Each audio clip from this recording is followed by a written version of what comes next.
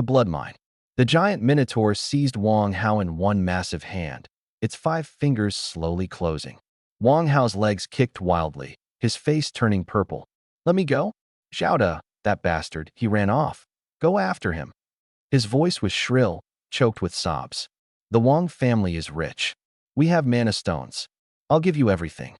Please don't kill me." The giant minotaur looked down at him, its eyes empty of feeling. The death throes of an insect. Worthless. The claw kept tightening. Wang Hao's bones let out a teeth-grinding crunch. Ah, The air rippled. The giant minotaur froze mid-motion and turned. Teleportation light burst outward, and a colossal skeletal beast suddenly appeared. I stood atop it, my black trench coat snapping in the wind, my staff steady in my grip. I glanced at the giant minotaur, but paid it no mind. My gaze swept quickly across the mine. Corpses everywhere, and in the distance, the wyvern had been ripped in half, sprawled across the hillside. Still here. I let out a breath and raised my staff. Behind me, light flashed again and again as the skeletal legion formed ranks. Shield guards raised bone shields at the front, spearmen close behind them. Dark knights reined in their mounts on both flanks ready to charge. Archers in the rear drew their bows halfway, and skeletal mages fixed their gazes forward. The demons had been butchering the various races in scattered groups. Only when the legion descended did they stop. The giant minotaur stared at this army that had appeared out of nowhere, twin streams of bloody, hot breath snorting from its nostrils. More insects. With a careless flick, it hurled Wang Hao away. Bam! Wang Hao smashed into the rock wall, stone chips flying, then slid down the cliff face and collapsed limp on the ground, bloody foam bubbling at the corner of his mouth. His eyes rolled back. Alive or dead, no telling. Insects. A cold, crisp voice came from the other side. Ice blue light flared, and Su Shuangning stood in midair. Silver-gray light armor, long hair bound back, a slender sword at her waist glinting cold. Beside her, the elven sword saint stood solemn with a silver blade. Behind them was the reorganized Su family coalition. Minotaurs shouldering double-bladed battle axes, orcs gripping iron shields and spiked clubs, elven archers with arrows nocked, dwarven gunners hoisting their firearms, mages with magic crackling at the tips of their staves. Over 2,000 strong, dozens of races, arrayed in grim formation. She hadn't been idle these past days. Leveraging her status as an intermediate lord and the resources of the planar battlefield, she'd forged the scattered survivors into an army through sheer will. "I didn't expect you to show up here." Su Shuangning rested a hand on her sword hilt, her tone frigid. "Looks like your wounds are worse than I thought." The giant minotaur swept its gaze over both armies, threw back its head, and roared with laughter. "Ha ha ha, cough, cough." Halfway through, black blood spurted from the gash in its neck, and the laughter dissolved into coughing. It didn't care. It slammed its 2 fists together, the muffled boom deafening. A pile of bones, a pile of rotten meat. No matter how many insects there are, they can't bite a bull to death. It roared at the demon legion. "Crush them, you little runts." "Rower." The surviving demons charged out, screaming. "Kill." I let the single word fall from my lips, calm and cold.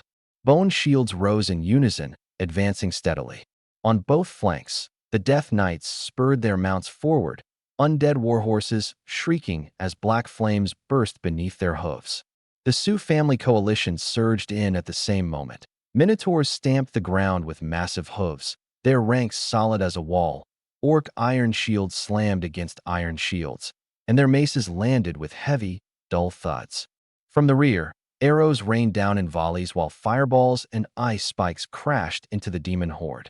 The two armies collided with a thunderous roar. Spears punched through chests, maces shattered skulls, flesh and blood flew everywhere, severed limbs tumbling through the air. The Death Knights charged back and forth through the enemy, their hooves grinding every living thing to pulp. But the great bull demon paid none of it any mind. It barreled straight toward me. One punch smashed 3 bone shields to pieces. A spinning elbow sent 4 skeleton swordsmen flying. Skeletons couldn't stop it at all. At that instant, a stunning figure dropped down in front of it, her voice both seductive and ice-cold. "This way's closed." The bull demon's eyes went wide, a legendary tier being, the abyssal succubus, Lilith. You? You betrayed the abyss. You talk too much. Her whip lashed out, tearing through the air, and struck the gash on its neck. Crack! Black blood and shredded flesh sprayed out. The bull demon howled in agony and staggered back. The elven sword saint struck from the side, her silver blade aiming for that same old wound. Squelch! Black blood gushed. A succubus and an elf, closing in from both sides. Lilith's whip landed with pinpoint accuracy on the old injuries. Thigh, lower back, neck, dark violet energy searing each strike, cutting off its regeneration. The sword saint moved like lightning, her blade seeking out the seams in its carapace. Knees, elbows, armpits, every stroke opening a new gap. The bull demon fell back again and again, arms flailing wildly but hitting neither of them. Wrath! It suddenly lowered its head, horns aimed at Lilith, and charged in a fury. Lilith beat her bat wings once and shot straight up.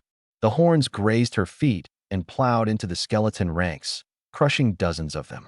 She'd already dropped behind it, whip snapping out, crack. A bloody welt exploded across its back. The bull demon spun and drove a fist at her, the blow trailing a blood-red shockwave straight at her face. Violet light burst in front of Lilith. Boom. She was blasted backward, but the energy absorbed most of the force, and she steadied herself. Roar! The bull demon threw back its head and bellowed, black aura swelling as its wounds shrank closed. It had gone berserk. Su Shuangning flickered into motion, her rapier blazing with icy blue light as her whole body dissolved into an afterimage, thrusting for its throat. The elven sword saint struck at the same moment, silver blade piercing its chest. Squelch! The rapier plunged into the gash on its neck, frost pouring into its body through the wound. The bull demon roared, black aura erupting from within, and Su Shuangning was knocked back. Black blood gushed from its neck, but it didn't fall. Instead, it stood even taller. The shell was mostly shattered, its right leg pierced through, 2 holes gouged into its neck. Yet black mist poured from the wounds, growing thicker, its aura surging wildly, black blood pooling beneath its feet. It lifted its head and swept its gaze across every enemy. The elven sword saint, Lilith, Su Shuangning, and me, standing atop the skeletal behemoth, having yet to lift a finger.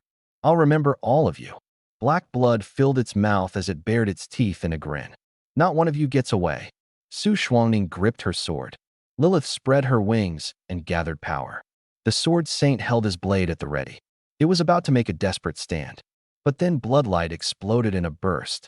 A crimson mist sprayed from every wound, instantly cloaking its entire body. Blood shield technique. Lilith cried out in alarm, snapping her whip forward. The tip pierced through the mist and cracked against the ground. The bloody mist dispersed. Where it had stood, only a pool of bubbling black blood remained. I leapt down from the skeletal behemoth's back. It escaped. An escape bought with the price of burning its essence blood. Lilith withdrew her whip, disgust in her voice. Teleported back to its life altar. It'll be laid up for half a year at least.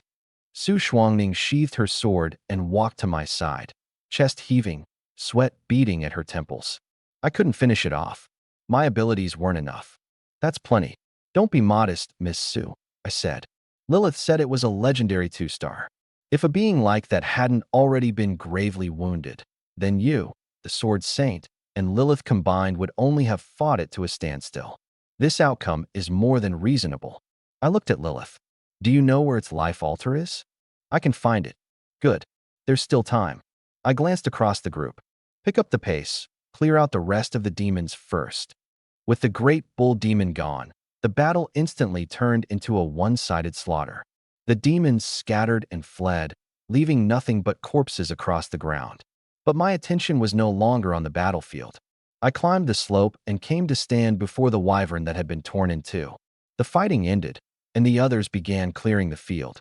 Su Qingxue jogged over, glanced at the dragon corpse, and fought down the surge in her stomach. You're not going to want that thing, are you? If I didn't want it, why would I have risked my neck dealing with the great bull demon? I walked up to the dragon's carcass, waved my hand, and it vanished. All right. She nodded. It is a dragon corpse. After all, every part of it's a treasure. Then her tone shifted. Wang Hao is over there. still barely breathing. He's still alive? I froze for a moment, then headed straight in the direction she'd pointed. Beneath the collapsed rock face, Wang Hao lay among the rubble, his face caked with blood, his clothes shredded into rags, an utterly wretched sight. He looked up and saw me, and his whole body went rigid. His lips trembled, but only a hoarse rasp of air escaped his throat. I looked him over. His right arm was broken, hanging limp. 3 claw marks scored his left leg, so deep the bone showed. His chest was a mass of charred black. Li, he forced out with all his strength. Liang, save me. I said nothing. Save me. His voice was faint as a mosquito's whine. I shook my head. I was no saint. Save a man who'd once tried to kill me? Not kicking him while he was down was already more mercy than he deserved. Wang Hao's eyes darted toward the other lords. Who? Who will save me? The Wang family will pay, handsomely. No one moved. Every gaze slid away. Saving him now meant making an enemy of me, and my undead legion could go toe-to-toe with the entire allied force. Who would dare? Wang Hao opened his mouth. His throat let out a wet gurgle. His head lolled to the side, and the last breath left him. Dead. No different from a stray dog dying in a ditch. Bury him. I turned and walked toward Su Shuangning. She leaned against the rock wall, sword cradled in her arms, several junior lords beside her. Temporary officers of the allied army, it seemed. The battlefield's cleared, she said. How do we split it? I scanned the crowd and gave a slight nod. This time, I owe you all my thanks. Without you, we couldn't have driven the demons off, I said. So I won't take a single piece of the spoils. Whatever demon corpses you don't want, I'll clean up the rest. The lords exchanged glances. Brotherly, the dwarf lord bellowed. What are you saying? Your skeleton legion took the heaviest losses. We all saw it. Skeletons that die can be summoned again, I said. A few corpses are plenty for me. Cheers erupted through the mine at once. Brother Lee's a stand-up guy. Damn, now that's a real lord. Fighting alongside Brother Lee, worth it. I raised a hand for quiet. One more thing. Any servant corpses you don't need, you can sell to me. I'll pay in mana or... Done. You can have all the common demon corpses. If Brother Lee's being this generous, we can't be stingy either. The officers nodded their agreement one after another. Once the discussion ended, the crowd dispersed to tally the spoils. I didn't linger. I returned to the depths of the mine shaft and teleported back to the Scourge Domain. The Scourge Domain. I walked straight to the flesh furnace. Dark red liquid churned within it. The 125 units of flesh essence left over from forging the abomination last time flowed slowly along the bottom of the furnace. With a thought, 2 sections of dragon corpse floated to the altar, scales and fragments of severed wings drifting up along with them. The furnace trembled, red light sweeping over the remains. Flesh furnace. Dragon remains detected. Dragon blood concentration, moderate. Forgeable target, bone dragon, epic, 9-star. Cost, dragon remains ×1, flesh essence ×8, 000, mana ×50. Not enough essence. But the skeletons had already hauled the demon corpses right beside it. With a thought, every corpse flew into the furnace. Flesh decomposition beginning. Flesh essence ×100 acquired. Obtained flesh essence ×100. Obtained flesh essence ×50. The prompts kept popping up. Ding. Flesh decomposition complete. Current flesh essence, 8,525 units. The corners of my mouth lifted. Without hesitation. Forge. The furnace shook violently. The dark red liquid surged, swallowing the dragon bones. Glurp. The bones floated in the liquid as the essence congealed into a viscous fluid, wrapping around them layer by layer. Crack, crack. The bones reassembled. The spine stretched taller vertebra by vertebra, bone spikes piercing outward, skeletal wings snapping open. A 10-meter wingspan, its shadow blanketing the ground.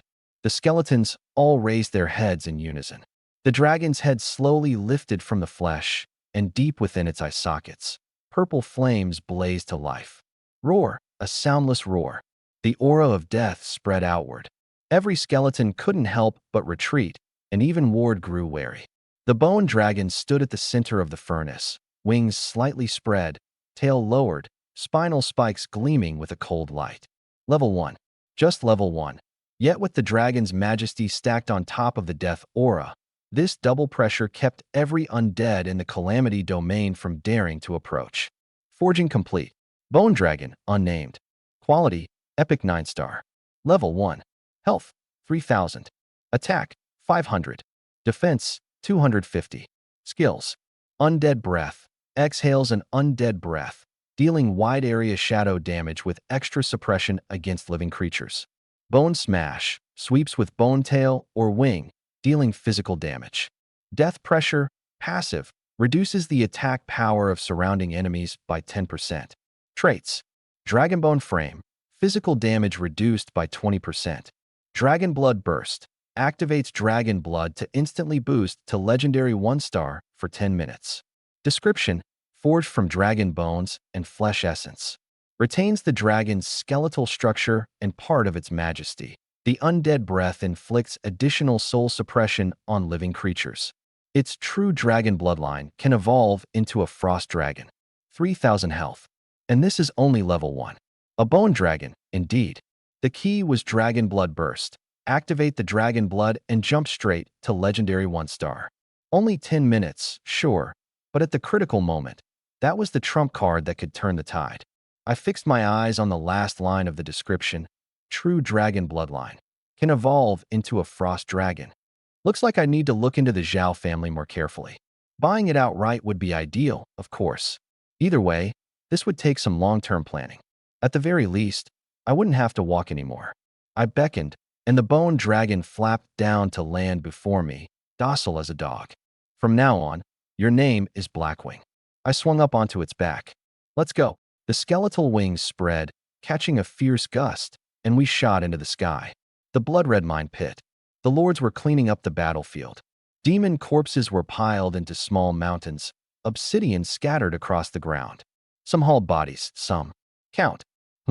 The sky went dark. Everyone looked up. A bone dragon dove down from the gray heavens. Its wingspan stretched 10 meters, blotting out half the pit. Deep purple flames burned in its eye sockets, and the pressure of death bore down like a rising tide. The lords froze in place. Servants' legs buckled, and they collapsed to their knees in droves. What is that? A bone dragon. An undead lord. It's Liang's bone dragon. I sat astride the dragon's spine, looking down at them from on high. Su Qingxue was bandaging an elf when she glanced up. The bandage slipped from her fingers to the ground.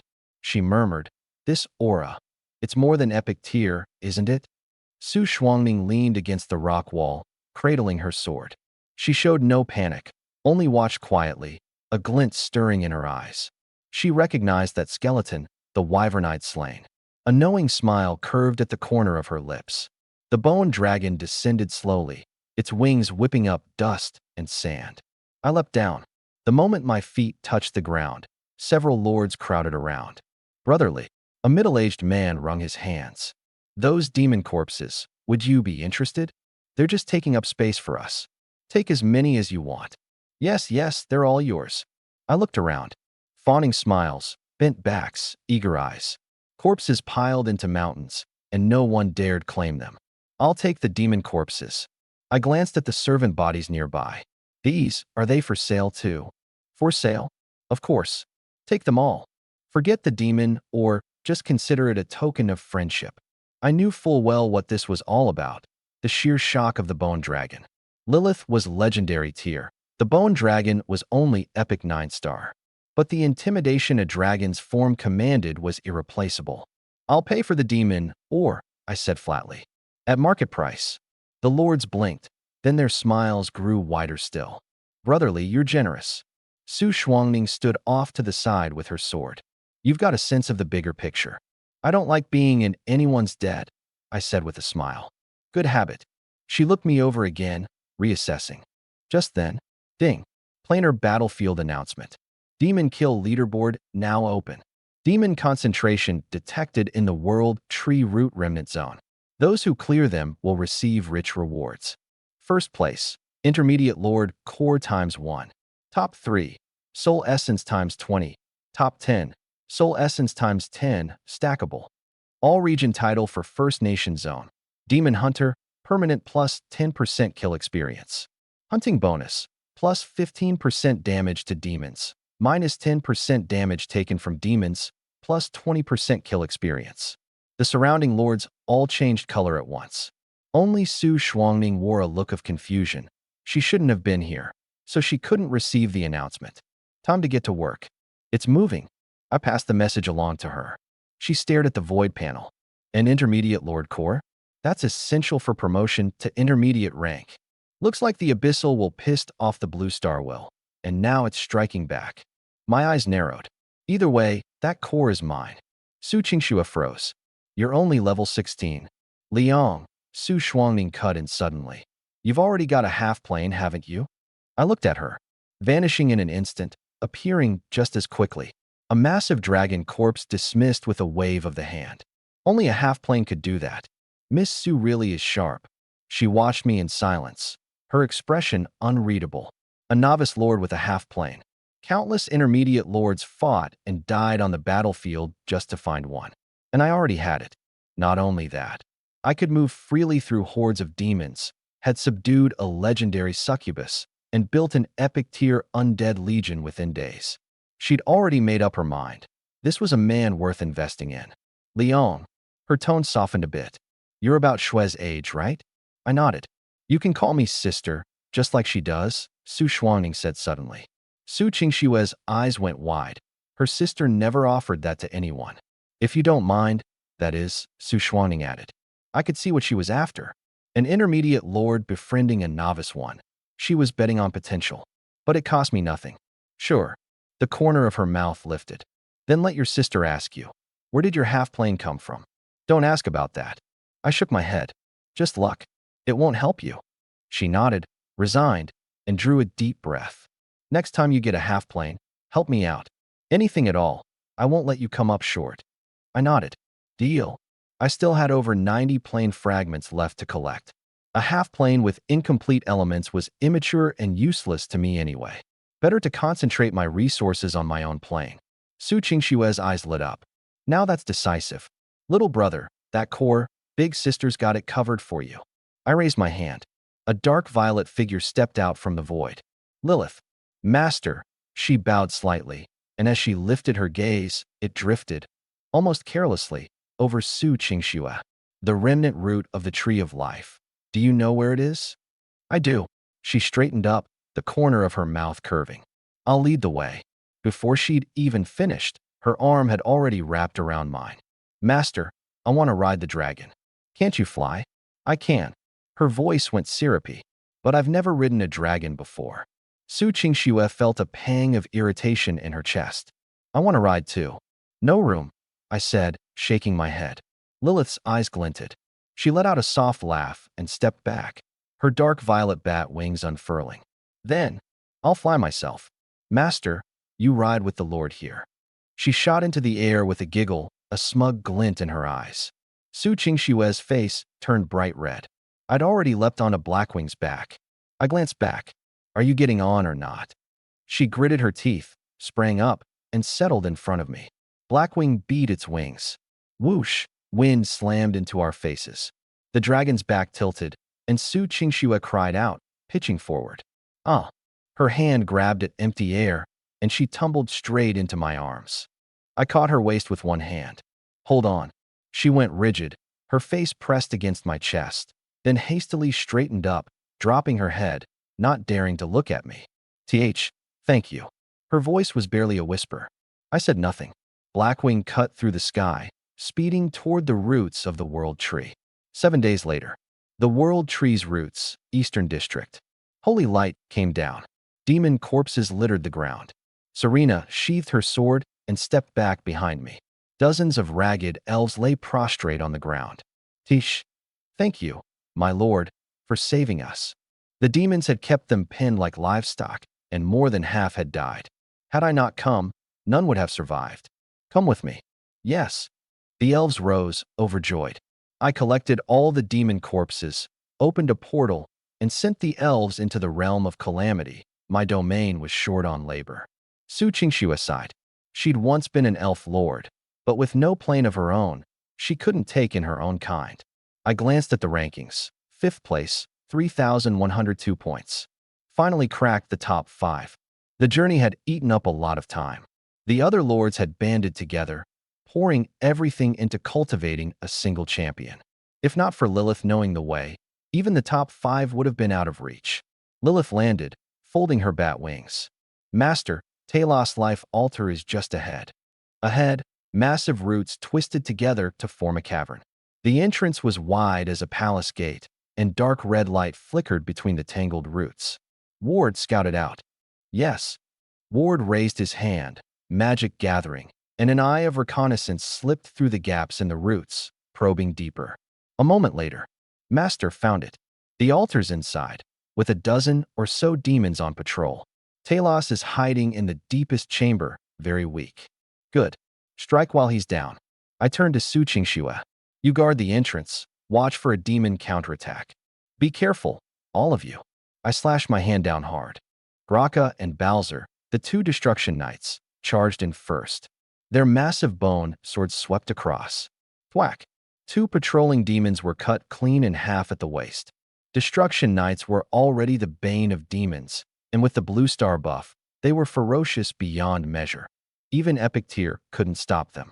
Bowser cut in from the flank, his war hammer smashing down. Boom! A demon burst into pulp. Enemy attack. It's the undead. Quick, alert the commander. The demon guard panicked. Serena had already charged in. Her holy sword swept across, and 3 heads flew into the air. Before the Elf Blade Master and Lilith could even move, the guards had been cut down. With Ward's scouting eye guiding the way, no one got lost in the sprawling maze of tree roots, and we soon reached the altar. It was a 3-meter obelisk, carved from top to bottom with abyssal runes. Light flowed through the runes, congealing into lines of blood that poured into the thing before it. The Minotaur, Tauros, sat cross-legged. His 5-meter frame was now hunched over. The wound on the side of his neck hadn't healed. A black and red crust of dried blood covered half his face. He sensed movement and forced his eyes open. The instant he saw me, fury ignited in his gaze. Undead Lord, you dare come looking for me again? Tauros lurched to his feet. Today, you're not walking out of here. Wrath! He roared at the ceiling, dark red bloodlust erupting from his entire body. His wound split open, blood spraying everywhere. A dying counterattack. All of you now, I ordered. Lilith, the Elf Blade Master, and Su Shuangning charged at the same moment. Boom. Tauros took a single step forward, cracking the ground, his curved horns thrusting straight ahead, more than 10 times faster than before. Graka and Balls blocked in front of the horns, their massive bone swords crashing down from above. Clang! Their skeletal wings shattered, both riders staggering back a dozen steps before slamming hard into the tree roots. Rah! Tauros swung his horn sideways. The Elf Blade Master advanced instead of retreating, her silver sword aura slashing across. Clang! Blade met horn head-on, cleaving a gap in the bloodlust. The Elf Blade Master's feet plowed 2 deep furrows into the ground, but she didn't give an inch. Deceitful elf, Tauros smashed his horns down again. Lilith cut in from the flank, her whip of dark purple energy lashing out. Crack! The whip coiled around his horn, and she yanked with all her strength. Tauros's body lurched to one side. Su Shuangning rushed in from the other flank, frost sword aura erupting, ice blue light stabbing straight into his ribs. SHFF. The blade sank in, frost spreading fast. Rah! His bloodlust surged, shattering the frost. Su Shuangning fell back 3 steps. Now, I darted forward 2 steps and focused. Mind blast. BZZT. Tauros's whole body convulsed. His eyes rolled back, and for an instant he was dazed. Now's the time. Lilith's demonic energy exploded outward, 3 chains firing at once. One binding his left arm, one his right, one his neck. The Elf Blade Master's silver blade came down again. Clang. Sparks scattered. Su Shuangning's frost aura stabbed again and again. SHFF, SHFF, SHFF. 3 streaks of light drove into his back. Rah! Tauros thrashed wildly. The chains pulled taut. Get the hell off me. The altar suddenly shook, dark red light gushing out and pouring into his body. His bloodlust skyrocketed, the chains creaking under the strain. His eyes burned crimson, his power gathering to the point of detonation. Kill it. I shouted. Lilith's chain snapped tight. The elf blade master's silver blade pierced his throat. Sushuanging. Sword energy pierced straight through the heart. Roar. Talos let out one final roar, his life force draining away fast as his massive body crashed to the ground. The legendary tier aura dissipated rapidly. Master, destroy his life altar, quick, Lilith shouted. Otherwise he can return to the abyss and be reborn. I walked toward the obelisk, hovering in midair with runes flowing across its surface. Shatter. I raised my hand. Dark purple psychic energy condensed into a spike and drove into the altar's core. Crack. The obelisk's face split open. Dark red light gushed out. Boom. The altar exploded into fragments, scattering across the ground. Slain giant Minotaur Talos. Gained 48,000 EXP. Level increased to 17. Psychic power +2. Currently 36.1 points. Mana cap increased. Summon limit raised to 371. Loot. Abyssal crystal ×10. Demon blood ×10. Abyssal scale armor, epic, ×1. Giant Minotaur bloodline ×2. Kill leaderboard updated. First place. Liang, China. Kills, 3,702. Taking down big monsters still gives the most points, I said with a grin. Just then, a rift tore open in the sky above. A terrifying pressure swept over us. That's the aura of an abyss lord. Lilith's face went white, and she instinctively shrank behind me. A hoarse roar exploded from deep within the rift. Talos is dead. You killed my legion commander. The ground shook violently. Dark red light poured out of the rift, condensing into a phantom nearly 10 meters tall, covered head to toe in dark red scales, two curved horns jutting from its forehead, its face twisted into a snarl. It lowered its head, locking onto me with a deadly stare. A filthy lich lord, and you dare to kill my legion commander. I looked up at the massive phantom and dug at my ear, bored. Why do you talk so much? Insolence. The phantom swelled abruptly. I am Malix, Lord of the Abyss, ruler of the 1,337th layer. My legions can flatten your entire world. Come on, then, I said, shrugging. If you could actually come, you'd already be here. You bark all you want at me, but in front of the blue stars, you're not worth a damn. You're courting death. The rift spread wildly with his fury, but before it could widen much, it snapped back shut. His figure grew smaller and smaller, fainter and fainter. Getting worked up? I scoffed. Guess you're being punished. Lich Lord, I've memorized your aura. The voice grew weaker still. The moment the seal breaks, you'll be the first one I kill. I'll rip out your soul and burn it in the fires of the abyss for 10,000 years. Remember the name, Malix. You can't escape. Before the words even finished, the rift sealed completely, and the dark red light was entirely. I dissipated. The cave fell silent again. Lilith slumped to the ground, patting her chest. Master, that scared me to death. That abyssal lord is terrifying and holds grudges. I wrapped an arm around her waist and pulled her up. The abyssal lord represented destruction, unwelcome wherever it went, its comings and goings between worlds bound by their own price. Come on, let's keep hunting demons. Don't let anyone catch up to us. The words had barely left my mouth when my brow furrowed. I turned toward the depths of the cave. An abnormal energy fluctuation was spreading. Master, Lilith's bat wings tightened involuntarily. The tangled tree roots slowly parted, revealing a faintly glowing opening. A thought crossed my mind, and I stored the giant bull demon's corpse into the Calamity domain. Let's go take a look. We followed the passage for about 15 minutes. Ahead lay a curtain of emerald light, roughly 5 meters high and 3 meters wide, its jade-green patterns rippling slowly like water. Beyond the curtain lay what seemed to be a vast space, warm and gentle green light spilling through, utterly different from an abyssal rift. I immediately activated Lord's detection. Abnormal energy source detected. Energy type, force of nature. Warning, an ancient seal exists in this area. Creatures without natural affinity cannot enter. My gaze sharpened. The Talos altar had been destroyed, the seal was loosening, and the core energy was leaking out. Graka stepped toward the curtain first. Boom. The emerald light erupted violently, a tremendous force flinging him 30 meters back, his bone greatsword flying from his grip. He struggled to his feet, shaking his head. Master, this energy is rejecting me. The undead can't get in. Ward reached out to touch it, hiss. His ghostly blue undead flame was instantly extinguished, his fingertips scorched black. He stepped back 3 paces. Just as I thought, no good. Lilith gave it a try too. Sizzle.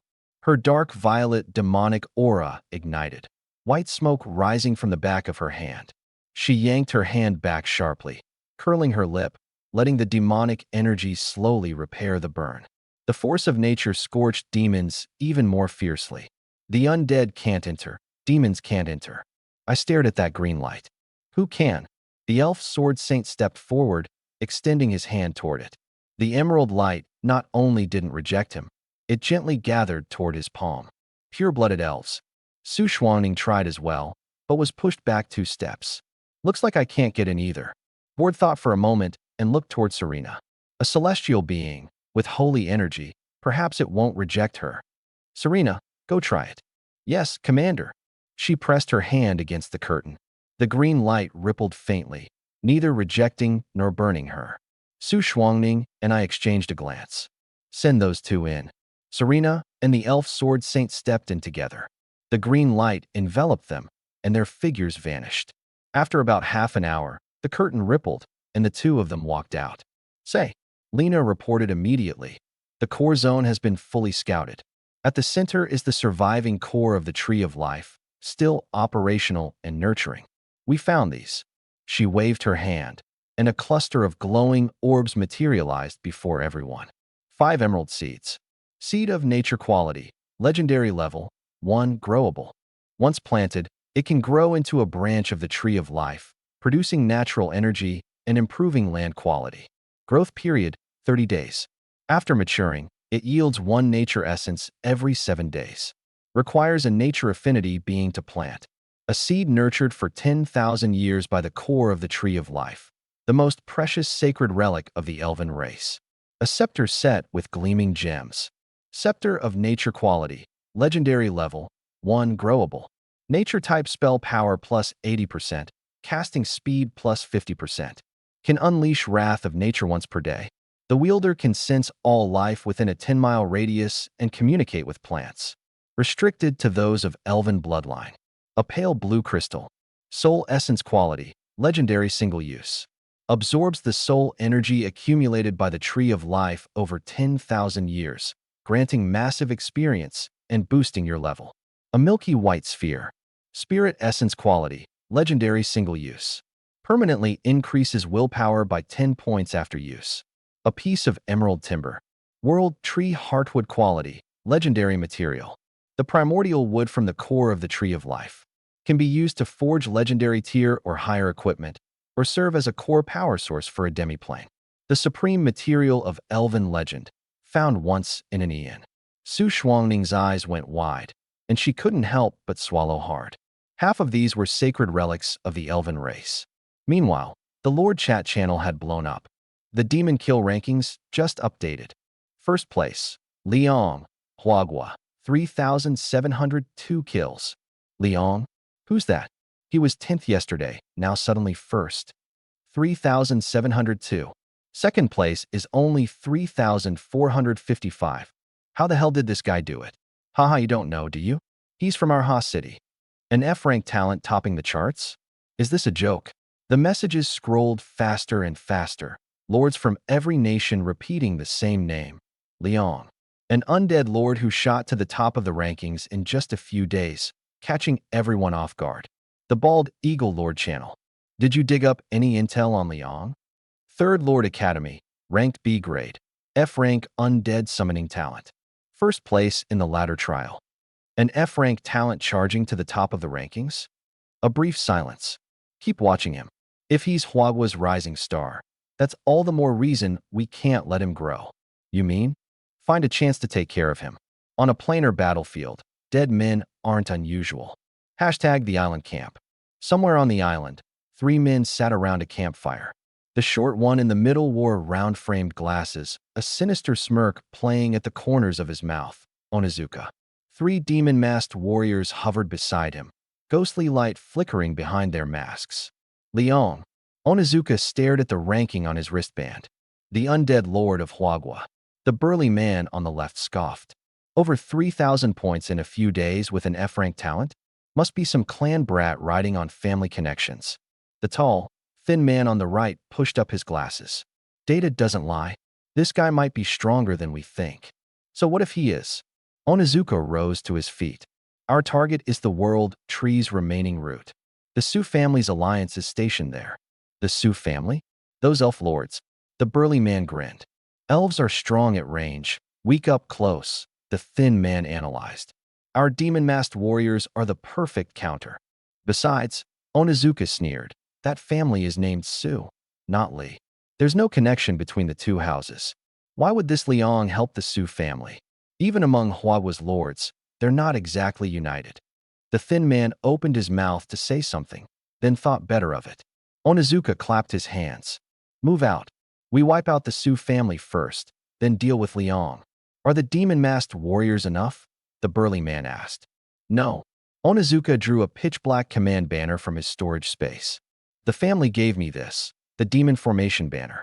It can summon 12 demon-masked war gods. Demon-masked war gods? Epic quality. The thin man sucked in a sharp breath. A handful of elf archers from the Su family. What could they possibly do to stop them? Onizuka sneered. Once the war gods close in, they won't even be able to draw their bows. The burly man rubbed his hands together, a wicked gleam in his eyes. Once we take out the Su family, I'm going to savor those elves nice and slow. Meanwhile, Su Shuangning stared at the seed of nature and the staff of nature, desire practically spilling out of her eyes. I saw it plain as day, but I just smiled and said nothing, waiting for her to speak. She drew a deep breath and looked away. This seed isn't a true world tree seed, but it can nurture a branch of the tree of life. Its vitality is incredibly strong, and it's easy to keep alive. You've got elves living in your dimensional fragment. One seed would be enough. She paused, a pleading note entering her voice. The remaining 4, could you give them to me? The Su family is bound to the elves by blood. These mean everything to me. In exchange, the Su family will compensate you. There's no need for that, sister. I shook my head. Without you and the elf sword saint, I never could have cut down that old bull. I picked up the staff of nature and the world tree core and held them out. I don't have any use for these two either. Do you want them? I do. Her eyes brimmed with eagerness. Give them to me, little brother. I handed them over without hesitation. Thank you, sweet little brother. Her face lit up with joy. The Su family won't forget this kindness. Feelings. You flatter me. I waved my hand casually, sweeping the soul essence and spirit essence into my palm. These two I'll take. Of course, she nodded. I don't want anything the giant minotaur dropped either. It's all yours. Then I won't hold back. To me, the giant minotaur's drops were far more valuable. Abyss crystals were used to upgrade buildings, and demon blood was a special material for crafting potions and runes. Abyssal scale armor. Type. Armor quality. Epic defense plus 120. Abyssal shield. Automatically triggers a shield upon fatal damage, absorbing 500 damage. Cooldown, 24 hours. Demon resistance. Reduces demonic damage by 25%. Scale recoil. Melee attackers take 20% recoil damage. Forged from the scales of an abyssal behemoth. Utterly indestructible. Good stuff. I picked up the 2 vials of dark golden liquid. Giant Minotaur Bloodline. Type. Bloodline material quality. Epic. Inject into the Lord's altar to unlock a new unit. Minotaur Skeleton. A new unit. My eyes lit up. Su Shuangning gripped the nature scepter. Emerald light burst forth, resonating with her bloodline. This power feels incredible. Emerald light swirled in her eyes. It really is an elven sacred artifact. I didn't spare it another glance. I picked up the pale blue crystal, about the size of a thumb, its inner light flowing softly. Use. The soul essence shattered in my palm, transforming into pale blue light that surged into my body. A torrent of energy erupted from my chest. Soul essence used. Absorbing 10,000 years soul energy. Level increased to level 18. Level 23. Mental power plus 2, currently 48.1. Summon limit raised to 491. Massive experience. I said, the corner of my mouth curling up. The Legion could now reach 500 units. The number didn't sound like much, but if they were all rare units, it would be enough to go toe-to-toe with a demon army. I'd taken another step toward a true undead Legion. I still had one spirit essence in hand, an egg-sized, milky white sphere with silver veins slowly flowing across its surface. Use. The sphere shattered, and silver light poured into my brain. It was as if a door deep within my mind had been pushed open. Mental power permanently plus 10. Currently 58.1. Summon limit 591. An invisible pressure exploded from within my body. The ghostly blue flames in Ward's eyes shrank violently, and he nearly dropped his bone staff. Master, you've grown stronger again. Graka the Doomed Knight dropped to one knee.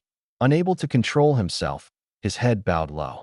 Serena's expression turned grave as she stared at me intently. Lilith stood at the very back, her dark purple eyes opening slightly, the corners of her lips lifting. Master, how surprising.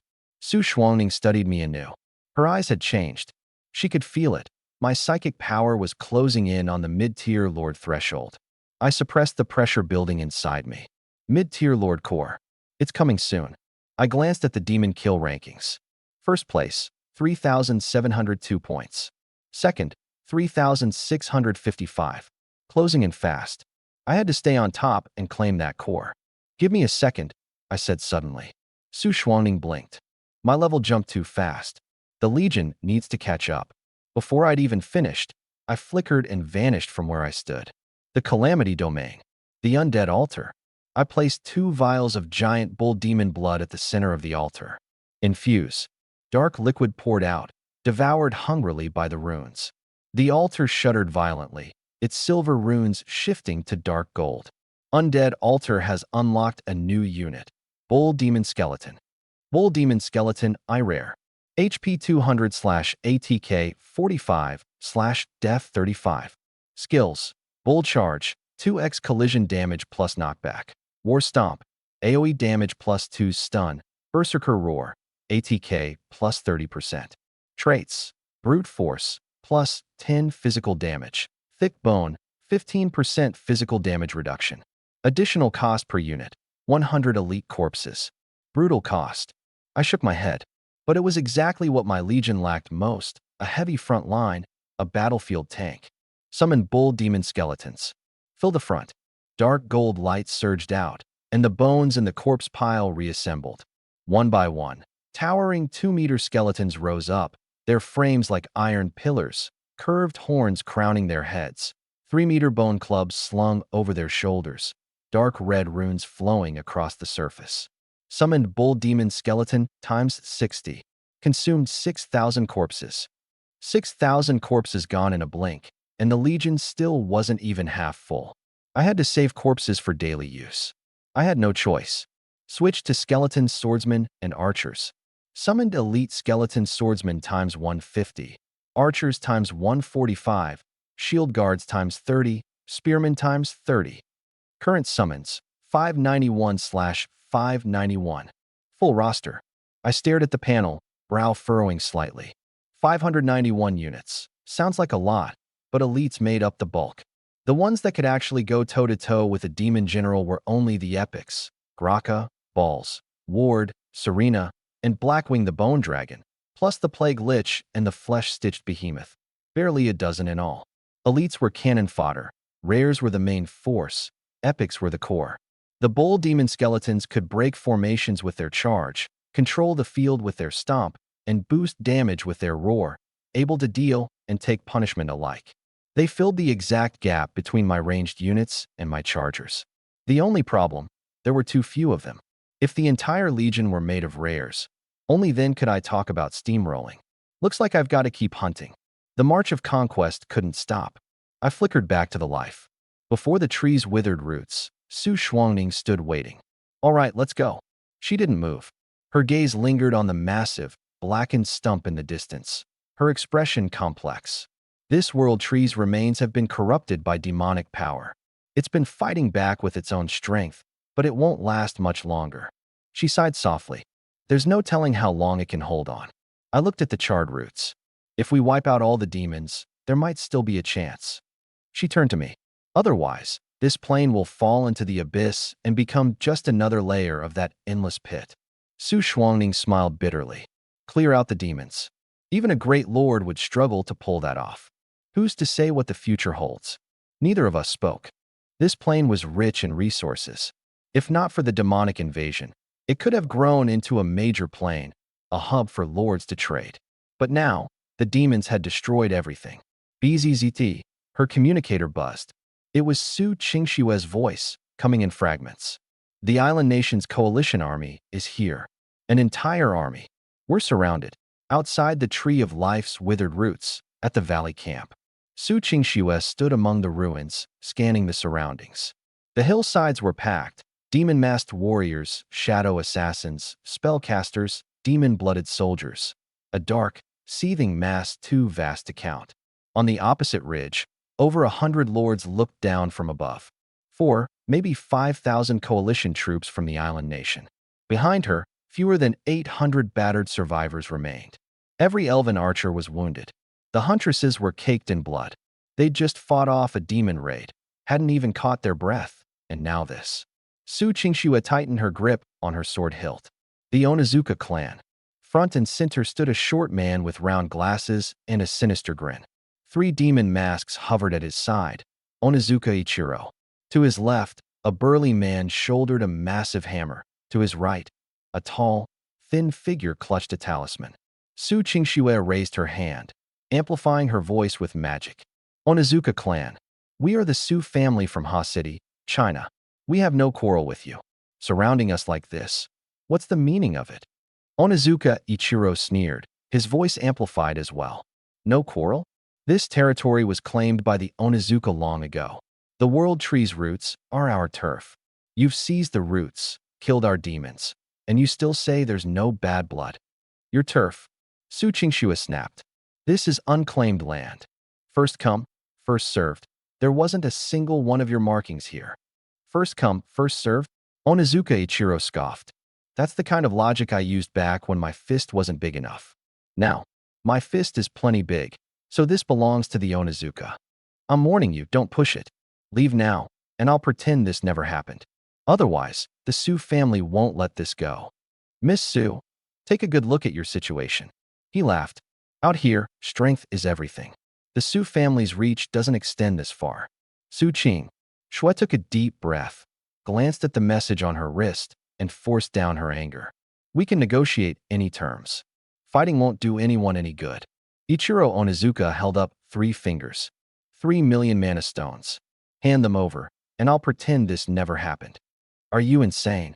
Su Qingshue's voice cracked. This is a conquest trial. Where am I supposed to get 3 million? Behind her, the lords erupted. 3 million? The little runce lost his mind. We don't have that many mana stones. Faces went pale. Fists clenched. Curses hissed through gritted teeth. 3 million. You'd be better off just robbing us. That's exactly what I'm doing. Ichiro smiled, perfectly at ease. You think I'm negotiating? I'm informing you. The veins on Su Qingshue's sword hand bulged. You're this ruthless. Every Lord Alliance will spit on your name. You'll get what's coming to you. Ichiro took a step forward. Coming to me? And who's going to punish me? You? Or those elves of yours? The burly man hefted his hammer and stepped up. Boss, quit wasting words. The tall, thin one pushed up his glasses. Just take them out. Ichiro raised a hand for silence, his gaze sweeping over the female lords behind Su Qingxue. On top of the 3 million mana stones, bring me a few of the pretty ones, too. Have them keep us company for a few days. Serve us well, and I might consider letting the rest of you go. The coalition boiled over. You bastard. Shameless. This is too far. What, not willing? Ichiro's smile turned colder. Then make it 5 million, and 10 female lords. Animal. He never came here to negotiate. Ichiro ignored the shouting and scanned the crowd. I'll give you one chance. Anyone who doesn't want to die with the Su family, step forward. Become a servant of House Onizuka, and I'll spare your life. A few seconds of silence. In your dreams. Kill us if you dare. Island dogs, not a chance. Not one of them backed down. Ichiro's face went blank. I'll count to 3. 3, 2, 1. If I die, I'm dragging you down with me. Su Qingxue drew her sword. You people don't get the right to reason with me. Ichiro raised his hand. All forces attack. 4 or 5,000 coalition troops poured down the hillside like a black tide. At the front, ghost-masked warriors with half-transparent bodies floated forward, charging straight at the Su family line. The elven archers loosed a volley, thwip, thwip, thwip. The arrows passed clean through and buried themselves in the dirt. Not one found its mark. They're immune to ranged physical attacks. Fall back, Su Qingxue shouted. The archer corps retreated fast. At that exact moment, ghostly figures flickered along the flanks, short blades glinting with an eerie green light. SHK. An archer's throat burst with blood. Black shapes surged up from the ground one after another. 4, 5 archers dropped in an instant. Assassins. Assassins on the flank. The formation shattered into chaos. The ground shook again. 7 or 8 armored trolls slammed their stone pillars into the line. 10 feet tall, wrapped in iron-gray hide, they were monsters of raw strength. Boom. Frontline soldiers were sent flying, bones shattering. A stone pillar swept across, hurling 3 more men into their comrades behind. The line broke open like a burst dam. Blades, arrows, and spells poured in from every direction. The front rank fell, the back rank filled in, but there was no end to the killing, no end at all. Caught in a 3-way pincer, the 800 survivors had no way to fight back. Screams rose all around, blood staining the hillside red. Su Qingxue trembled from head to toe, not from fear, but from rage. She watched, helpless, as her archers dropped one by one, as her warriors were pounded into pulp by the trolls, and there was nothing she could do. Yue scanned the battlefield, her face dark. The demon-masked samurai bore down from the front. Assassins locked down both flanks, and the demon-blooded soldiers just kept coming. The circle tightened. My queen, fall back. Yue threw her blade across to shield her. I'm not leaving. Stay alive, and you can still take revenge. Yue spun and drove back an assassin with a single stroke. Archers, cover the queen. 2 elven mages swung their staffs, and a wall of ice erupted from the ground, cutting off the pursuit for a moment. But with enemies on every side, where could they run? Boom! An armored troll's pillar knocked 3 men flat. The brute roared with laughter. Where do you think you're going? Demon-blooded cavalry charged from both flanks, iron hooves crushing the valley, sealing off the retreat in an instant. Yue dragged Su Qingxue back to the bottom of the valley. Sheer cliffs on 3 sides, the enemy on the 4th. Nowhere left to run. Onizuka Ichiro stood atop the slope, looking down on them all. Lady Su, why run? It's too late for regrets now. What is it you want? To kill you. All of you. 2 words, spoken with an airy calm. Not a single survivor. He pushed up his glasses. Though I won't waste the corpses. So many lords among you. All excellent material. Every one of you will become raw stock for my flesh puppets. His gaze settled on Su Qingxue's face. Especially you. Such a beautiful face. Refined into a flesh puppet, it'll be lovely indeed. A chill ran through her whole body. Flesh puppets. Just the name told her how horrifying they were. Kill them all. Leave no one alive. Onizuka waved his hand. The armored trolls and demon-masked samurai closed in together. And in that very moment, roar! A massive dragon's cry exploded across the heavens, ringing in everyone's ears, sending a jolt of panic straight through their hearts. Roar! The dragon's roar tore the sky apart. Everyone looked up. The heavens had gone black. My bone dragon had come. Its skeletal wings blotted out the sky. A bone body dozens of meters long, every single bone carved with dark purple runes. Spines bristled along its ridge, and its 5-clawed talons hooked like scythes. I stood on its back, my black coat snapping in the wind. Dive!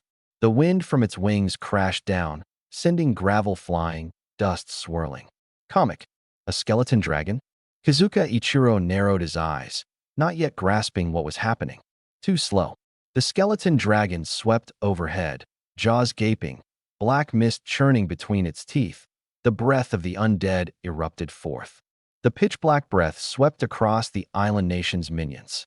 The Oni-masked samurai didn't even have time to scream. Their semi-transparent bodies twisted and dissolved in the dragon's breath. Shadow assassins burst from the darkness, only to be swallowed whole, nothing left behind. In a single breath, dozens of minions were reduced to ash. A burly man charged forward, hefting a massive hammer, and tore open a dark red scroll. Boom! The sky split open, and a winged demon plunged out. Wingspan of 5 meters, iron-gray scales, crimson flames spewing from its mouth. Wingfiend Blaze Epic 3-star level 35. Cost me 100,000 mana stones, the burly man grinned. Air to air, more than enough to tear that bony dragon apart. The Wingfiend surged upward. Before it could even get close, the skeleton dragon's massive claw reached out. Crunch! The Wingfiend was seized, and the breath of the undead sprayed at point-blank range. Scales melted, flesh vaporized, leaving only a skeleton. The dragon flicked its claw, and the bones smashed to the ground at the burly man's feet, shattering into powder. The grin froze on his face. I looked down from above at the island nation's lords scattered across the hillside. Graka, Bowser. Here, 2 destruction knights stood suspended in the air. Kill. One word. Colossal bone swords crashed down. Boom. Boom. Several island nation lords were cut down on the spot. Blood splattered across the face of the tall, lanky man, and the talisman slipped from his hand to the ground. More destruction knights came flying from behind the skeleton dragon, plunging into the crowd, cutting them down at will. A demon-blooded soldier was cleaved in half at the waist, his upper body flying off and slamming down at the lanky man's feet. Kazuka Ichiro went rigid. Epic tier? This many. Every single one was no weaker than that burly man of his own. His fingers began to go cold. Fear is contagious. On the hillside, some men's legs were trembling, others' hands slick with sweat. This is a conspiracy by the Sioux family. Run, run for it. I watched them scatter and retreat. Once people start falling back, they can never stop. Blackwing, the skeleton dragon dove, its breath of the undead spraying toward the fleeing crowd. Dozens of lords screamed as they crumbled to ash. A single thought, my mental force locked onto 3 of them. Psychic strike. Hum. The 3 lords screamed in unison, clutching their heads as they dropped to their knees, blood streaming from their noses. Their minions instantly lost control, their formations collapsing into chaos. The skeleton archers drew their bows. Wish, wish, wish. Arrows rained down, and the 3 men were riddled like pincushions. A pack of useless trash. Every one of you, stand your ground. Kazuka Ichiro roared. No one listened. A flash of golden light. Serena descended from the sky, her holy sword slashing horizontally, cleaving an iron-armored troll in 2. She didn't stop. One stroke split apart the Oni-masked samurai's swarming moon shadow. Then she pulled. Su Qingxue collapsed to the ground as holy light rained down. She shielded Su Qingxue behind her, sword held horizontally before them. The commander sent me to save you. Su Qingxue bit her lip. Thank you. Onizuka Ichiro pushed up his glasses, his expression darkening. An epic tier angel? Just how many cards does this kid have left? Rumble. The ground trembled. Behind the bone dragon, a black tide surged. Dark Knights. The thunder of skeletal warhorses' hooves, black armor glinting cold. At the very front stood a minotaur skeleton over 2 meters tall, hefting a 3-meter bone club, its runes glowing dark red, each step shaking the earth. Behind the knights, an endless mass of skeleton archers drew their bows toward the hillside. 400 or 500 of them. Onizuka Ichiro's eyes went wide, his voice quivering. This is way more than any ordinary lord should command. The intel was completely wrong. For the first time, despair crossed his face. Lord Ichiro, let's retreat. The tall, skinny man's legs went weak. We can't win. But Onizuka Ichiro didn't run. He stared me down, his face twisted with resentment. He'd prepared for so long, brought so many people. How could he lose to some green kid? Gritting his teeth, he pulled a scroll from his storage space. Dark crimson base, blood-red runes. He tore it open. Boom. Blood-red light shot skyward. A crack split the ground, and dark red mist poured out. A massive figure rose from the fissure. The blood-red form coalesced. 3 meters tall, covered in blood patterns, with curved horns sprouting from its head, wielding a blood-red great axe. Its aura alone was suffocating. Vampire Archduke, Bloodmark Legendary 1-star level 45 danger rating, 6-star.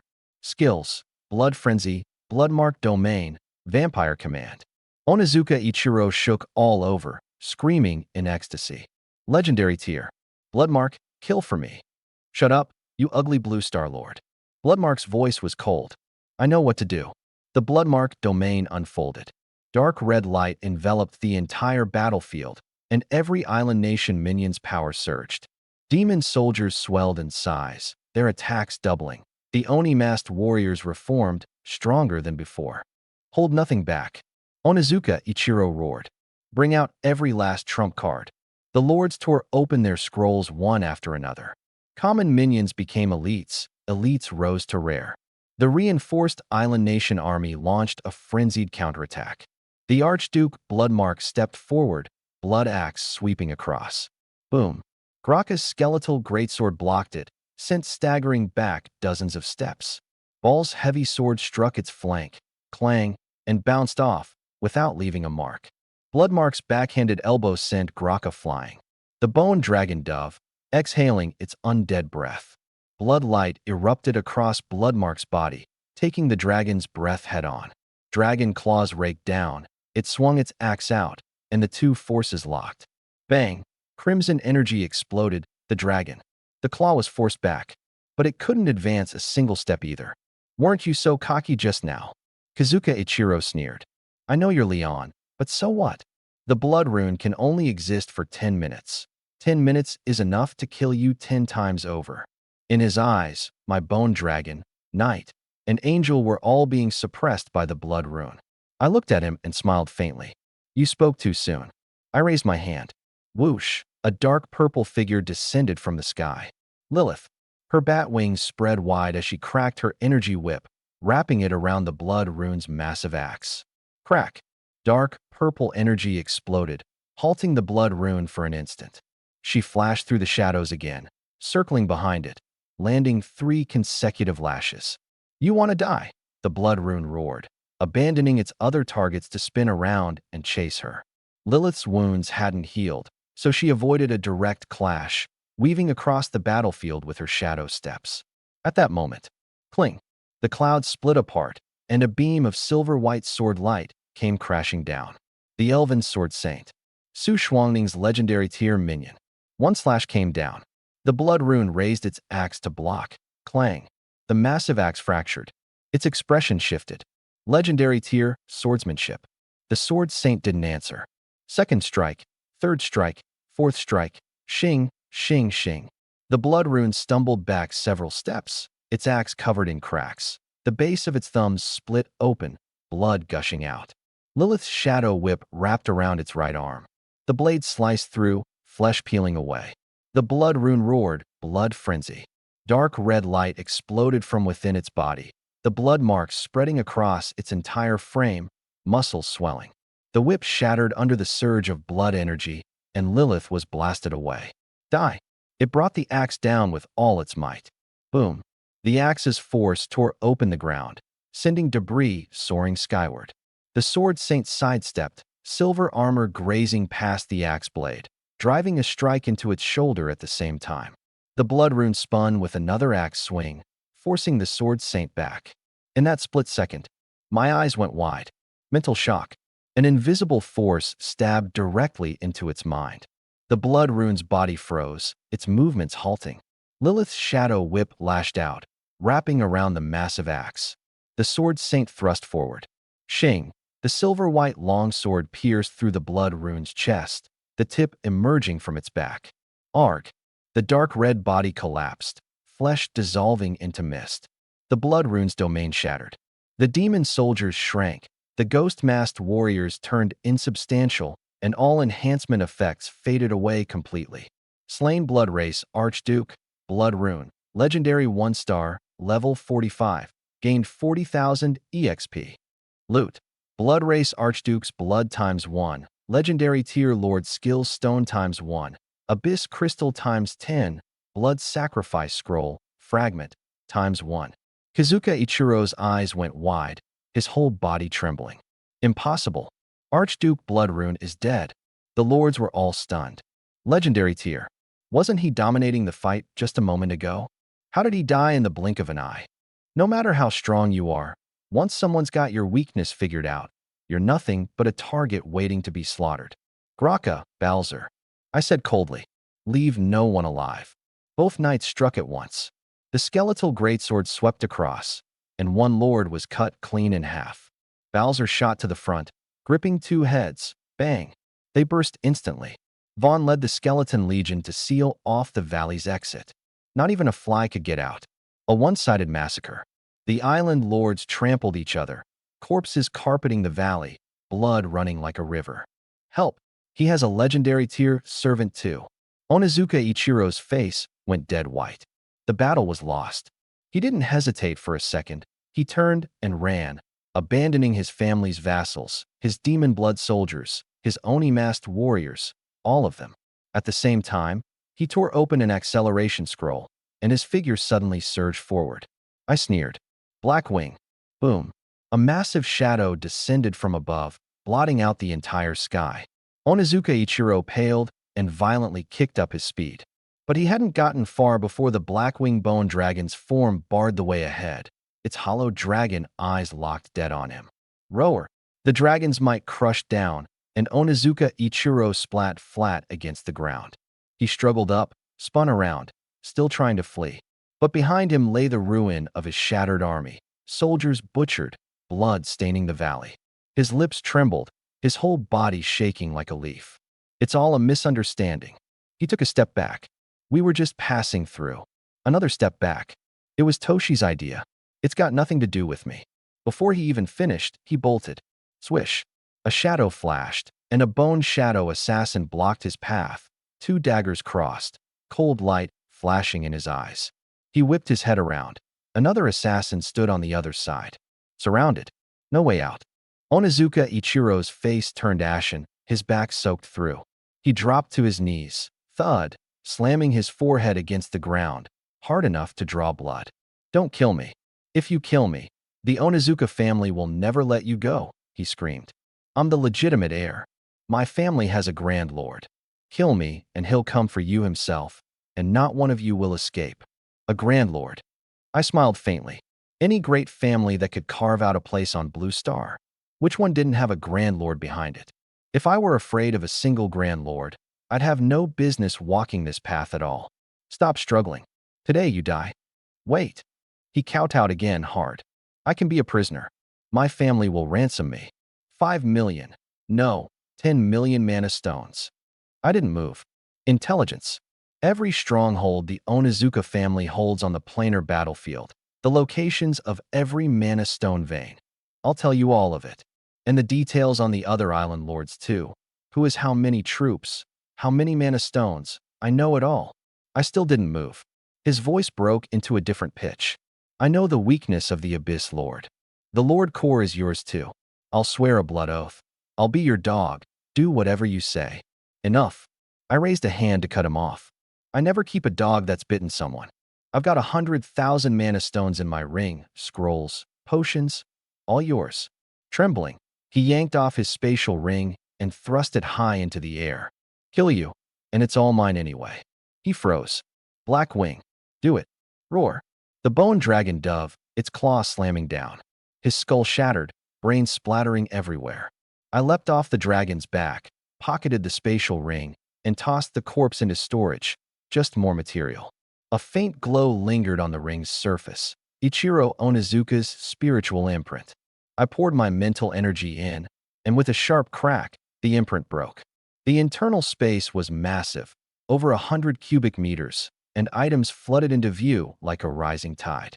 Mana stones piled up like mountains, dozens of scrolls, hundreds of potions, countless pieces of gear and materials. In one corner, a dark red treasure chest sat quietly. I pulled it out and opened it, a single scroll. I unrolled it. Flesh puppet forging technique. Type, external avatar. Quality, legendary 9-star. Effect, forge an external avatar puppet with independent combat capability. It can gain experience on its own, even when the master is absent, transmitting that experience to the master in sync. It can also take one fatal blow in the master's place. Materials required, Lord Flesh Essence ×1, Lord Corpses ×50, Elite Servant Corpses ×1,000, Mana stones times 50, 000. Restriction: each lord can forge only one. Quality is tied to the materials used. An external avatar takes a death blow for me. Auto grinds experience. My breath caught. This was basically another me. An extra life in a critical moment, and I could work 2 jobs at once. I'd grind demons in the dark wasteland while the puppet farmed zombies in Silent Hill. Double the experience. No wonder Ichiro Onizuka had it locked away in a treasure chest. Ward. Ward materialized at the call. Master, pick up the pace. Wipe out every island nation lord. Don't leave a single corpse behind. His bone staff tapped the ground. As you command. He turned and melted into the shadows. In the valley, the slaughter raged on. Dark knights trampled through on iron hooves. Bull demon skeletons rolled over the battlefield like a torrent of steel. The island nation lords were already scared out of their minds, unable to mount even the faintest resistance. Those who turned to flee were run through by assassins bursting from the shadows. Those who dropped to their knees begging were beheaded by a skeleton's merciless blade. Those who tried to break out were pinned dead by an epic skeleton archer's arrow. The Destruction Knight swung its massive bone sword, leaving a mist of blood in its wake. A total, one-sided massacre. Not one of them escaped the valley. The Lord chat channel, Island Nation sector, had blown up. Why is my friend's list going gray? Mine too. 3 went gray at the same time. Another one just went gray. It's still changing. Didn't the Onizuka family send dozens? Onizuka Ichiro's portrait. It's gray. What? Even the heir is dead? He's a junior lord. He had thousands of people around him. 32 of them. 18 went gray, and it's still climbing. It's over. The Onizuka patriarch is going to lose his mind. Who the hell started this? The war was winding down. Su Shuangning went off to mop up the lords who'd slipped through the net. I didn't wait. I gathered all the materials and headed straight back to the Calamity Domain. I pulled out the scroll and walked to an open patch of ground. Activated it. Dark red light surged out of the scroll, condensing and stacking on the ground. Stone grew out of nothing. A sarcophagus rose up slowly. The coffin was entirely dark red, covered in dense blood-veined patterns.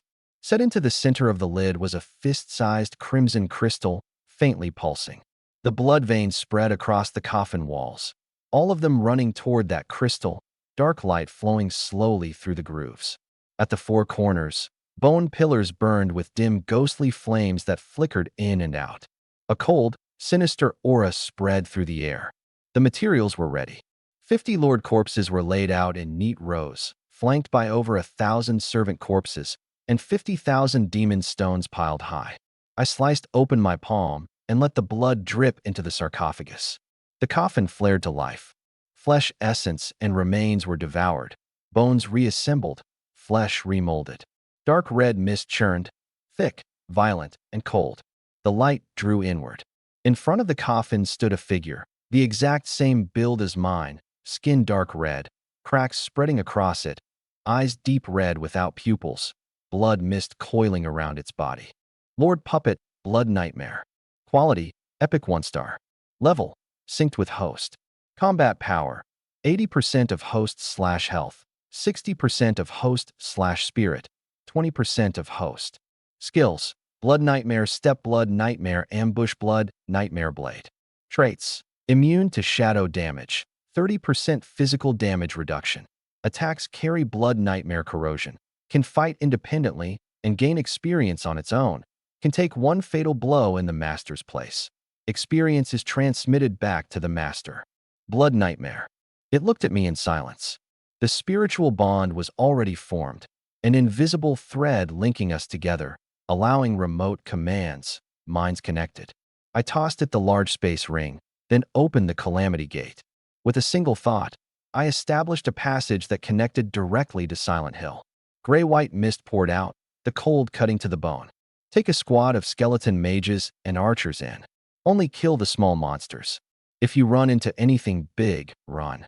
Blood Nightmare nodded and led the team into the mist. Silent Hill.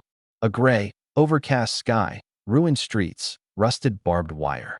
In the distance, a few hunched figures. The blood wraith drifted at the street corner. It raised a hand. The skeleton mage lifted its staff, and a volley of death bolts fired out. 222. Several zombies burst apart and dropped to the ground. Killed acid zombie times 4. Obtained corpse times 4. More zombies crawled out of the buildings on both sides of the street. Some spat acid. Others had bone spikes on their backs and could fire from range. All low-tier monsters. The blood wraith pushed forward. Kill. Collect the corpses. Kill again. Every body went into the ring. Suddenly, the ground trembled. A shadow 3 stories tall loomed out of the fog, its whole body sheathed in rust-colored plating, its head a massive iron cage burning with flames. Pyramid head quality. Epic 1 star, LV. 30, danger 5 star. Strength type, extremely dangerous. Run. The blood wraith turned and left, the mage and archer close behind. Pyramid head didn't give chase, slowly sinking back into the fog. The blood wraith took a detour and kept mopping up the small fry. The corpses piled higher and higher. Acid zombies could summon acid skeletons, and bone spike zombies could summon skeleton archers. All good material. The Dark Wasteland. Gained 120 EXP. Gained 85 EXP. Gained 200 EXP. I leaned back against a rock, eyes closed, resting. Through the mental bond, the experience poured in one line after another. The blood wraith was having a field day out there, and every bit of EXP synced straight back to me. Sweet. The corner of my mouth curved up. The puppet kills monsters out there. The EXP funnels to me. The materials go into the warehouse. I rest here, cashing in on both ends. The truly rare things in this world. Once you get your hands on them, nobody's willing to let go. Kozuka Ichiro clung to it until his death, and so will I. Coming back to myself, I started tallying up the Blood Rune Archduke's drops. For items laid out neatly. Legendary Lord Skill Stone times 1. Can be used to learn one of the Blood Rune Archduke's exclusive skills. I grabbed it without hesitation and focused my will. The skill stone shattered, and a beam of dark red light surged into my body. Blood Rune Battle Array. Quality, Legendary/Type, Lord Aura. Effect, forms a Blood Rune field centered on the self. Within the field, allied attack plus 10%, defense plus 20%, health regen plus 20%. Range, 2 km radius. Cost, 10 mana per minute. I sucked in a sharp breath. Offense and defense in 1-2 kilometers, covering more than half a battlefield. The only problem was the brutal mana drain. Quick mental math. Spirit 58.1, max mana 581, 10 per minute. At full mana, it could last nearly an hour. On a battlefield, you can't burn everything on an aura. You have to keep some in reserve, so realistically about 40-some minutes. Good enough. Looks like Spirit is something I'll have to stack to death. Now for the other 3. Abyss Crystal times 10, used to raise building levels. Blood Sacrifice Scroll, Fragment, times 1, epic tier. Can temporarily summon a single vampire unit to fight for 30 minutes. One-time use only. The Onizuka family once used the complete version to summon Grand Duke Bloodmark. This is only a fragment, so its power is greatly diminished. Useless to me. I'll give it to Su Qingxua later. It's worth some coin. Last item. Blood of the Vampire Grand Duke times 1. Quality, Legendary. Effect, repairs a damaged foundation, gradually restoring it to peak condition within 3 days. Restriction, Vampire/Demon type only. Dark red. Thick, faintly pulsing, as if it were alive. I couldn't use it. Drinking it might trigger some kind of mutation. But someone else could. I turned. Not far off, Lilith's striking figure stood tall, idly toying with the whip in her hand. In that fight against Su Shuangning, she'd taken my full-force strike head-on. Her foundation was damaged, her power cut down by more than half. She still hadn't recovered. Lilith. She lifted her head, her dark violet eyes carrying a lazy, seductive charm. Master, what do you need from little old me? Her voice was soft and melting, the tail end curling upward, the natural intonation of a succubus. I tossed the vial of blood over. Drink it. She caught it on reflex, glanced down, and her pupils shrank sharply. Blood of the Vampire Grand Duke. Legendary quality. It could repair the very foundation of her power. Hemmaster is generous indeed. Her slender fingers stroked the vial as a meaningful curve tugged at the corner of her mouth. She knew exactly what this meant. For a demon with a damaged foundation, it was an elixir of life itself. Without it, She'd need at least another month to recover. You recovering benefits all of us, I said flatly. Enough talk.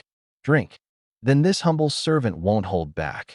Her red lips parted, and she tilted her head back, swallowing it in one gulp. Boom. Blood-red light exploded within her. Crimson mist churned and roared, erupting from every part of her body. Her aura surged wildly, the pressure of a legendary being spreading in an instant. The surrounding skeletons all retreated in unison, and even Selena furrowed her brow. And this wasn't even her limit. Full absorption would take 3 more days. Lilith slowly rose to her feet, dark red mist dancing around her like flames. Her gaze swept over me, flashing with a hint of greed, like she was eyeing the plumpest, juiciest cut of meat. But the next moment, she pulled her gaze back, ran her tongue across her lips, put on a sweet, syrupy smile, and leaned in close to me. Master, I withdrew my arm. Do your job well. This is only the beginning. Of course, I'll be sure to serve you well. The greed in her eyes was completely unconcealed. Business first. I opened the Lord panel and flipped to the Demon Kill leaderboard. First place, West, White Eagle Alliance, 3,890 points.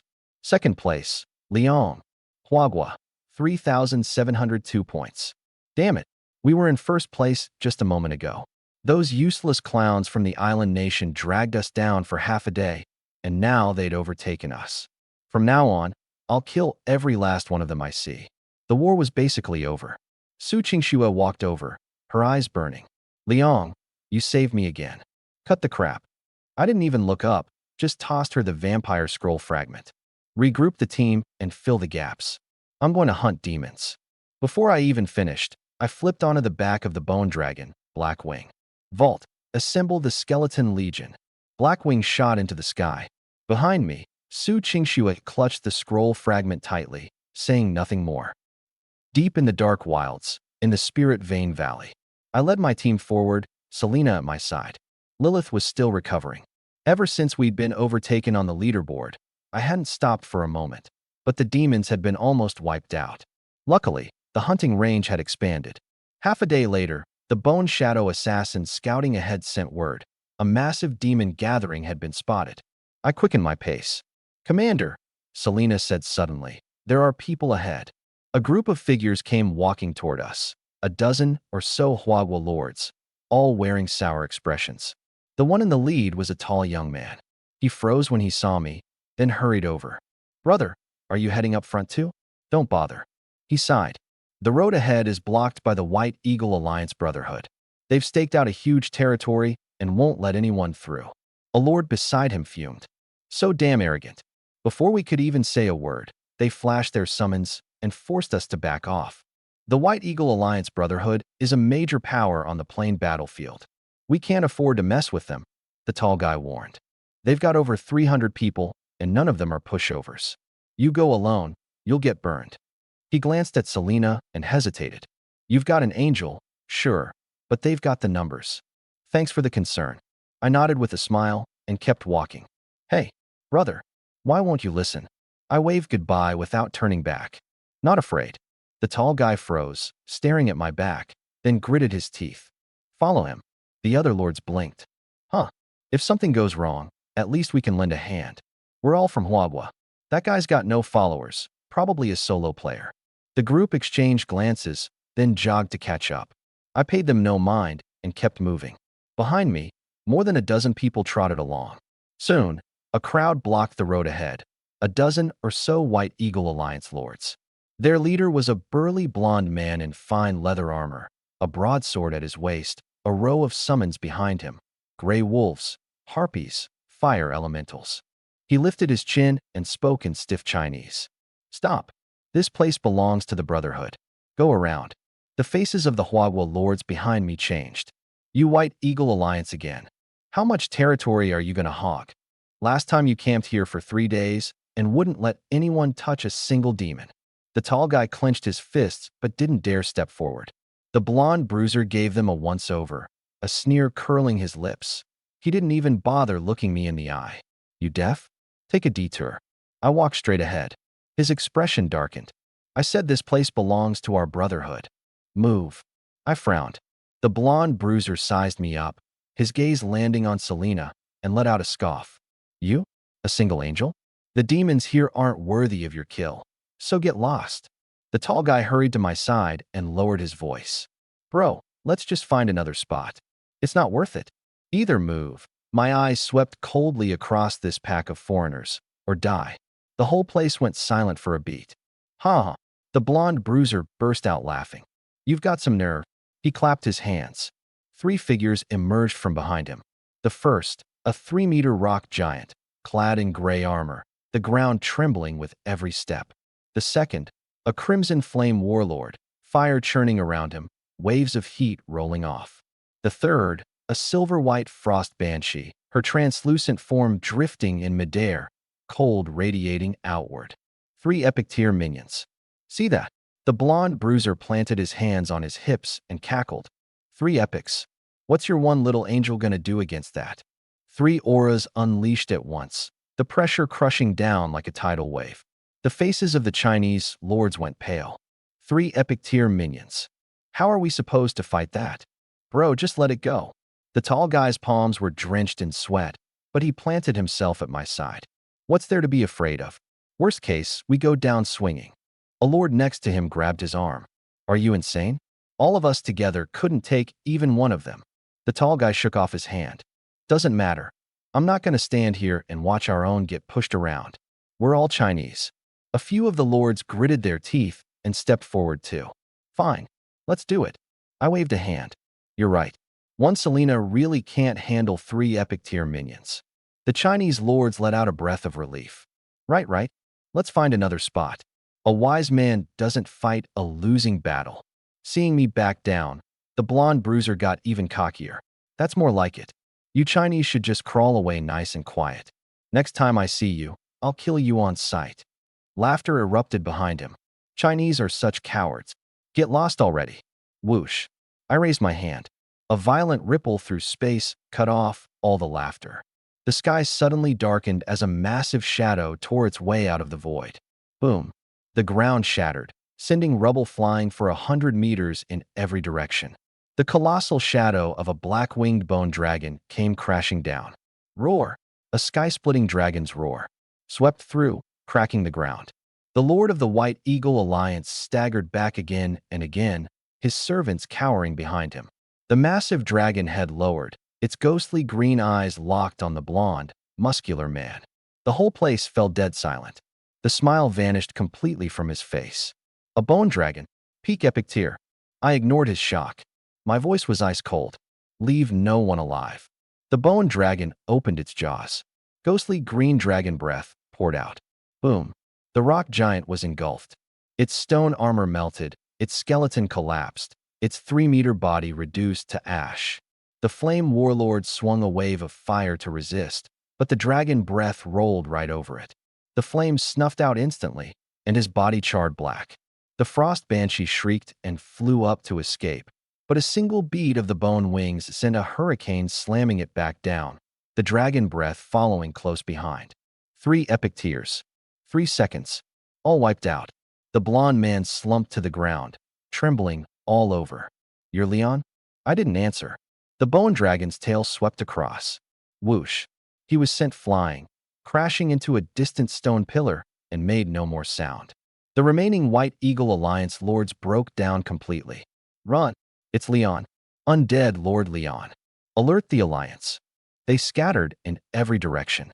The bone dragon soared into the air, its breath sweeping across, and the fleeing lords fell one after another. The skeleton archers rained arrows to seal off their escape, and the dark knights trampled through on iron hooves. In less than a minute, over a dozen of them, not one got away. All annihilated. The lords from the Chinese faction stood frozen, unable to speak. The tall one's lips quivered. 3 epic tears, gone in 3 seconds. He's the #1 Leon on the rankings? The others were stunned. The undead lord. No wonder there are so many skeletons. The tall one drew a deep breath and stepped forward, cupping his fists in salute. I'm Qinyu, Lord of Jiangsheng in the Chinese faction. If we caused any offense earlier, please forgive us. Since it's you, we won't worry needlessly on your behalf. We'll take our leave now. I looked at him. His strength was ordinary, but he had genuinely spoken up for me just now. In this other realm, Chinese helping Chinese, that was the right thing to do. Wait. Chinyu froze, then turned around. You can clear out the demons on the outer edge. Move in groups, and don't go deep, I said. There might still be Brotherhood people inside. And even if there aren't, the Demon Legion commanders aren't something you can handle. You have to stay alive, everything else comes after that. Right. We won't go deep. Chinyu nodded repeatedly. We know our limits. Su Qingxue will be coming shortly, I added. If you're willing, join the Su family's coalition and clear them out together. Qinyu's eyes lit up. The Su family? That's perfect. Thank you, Leon. I nodded, turned, and headed inward. The bone dragon took to the air, black wings spreading, its roar shaking the heavens. Serena followed, right behind. Behind me, Chinyu watched a voice muttered behind me. So this is the #1 undead lord on the leaderboards. Move out. Clear the perimeter first, then wait for the Su family's coalition to link up with us. The bone dragon beat its wings and soared high. Riding on its back, I looked down at the ley line region below. Magma spewed from cracks in the earth, and the air was scorching. Elemental energy surged around the ley line. Right now, fire elements were active, and fire elemental crystals littered the ground everywhere, just as good as hard currency, like demon stones. The higher the quality, the more valuable. And this was only the outer edge. At the center, void rifts concealed even more precious void crystals. A place like this, I had to claim it. In the distance, a group clad in white battle armor was hunting demons. 4 epic tier flying mounts circled overhead, their lords seated on their backs. An eagle-headed griffin dove down and blocked my path. Halt. This is Brotherhood territory. I didn't stop. The bone dragon kept flying forward. I said, get lost. The other 3 mounts closed in. 4 epic tier flying servants and 5 lords trapped me midair. The blond man leading them planted his hands on his hips and looked down at me with a sneer. A Chinese? You people aren't welcome here. If you know what's good for you, scram. He patted his mount's neck. And if you don't, my baby here is hungry. The eagle-headed griffin shrieked, talons slashing. 4 epic tier auras bore down like an avalanche. Move.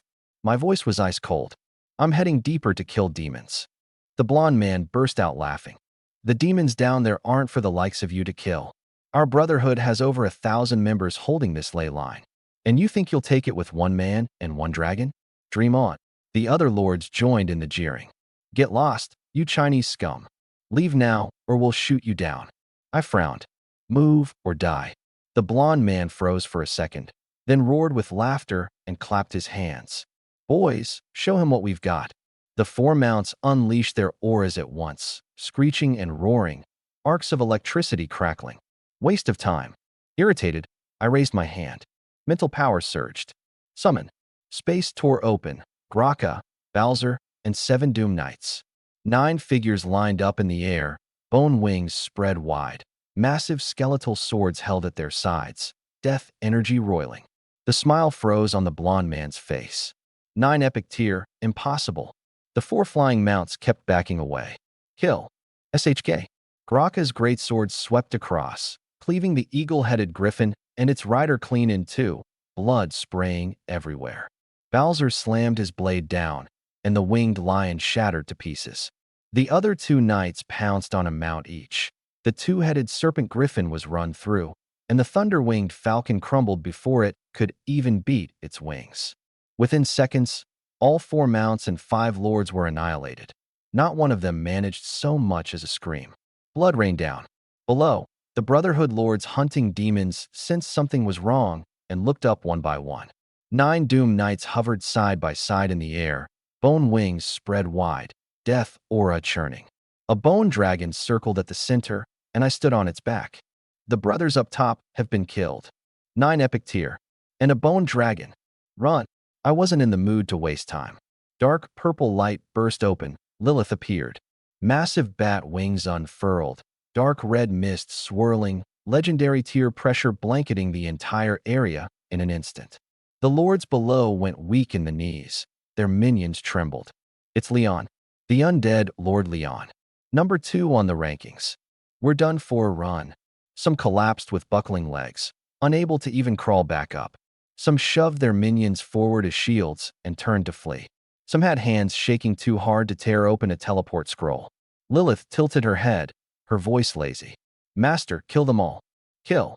She charged into the battlefield, her dark purple energy whip sweeping across. Crack!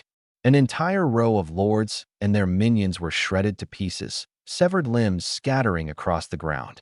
The Doom Knights dove down, massive bone swords slashing horizontally.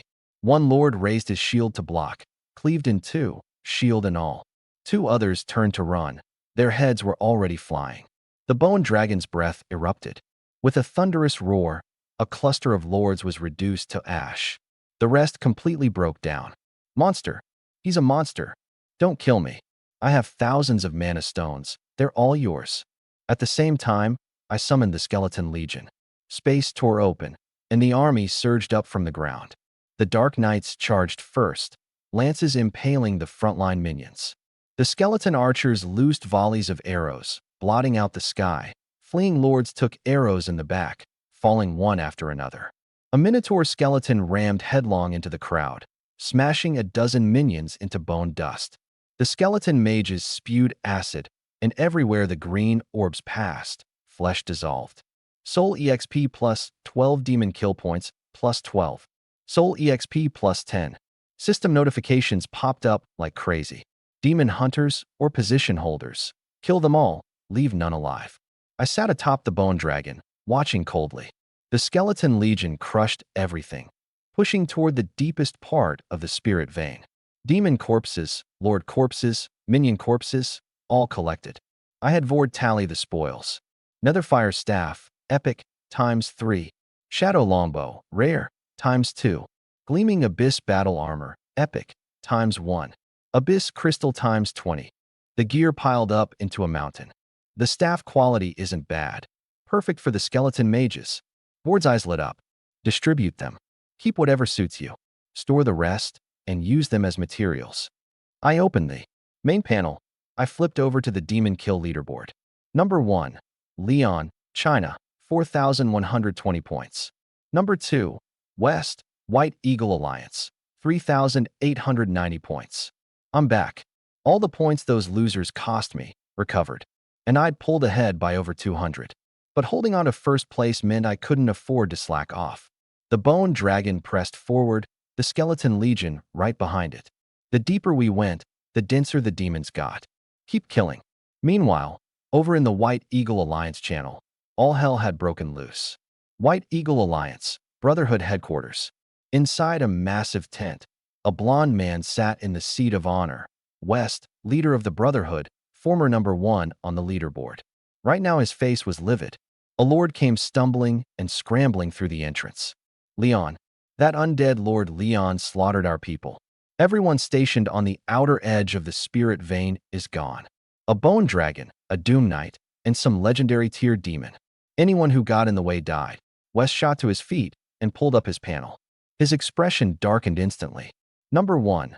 Leon, China, 4,120 points. Number 2. West, White Eagle Alliance, 3,890 points. He passed me. He slammed his fist through the corner of the table. Damn Chinese. He drew a deep breath, eyes turning cold and dark.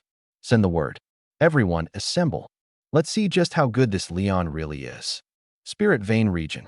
The battlefield was a mess. Every Brotherhood lord in sight was wiped out. Not one had gotten away. Demon corpses blanketed the valley.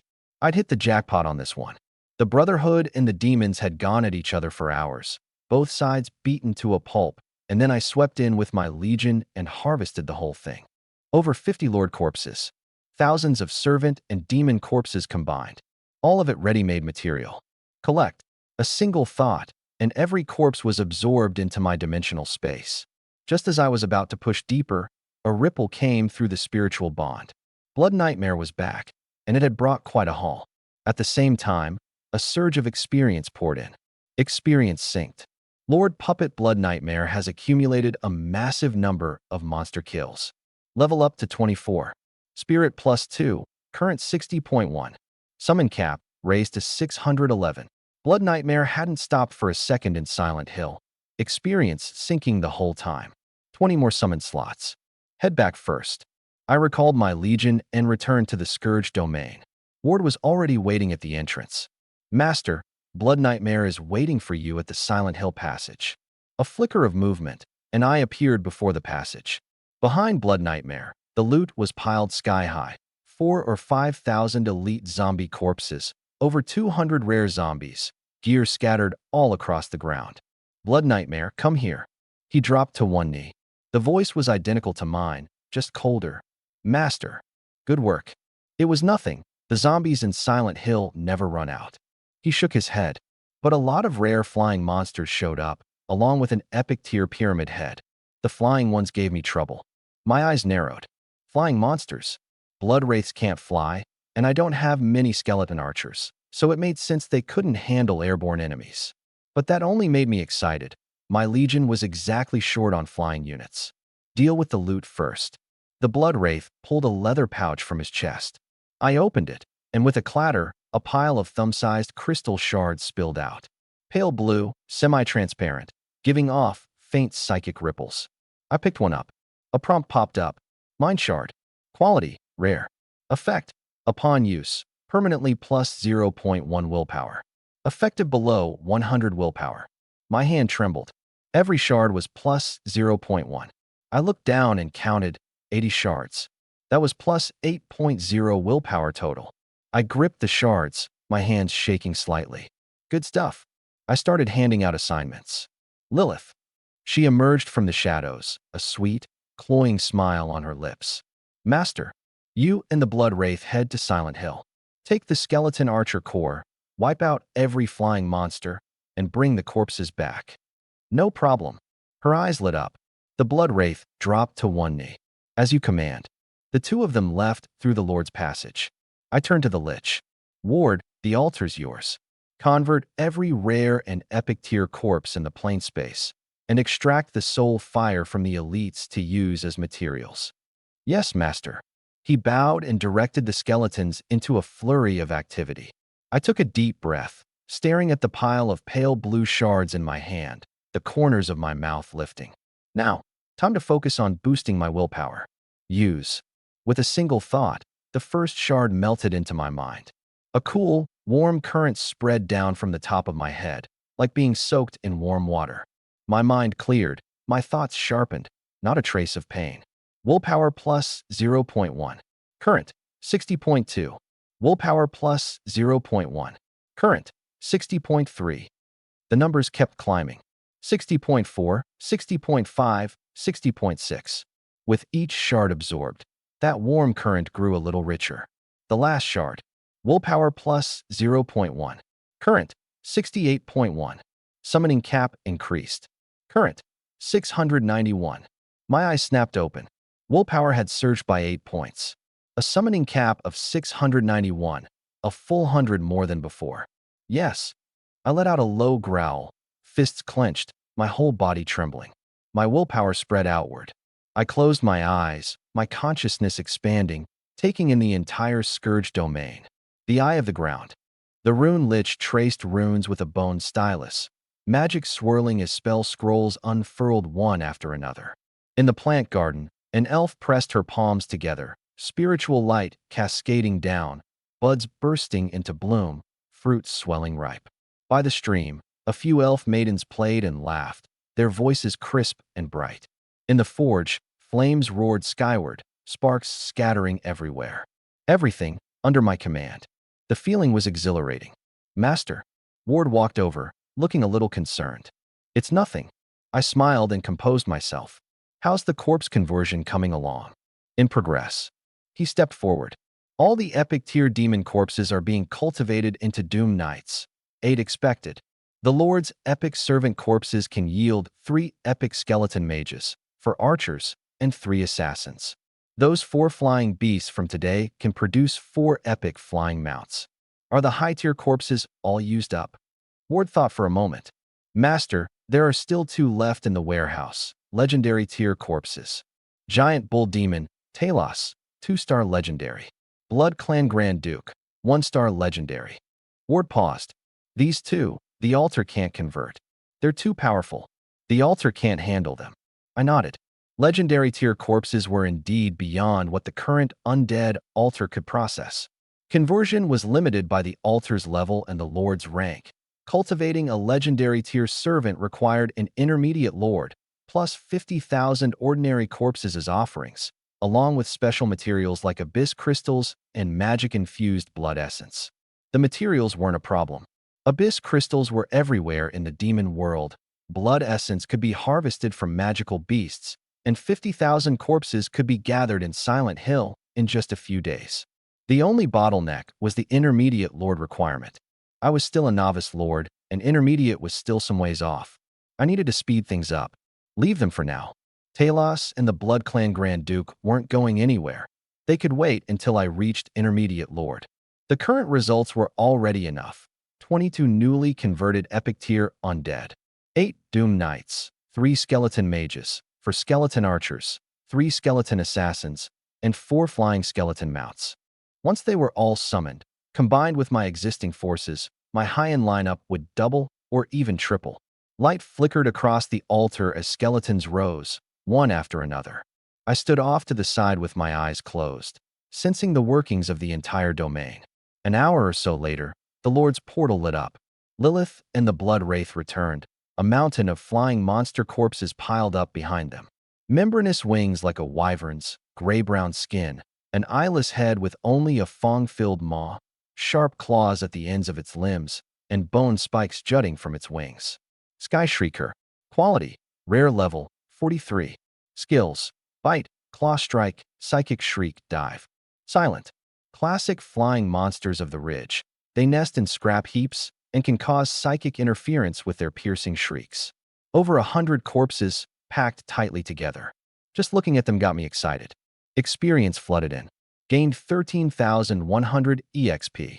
Gained Psychic Fragment times 10. I used them immediately. Psychic Power plus 0.1. Current, 68.2. Psychic Power plus 0.1.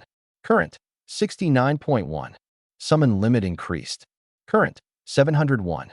I began summoning over the corpses. With a single thought, psychic power surged out, wrapping around a corpse and reshaping its bones. A skeleton rose from the corpse, its spinal frame extended outward, forming a pair of pterosaur membrane wings with a span of over 3 meters, shimmering with magical light. Its head was long and narrow, filled with sharp teeth, and its limbs ended in razor-sharp bone claws. Wyvern Skeleton. Quality: Rare Level 1. Skills: Dive Bite, Bone Claw Rend, Death Shriek, Undead Wind. Traits: Wyvern Flight, Aerial Maneuvering. Transformed from a sky screecher, it excels at aerial dives and claw strikes. Its Death Shriek can cause psychic interference. A new unit, the Wyvern Skeleton, an aerial melee fighter. Dive Bite, Claw Strikes, Psychic Interference, plus magic attacks. Air units were already broken, and with this many skills, they were absolute killing machines. Keep going. One after another, Wyvern Skeletons rose from the ground, spread their bony wings, and lifted into the sky. Every remaining corpse was converted, filling out the rest of my forces. Ward's altar hadn't stopped either. Elite swordsmen, archers, and minotaur skeletons kept rising up. Half an hour later. Summoned. 701/701. Full roster. 50 wyvern skeletons circled above the blight domain, bone wings beating, claws gleaming cold. On the ground, dark knights, minotaur skeletons, archers, swordsmen, shield guards, and mages stood packed together. Graka and Balls led 15 Doom Knights in neat formation. 40 epic tier or higher combatants, 701 undead, plus Lilith. Even a mid-tier lord wouldn't command such a powerful army. This was the terror of an undead lord. But it still wasn't enough. I thought of the 2 legendary corpses in my warehouse. Once I reached mid-tier lord, I'd be able to handle any ordinary mid-tier lord with ease. Assemble. We continue hunting demons. Just then, the comm channel lit up. Su Qingshue's voice came through, urgent. Liang, there's a demon fortress up ahead. It's huge. My eyes narrowed. I'm on my way. Moments later, I returned to the dark wasteland, crossed a hill, and stood at its summit. My eyes narrowed. A massive fortress loomed in the center of the wasteland. Black walls, up to 30 meters tall, covered in dark red runes, radiating scorching heat. 3 walls, each rising higher than the last. The outermost layer swarmed with demon archers, at least 300 of them. On the open ground between the walls, demon soldiers stood in formation, all regulars.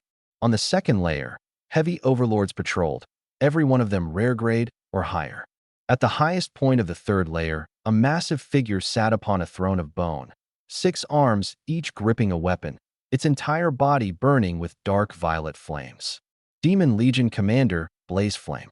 Quality, Legendary 1-star level, 46 threat level, 7-star.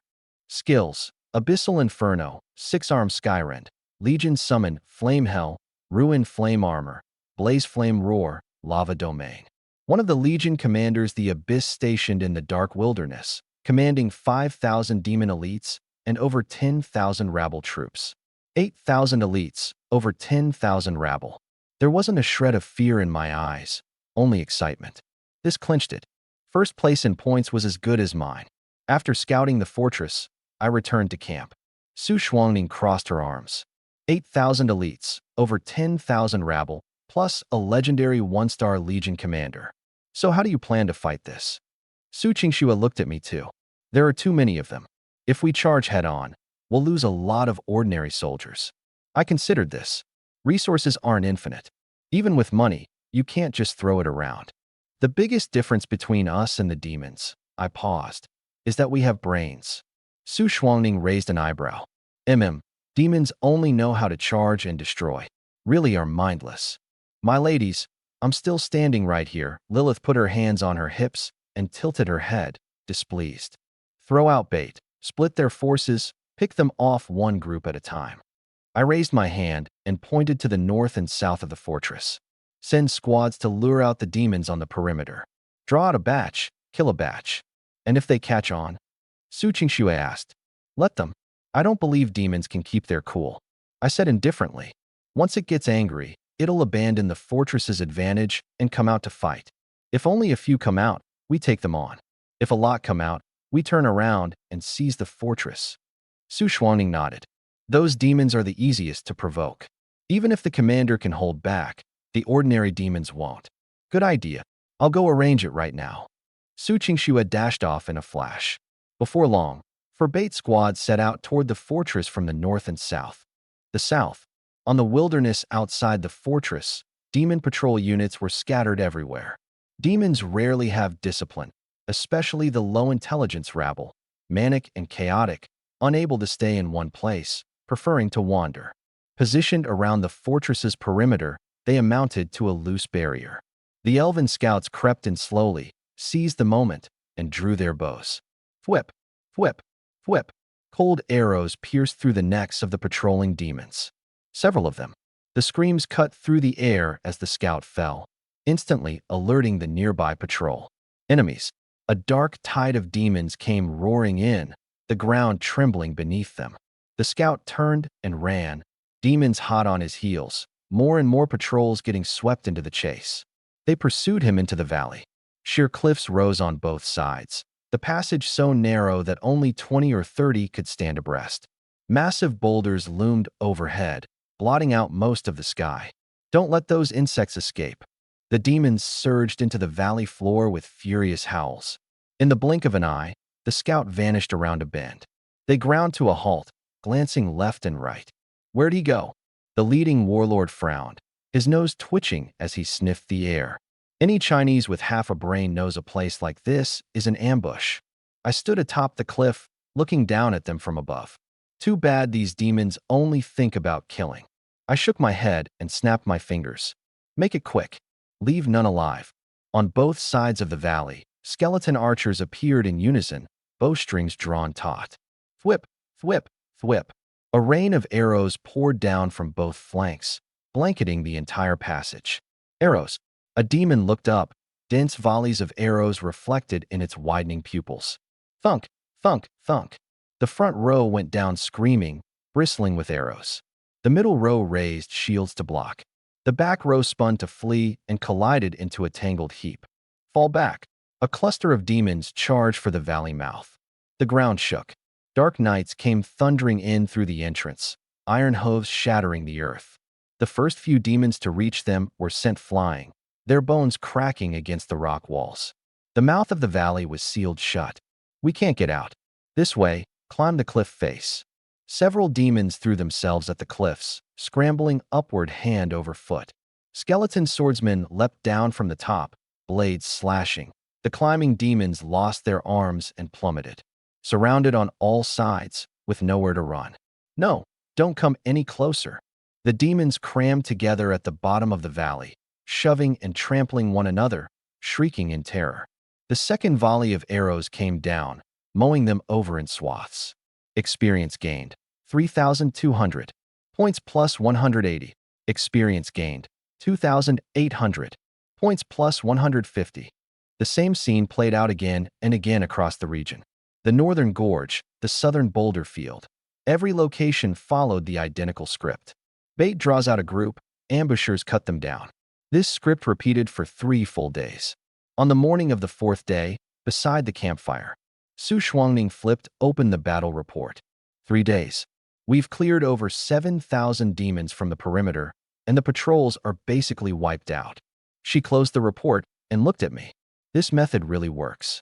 The Su family lords beside her nodded in agreement.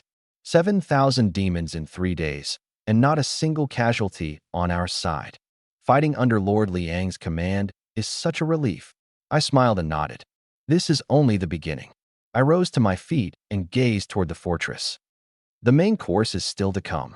Deep inside the demon fortress, in the recesses of the Great Hall, Legion Commander Blazeflame sat upon his throne of bone, fingers drumming irritably against the armrest. One eye snapped open. Something was wrong. 3 days without a single report from the perimeter patrols. Hurried footsteps echoed from beyond the hall. A messenger stumbled in and dropped to his knees. Legion Commander, we have a problem. Blazeflame's dark red gaze fell on him. Speak. The perimeter patrols, they vanished. Cold sweat beaded on the messenger's forehead. Half were left yesterday. Today, fewer than 3,000 remain. Every scout we sent out never came back. What? Blazeflame's voice turned sharp. He rose slowly from the throne, his massive frame casting a shadow across the firelight. Over 3 meters tall, covered in dark red scales, a pair of enormous bat wings unfurled behind him, veins of magma-like patterns coursing between them. Twin horns crowned his head, and sulfurous smoke billowed from his snout. Dark red flames spilled from his eyes. 3 days. His voice was low, yet it rattled the stone pillars. 7,000 men, gone for 3 whole days. And you're only telling me now? The messenger collapsed to the floor, trembling. Mercy, Legion Commander. I thought the patrols were merely delayed. Blazeflame clenched his fist at the empty air, and a whip of flame materialized. Crack. The whip lashed down, splitting the messenger's body in 2. The remains burst into dark red flame and were reduced to ash in under 2 seconds. No scream. Blazeflame withdrew the flaming whip, his crimson eyes sweeping across the hall. Every demon dropped to their knees in unison, not daring to breathe. A pack of useless wretches. His executioner's greatsword slammed into the floor. Boom. The ground split open, magma surging up through the cracks. 7,000 of my men, just thrown away like garbage. Who did this? The temperature in the hall spiked, the air rippling with heat. The guards backed away, sweat evaporating the instant it formed. Calm your rage, Legion Commander. An aged voice spoke up. Zarin, a demon's pawn sorcerer in a dark red robe, stepped forward slowly, 2 eerie green eyes set into his wrinkled face. He bowed. The enemy's goal is to provoke us. Blazeflame fixed his gaze on him, the fire in his eyes burning hotter. The perimeter patrols took 3 full days to be wiped out. A few hundred on the first day, over 1,000 on the second, all of them gone by the third. Zarin said, the enemy could clearly have devoured them in one stroke, yet they deliberately took their time to bait us into striking first. Then I'll give them what they want. I'll march out there and crush these vermin. Whoever could consume 7,000 patrolmen is no ordinary foe. Charging out is exactly what they want. Blazeflame gritted his teeth, a low growl rumbling in his throat. Zarin was right. But were 7,000 lives to be thrown away for nothing? Boom. He smashed his fist through the throne's armrest. Investigate, he forced out hoarsely. Send the elites out of the city and find out where the enemy is. We don't even know who the enemy is. What kind of Legion commander does that make me? Yes, sir. A demon general took the order and departed. Zarin wanted to protest again, but in the end he only sighed and shut his mouth. An elite squad set out from the south gate. Leading them was Grum, an epic 3-star general, nearly 4 meters tall, dark red scales covering his arms, a bone blade slung over his shoulder, dried blood embedded in the cracks along its edge. To his left rear was the 4-armed General Daka, for blades in hand, and there was the tall, slender female General Sarah, wielding a dark violet staff. 3 generals, 300 elites, searching deep into the wastelands. The moon hid behind the clouds, and the wastes fell into pitch darkness. The last direction the patrol was in contact was the southern valley. Grum crouched down to examine the footprints. Dense tracks led into the valley. Not a single one came back out. Something did happen. He gripped his bone blade. Into the valley. The valley path was deep and dark. Broken demon horns scattered along both sides. No bodies, only dried blood. A brutal battle had been fought here. Grum's pupils suddenly contracted. At the mouth of the valley stood a woman. Dark violet hair fell to her waist. 2 black horns at her temples wreathed in thin violet flames, and behind her a pair of enormous bat wings spread half open, violet patterns swirling across the membranes. She tilted her head, her purplish-red eyes sweeping toward them, a smile curling at the corner of her mouth. A legendary tier succubus? Grum's calves trembled beyond his control. He'd heard there was a legendary tier succubus among the Legion commanders, Lilith. But how could she be here? Little ones, you've come all this way. Lilith's voice was languid. What's the rush to leave? Commander, we all serve under Yin Yin. We have no quarrel with you. Oh, what a coincidence. She laughed sweetly. This time, I've come precisely to kill him. Grum took a step back, a breath of death crawling up his spine. He didn't hesitate and pressed out the order in a low voice. Scatter and break out. Even if just one of us gets out, get word back to the fortress. Before the words had fully left his mouth, Lilith vanished. The next instant, she appeared before him. Run? Of course you can run. She raised her hand, dark violet magic flashing at her fingertips. But can you actually get away? Charm. Dark violet magic burst outward, engulfing the entire valley. 300 elites and 2 lieutenant generals froze in place at once. Running postures locked, blade-raising arms suspended in midair, eyeballs twitching wildly, mouths open but unable to make a sound. It wasn't a binding of the flesh. It was a terror that crawled up from the depths of the soul, clutching their throats, gripping their hearts. Grum, 4 meters tall and able to tear through steel, couldn't move so much as a single finger now. Let me go? Demon stones, abyssal cry. Jing, it's all yours. No need, Lilith cut him off. My master, all I need is your death. She raised her hand, and an invisible hammer slammed into Grum's chest. Run. Even if it costs me an arm, I have to run. He fought desperately, the dark red runes across his body flaring to life. At that moment, from the darkness on both sides of the valley, 17 massive figures stepped forward in unison. Doom Knights, Graka and Balzer, leading the charge, had already torn into the formation, great swords crashing down. 3 elite demons were cleaved in half before they could even scream, blood and flesh bursting apart. Balzer swept his blade sideways, cutting another 5 demons clean through the waist. 15 Doom Knights smashed into the battle lines like killing machines. Wherever their blades swept, heads flew into the air. 40 Dark Knights followed close behind, lances thrusting out as one, skewering and flinging the charmed demons aside one after another.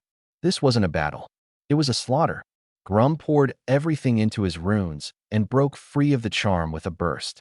But the moment he rose, Graka's greatsword was already coming down. His head flew off, and his headless body crashed to the ground.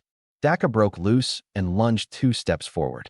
Balzer's blade swept in from the side, severing all 4 arms and his head in a single stroke. Sarah raised her staff to gather magic, but Lilith drew a finger across her throat. Blood gushed out, and she crumpled limply to the ground. All 3 generals dead. Not one of the 300 elites survived. The valley floor was carpeted with corpses, blood running like a river. I stood outside the valley, watching it all unfold in silence. Lilith dragged the bodies of the 3 generals over. Master, it's done. Good. Clean up the battlefield. I glanced at the system prompt. Soul experience plus 68,000. Points plus 2,850. Generals really were worth a fortune. I absorbed all the corpses into the Scourge domain, a plan already forming in my mind. 3 epic-grade bodies. Perfect timing. Now I could summon the 3rd Lich. Following my orders, Word placed Grum's body, the one seething with the deepest resentment, onto the undead altar. The runes lit up one by one, and dark green necromantic energy poured into the corpse. Bones twisted, muscles withered, and the skin faded to a dried, ashen gray. In the empty eye sockets, 2 clusters of ghostly green flame ignited. A new lich rose from the altar, wreathed in a faint green plague mist, rotting green slime still clinging to its face. A little disgusting. Master. It bowed low.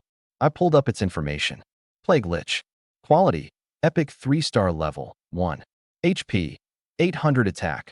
120. Magic. Defense. 50. Skills. Plague Mist area damage over time and slow. Rot Corpse Poison Blast detonates the mist for area damage and poisoning. Necrotic Resurrection consumes corpses to summon skeleton soldiers. Venom Nova releases a poison ring centered on itself, stacking Plague. Plague Spread the mist automatically spreads on contact with enemies. Traits. Hashtag translated text. Potion Craft Mastery.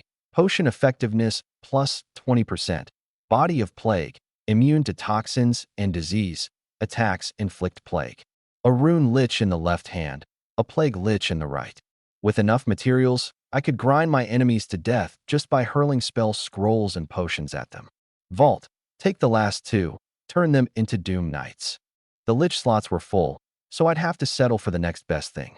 Soon enough, 2 Doom Knights strode out from the altar at the cost of 2 elite swordsman slots.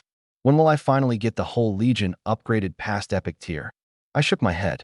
If any other low-ranking lord heard me say that, they'd probably drop dead from envy. Having 4 epic tier servants would make them elite among their peers, and here I was with over 40, still complaining it wasn't enough. Inside the demon fortress, the Great Hall, Blaze sat on his throne, silent. Grum's squad had been gone a full day now, not a single word. Hurried footsteps echoed outside. Zarin strode in, his face grim beyond words. Legion Commander, Grum's soul mark? It's shattered. Blaze's eyes snapped open. The demonic runes across his body flared to life, and the stone tiles beneath his feet exploded with a thunderous crack. Dead? Again. His roar sent the pillars trembling. 7,000 patrol troops devoured. Grum killed. Who is doing this? Dark red flames erupted from within him. Crack, crack, crack.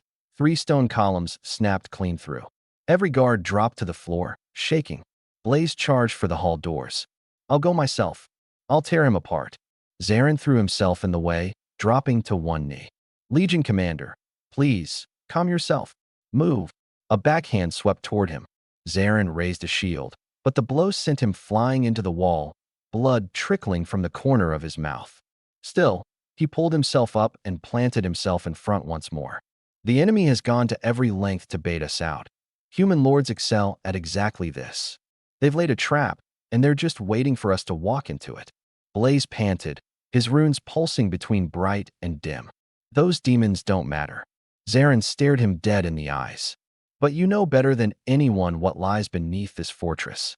That thing cannot be put at risk. If a human lord breaks through. He didn't finish. The fire in Blaze's eyes slowly died. His chest heaved violently, but at last his fist unclenched, and he sank back onto the throne. I know, he ground out, his voice hoarse. Send the order. Everyone falls back to the fortress. We hold it to the death.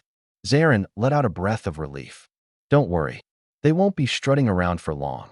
I'll send word to our lord right away and request reinforcements. At that very moment, a cold voice called out from beyond the fortress. Blaze, you cockroach, hiding in your hole. Up on the wall, a demon archer poked his head out. Out on the wasteland stood a lone figure, one hand tucked in his pocket, head tilted up toward the 3 tiers of the fortress wall.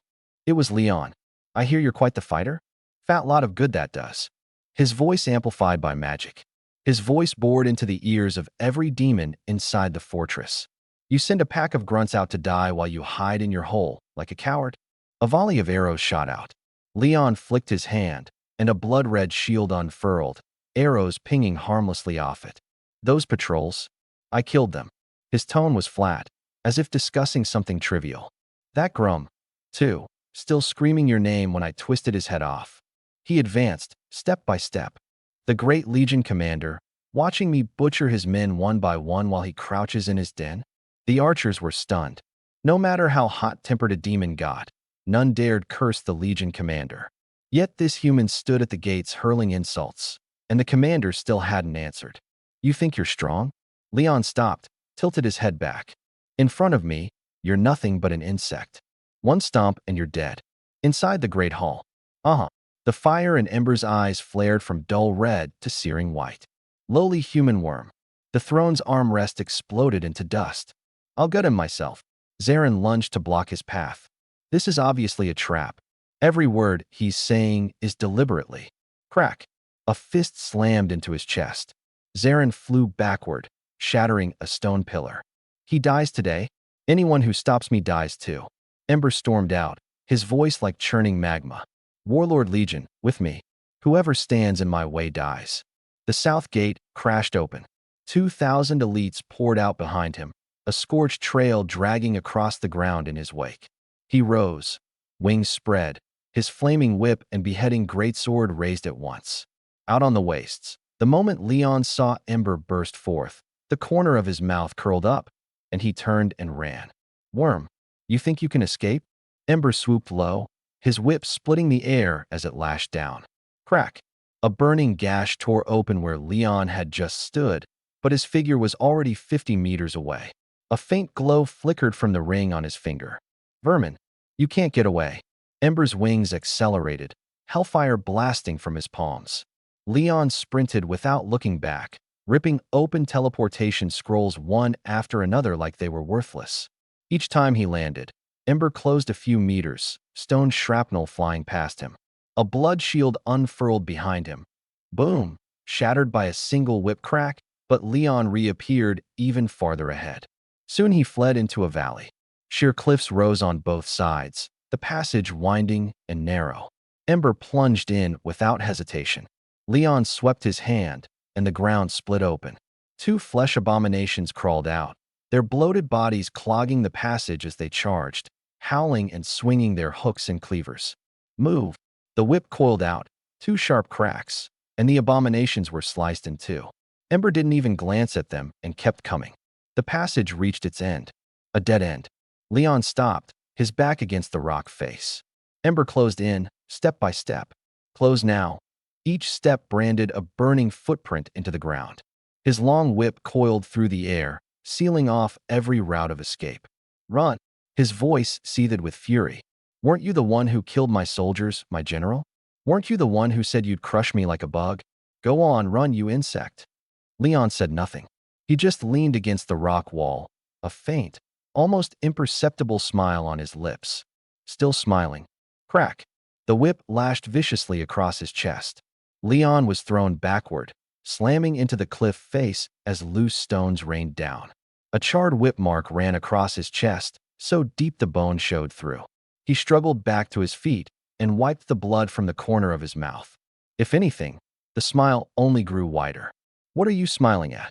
Fireflame roared. Leon braced his arms, slowly straightened up, and lifted his head to look at him.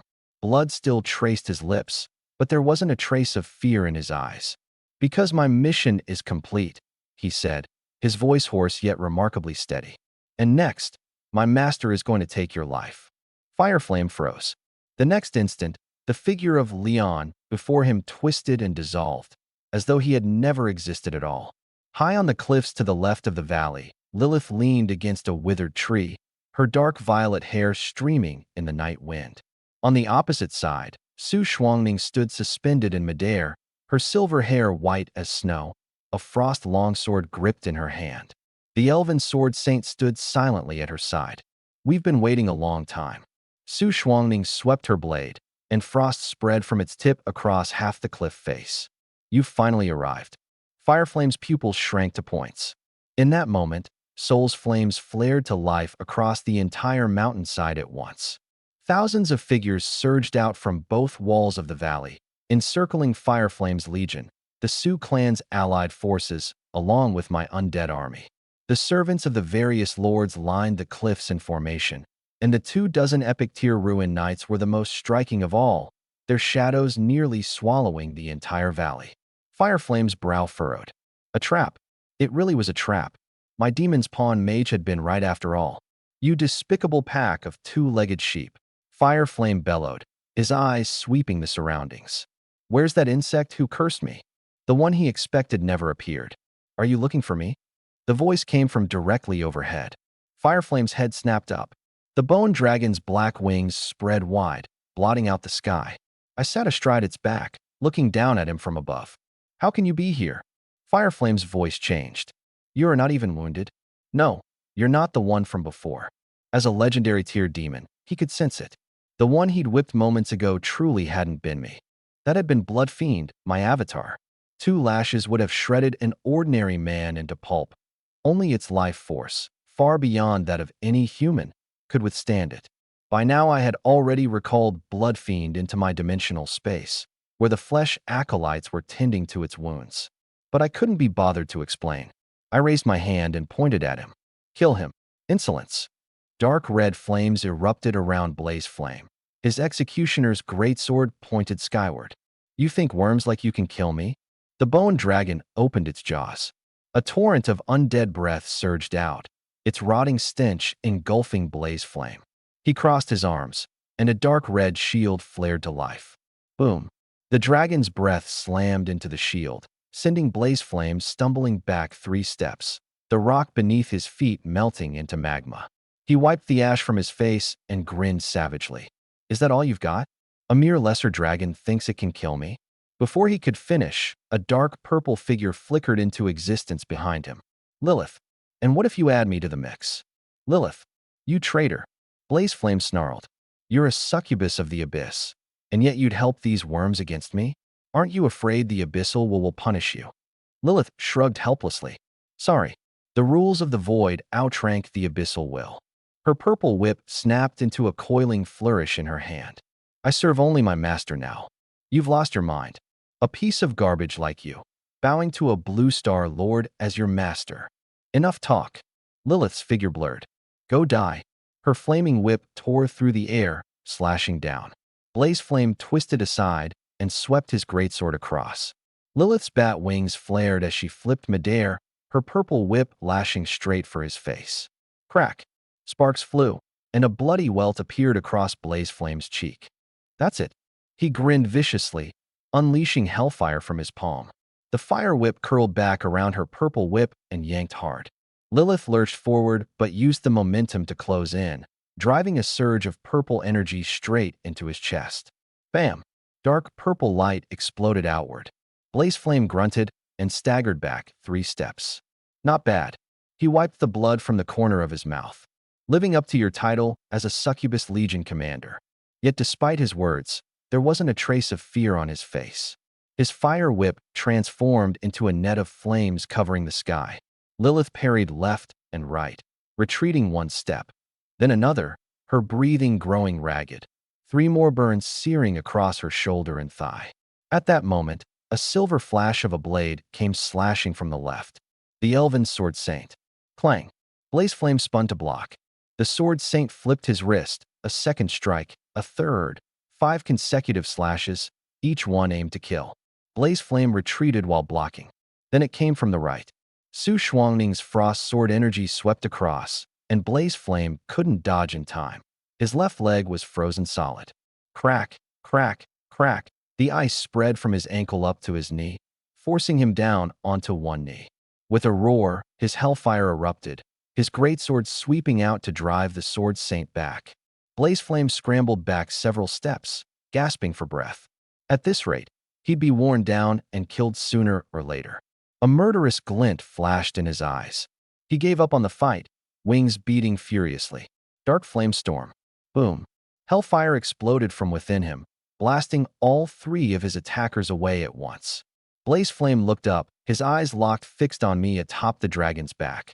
You despicable human war. Boy, all you can do is cower behind your servants. Come down here and face me like a real man. The roar echoed through the valley. I looked at him, the corner of my mouth curling up. Face you. My voice was quiet, yet it reached every demon's ears with perfect clarity. Sorry to disappoint, but our servants are the front line for us Blue Star lords. You Blue Star people know nothing but these dirty little tricks. Cowards. Shameless. I smiled. We call it intelligence. You know why the endless abyss has so many demons, yet you still can't rule the entire void? Because all you understand is killing and destruction. You don't have the first clue about intelligence. I shook my head, thinking, that's just too hard for your kind. Shut up. Veins bulged on Blaze's forehead. I am a legendary one-star flame demon. I could crush you with one hand. Oh, I raised an eyebrow. Then try. Blaze couldn't hold back any longer. Ignoring the storm of sword light around him, he lunged straight up toward the bone dragon in the sky. Die. His massive decapitating sword rose high, dark red demon fire coiling around the blade. 30 meters. 20 meters. The edge drew closer and closer. I didn't dodge. I just stared at him. My gaze turned ice cold. Mental strike. An invisible burst of mind force detonated. A dull thud echoed inside Blaze's skull, and his body suddenly seized up. He was legendary tier, dazed for less than half a second. But half a second was enough. Lilith's purple whip cracked down on his head. Crack. The sound of bone shattering rang out clearly. The sword sank capitalized, driving a blade clean through his back. SHK. Dark red blood sprayed everywhere. Blaze crashed to the ground with an agonized scream, slamming into the earth and sending debris flying, blood gushing from his wounds. A demon's vitality is stubborn. It didn't kill him on the spot. He struggled to rise, but several epic tier arrows were already bearing down on his skull. Flames erupted in an instant, blasting the arrows away, but he was running on fumes now. Su Shuangning's frost sword aura descended again. The sword saint's seventh strike thrust forward, and Lilith's purple whip came lashing down, all three attacks hammering into him at once. Legion Commander. Zarin appeared out of nowhere, a massive magic shield flaring up to cover Blaze. We have to go? Back to the fortress. If we don't leave now, we never will. Blaze gritted his teeth. His body was riddled with holes, yet he still glared up at the sky, glared at the man who, from start to finish, hadn't moved more than a single finger. Next time, he forced out, his voice a hoarse rasp. Next time I'll definitely move. Zarin hauled him up, and the two vanished in an instant. Get back here. Lilith's whip snapped down and hit nothing but air. Damn it. She looked up at me. Master, what do we do? It's fine. I gazed toward that dark fortress. They won't get far. The corpses of 2,000 elite demons carpeted the entire valley. Su Shuangning swept her eyes across them. These bodies. Body. You don't want it. Of course I do. I raised my hand. The skeleton legion spread out to clear the battlefield. For efficiency, many of the Lord's minions pitched in as well. What's the situation over at the demon fortress? Scouts report that once Blaze Fire pulled back into the fortress, they activated a magic array, Su Shuangning said. What we're facing next is a fortress protected by a magical barrier. Good thing we didn't just charge in from the start, Su Qingxue said with relief. Otherwise we'd have lost half our forces, and once they activated the array, we'd have been completely stuck. A fortress guarded by a legion commander. There's no way it wouldn't have a few tricks up its sleeve. I thought for a moment. Signal all the mages to get ready. There's no clever way past a barrier. We just have to break through by force. Su Qingxue nodded and went to make arrangements. Something suddenly came to mind, and I looked over at Lilith, who was being tended to by the acolyte healers. Hey, don't you have an abyss castle too? Any treasures in there? Master. Lilith blinked, then latched onto me, trying to squeeze me for everything I've got. Half an hour later, Woad hurried over with a report. Master, the count is complete. 27 epic tier corpses, 212 rare tier, and 1,753 elite tier. Not bad. I walked up to the pile of corpses and waved my hand. Batch by batch, the bodies vanished. Su Shuangning glanced at me. Another wave of troops to spawn once we're back. I didn't answer. I vaulted onto the bone dragon. The whole army moved out. The demon fortress loomed with towering walls, a dark red barrier of light enveloping the entire city. Inside the shield, the demons on the walls were sparse. I'd cleared out most of them, leaving their defense stretched thin. If not for that shield, the allied forces would have stormed it long ago. All mages. I looked down over the whole battlefield from the dragon's back. Hit the shield with everything you've got. The skeleton mages raised their hands in unison, launching dozens of acid missiles. Whoosh, whoosh, whoosh. Green light streaked across the night sky and slammed madly into the barrier, sizzling as white smoke rose. The plague lich spread its arms, and a dark green mist crept along the barrier, leaving corroded black spots wherever it touched. The rune lich hurled scrolls frantically, one after another bursting in midair. Fire, frost, lightning, spells of every kind hammered the barrier. Hundreds of allied mages cast their spells at once. Any lord who could survive deep into the dark wastes had powerful minions of their own. Fireballs, ice spikes, wind blades, earth spears, every kind of magic thundered down together. Cracks instantly exploded across the barrier's surface, spreading wildly. Crack! The barrier shattered, and the dark red dome collapsed. The demon archers on the walls cried out and stumbled back. The shields down. Loose arrows. A rain of arrows poured down from the walls. The skeletal behemoths and stone golems charged forward, pressing on through the hail of arrows. Arrows struck the skeletal behemoths, clattering against their bones, slammed against the stone golem and bounced right off. These epic behemoths were built as the Lord's dedicated siege weapons. The demon archers loosed arrows in desperation, but nothing could stop their advance. Boom! Boom! The behemoths reached the wall, and their massive fists came down like hammers. Crash! The wall shuddered, debris flying. Another blow. Cracks spread up from the base. Another, and the wall came crashing down. High above, 50 wyvern skeletons dove from the sky. Death shriek. A fan of sound washed over the fortress. The demon archers clamped their hands over their ears, screaming, heads buzzing, unable to even keep a grip on their bows. The allied air forces swept in right behind them. Fireballs, venom, and bone spikes rained down, blasting the wall to pieces. There's something up there. Can't hit it. It's flying too high. Don't stick your head out, you'll die. I patted the bone dragon's neck. Blackwing, blow open the gate. The bone dragon dove, wings folding back, streaking straight for the gate. Breath of the undead. Black dragon fire erupted. Boom. The gate blew apart, and a gaping hole was torn through the first layer of wall. The demon guards behind it were swallowed by the dragon fire before they could even scream. All forces charge. The undead and the allied army poured in. Dark knights, skeleton swordsmen, and minotaur skeletons stormed through the gate, and the demons were instantly scattered and crushed, screams rising on every side. Run! We can't hold it. Where's the Legion commander? Deep within the fortress, in the great hall, Flameborn sat on his throne, wounds still weeping blood all over his body, the dark red blood from his severed arm pooling on the floor beneath him. His chest heaved violently, his hellfire flickering unsteadily. 2,000 elites, all gone. Zarin knelt below him, a whip mark across his face, the lingering mark of Lilith's final lash.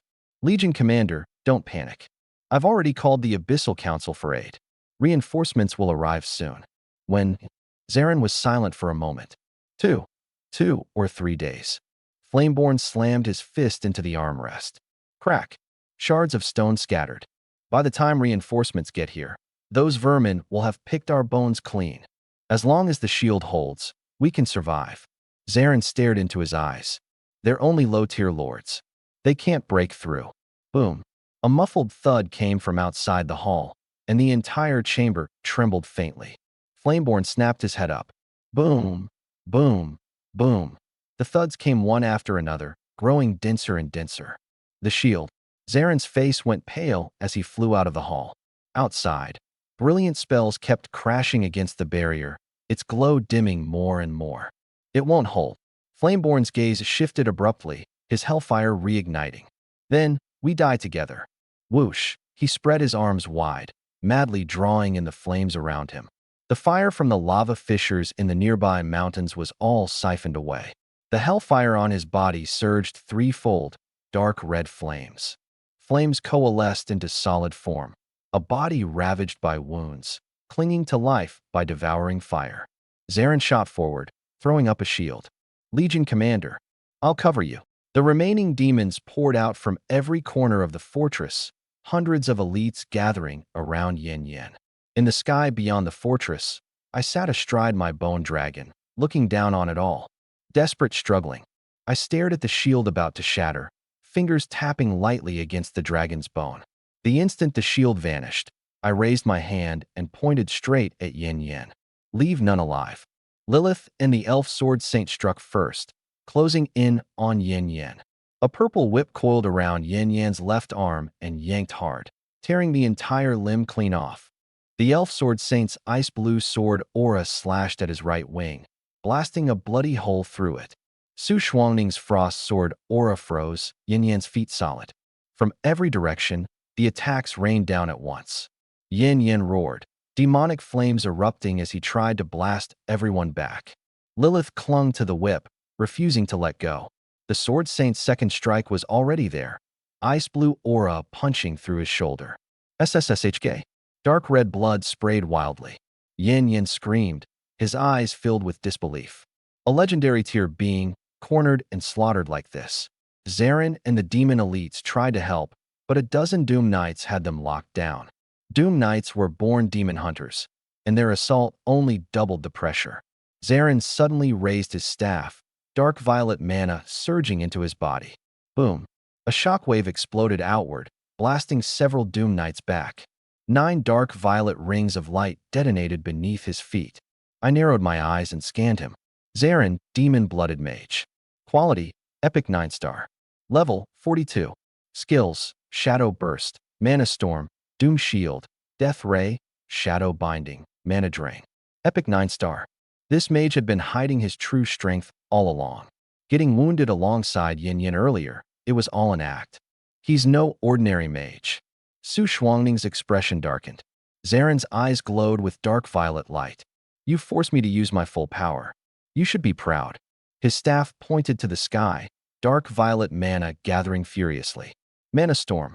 Pillars of dark violet light plunged down from above, smashing toward my legion. Fall back, I barked.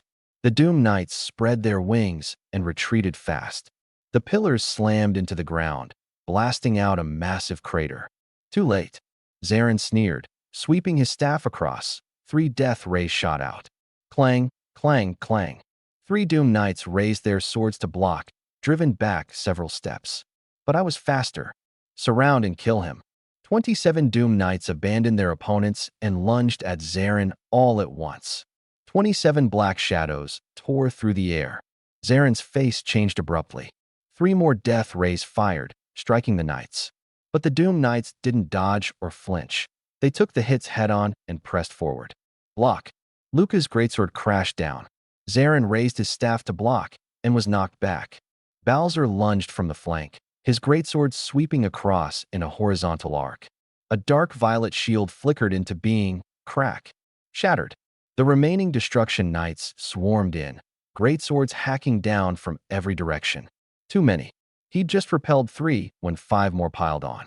SHK. A greatsword severed his right arm, blood spraying. Another punched through his left chest, freezing his body in place. Then Serena appeared in a burst of light, her holy sword flashing past. 1 clean stroke, and his head was gone. Epic 9-star unit slain. Zarin, the demon-blooded mage. EXP plus 80,000. Points plus 3,000. Obtained, demon-blooded robe, epic, shadow staff, epic, abyss crystal times 20. Yin Yin whipped around, saw Zarin's corpse, and his eyes went wide.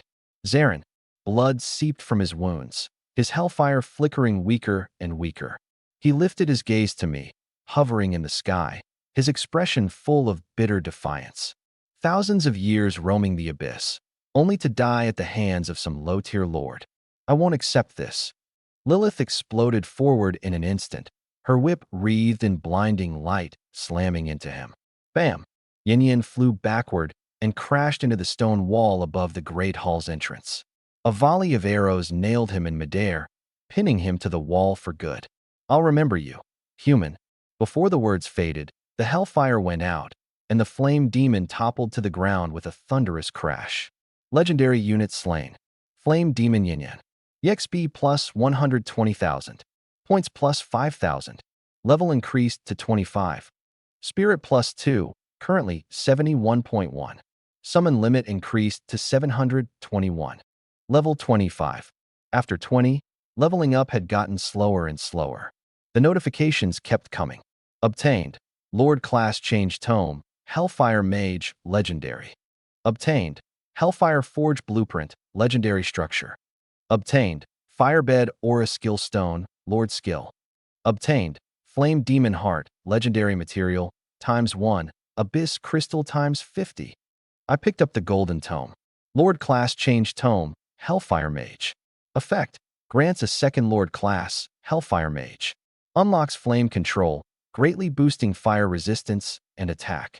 Quality. Legendary. A second class. Only mid-tier lords had these, and this one started at legendary rank. Good stuff. Too bad I couldn't use it yet. But at least it gave me another option down the road. I looked at the blueprint next. Hellfire Forge Blueprint. Effect. Once built, can enhance and upgrade equipment. Compatible with all classes. Build requirements. Mana Stone ×10, 000. Obsidian ×10, Abyss Crystal ×10. A legendary drop. Everything I've summoned. Not a single one has been a dud. Now for the skill stones. Fire Pit Aura. Effect. All units under your command gain plus 30% fire resistance. Range. 2,000 meter radius, centered on the Lord. I pulled up my panel and glanced over it. Mana Shield, Slow, Mental Shock, plus the Blood Rune battle formation I'd taken from the Vampire Archduke, and now another aura. My mana drain was only going to keep climbing. Looked like I'd need to find something to raise my mana cap. Use. Lord Skill acquired. Fire Pit Aura. I gathered up the spoils and turned my gaze to the two corpses. Blaze Flame, legendary tier, but he required an intermediate rank Lord to convert. Useless to me for now. Zarin was different. Epic 9-star, just a hair short of legendary. With my current strength, I could convert him directly. And he was a caster. Once he became undead, he'd be an epic 9-star mage. More useful than a legendary. I pulled him straight into the Scourge domain. With Blaze Flame's fall, the Demon Fortress's army collapsed for good. Word. Master. Clean up the battlefield. Get all the corpses organized. Then take some men and search the entire fortress. Yes. With a thought, I returned to the Scourge domain, laid Zarin's corpse in the center of the altar, and poured in mana. Dark red runes flared to life, and threads of death force wound around the body. Boom. The altar's light surged, bones cracked, muscle withered, and a dark red glow bled out from within. Just then, Word's voice sounded in my mind. Master, there's an anomaly here at the fortress. I frowned and shifted my presence back to the fortress. What anomaly? There's a stone wall behind the great hall, covered in dark red runes, with mana flowing through it.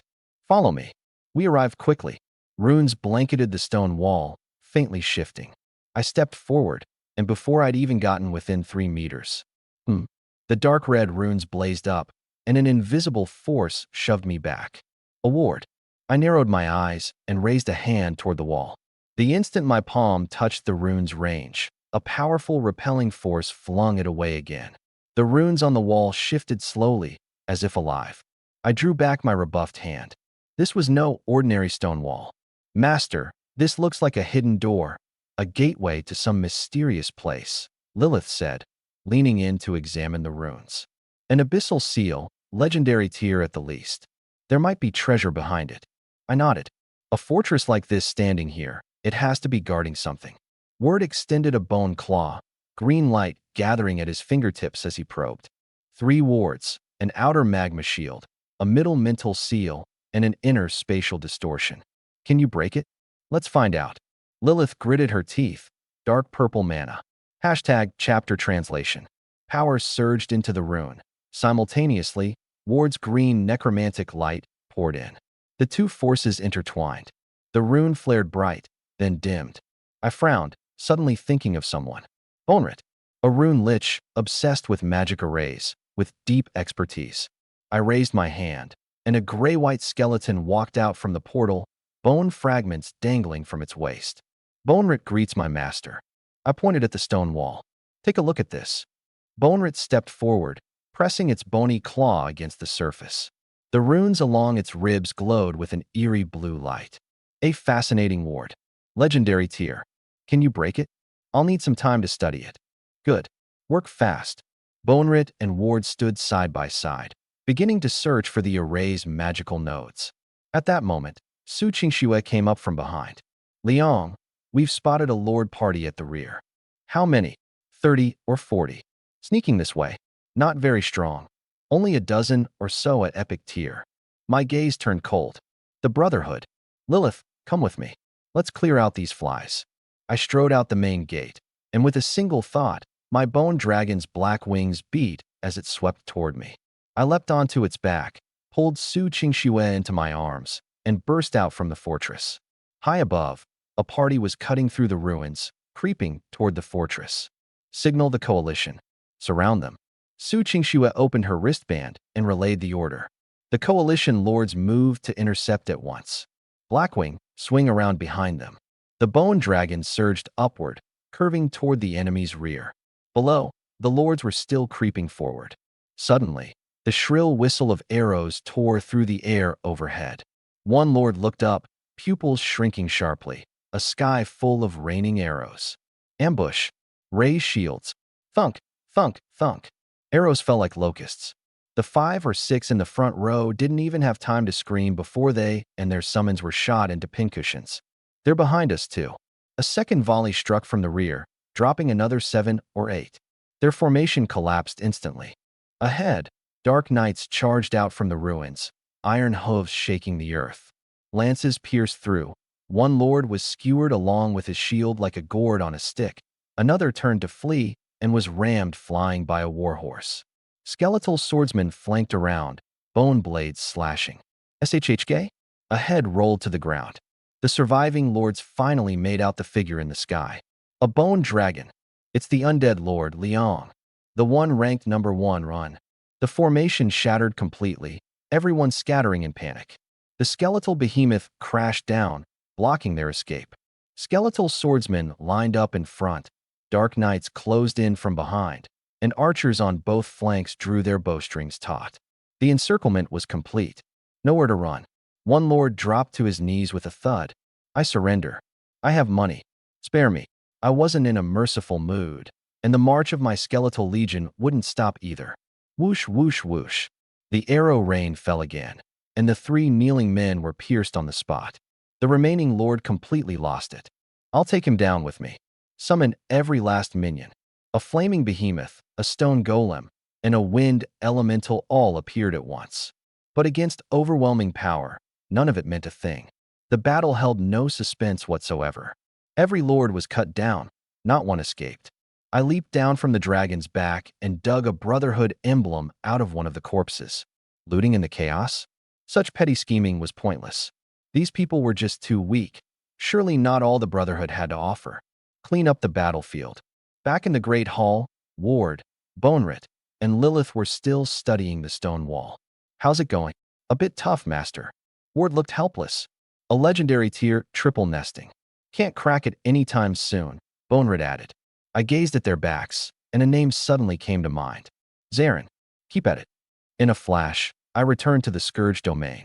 At the center of the altar, Zarin's corpse floated in midair, wrapped in an eerie green glow, his bones reassembling. I raised my hand and channeled magic into the altar. The glow flared, humming loudly. Crack, crack. A moment later, a skeleton stepped out of the light. Deep purple flames flickered in its eye sockets, and a bone staff rested in its left hand. It knelt on one knee. Zarin, greeting my master. I opened the panel. Necromancer, Zarin. Quality, Epic 9-star. Level 5. Skills. Shadow Burst AoE damage, 10-second cooldown. Mana Storm damage over time, 30-second cooldown. Shadow Shield. The more mana, the stronger the shield, 1,200-second cooldown. Death Ray pierces targets, 20-second cooldown. Shadow Bind immobilizes target for 3 seconds, 60-second cooldown. Traits: Mana Draw Killing, an enemy restores plus 10 mana. Shadow Affinity Shadow Type, spell damage plus 30%. Excellent. An epic 9-star mage, for high damage shadow skills, plus crowd control. Used well, he'd be no worse than a legendary tier. I took out the 2 pieces of gear Zarin had dropped when he died. These are yours. I'm returning them now. Zarin took them, his eerie green flames flickering violently. Thank you for granting me this gear, master. He draped on the robe and took up the staff.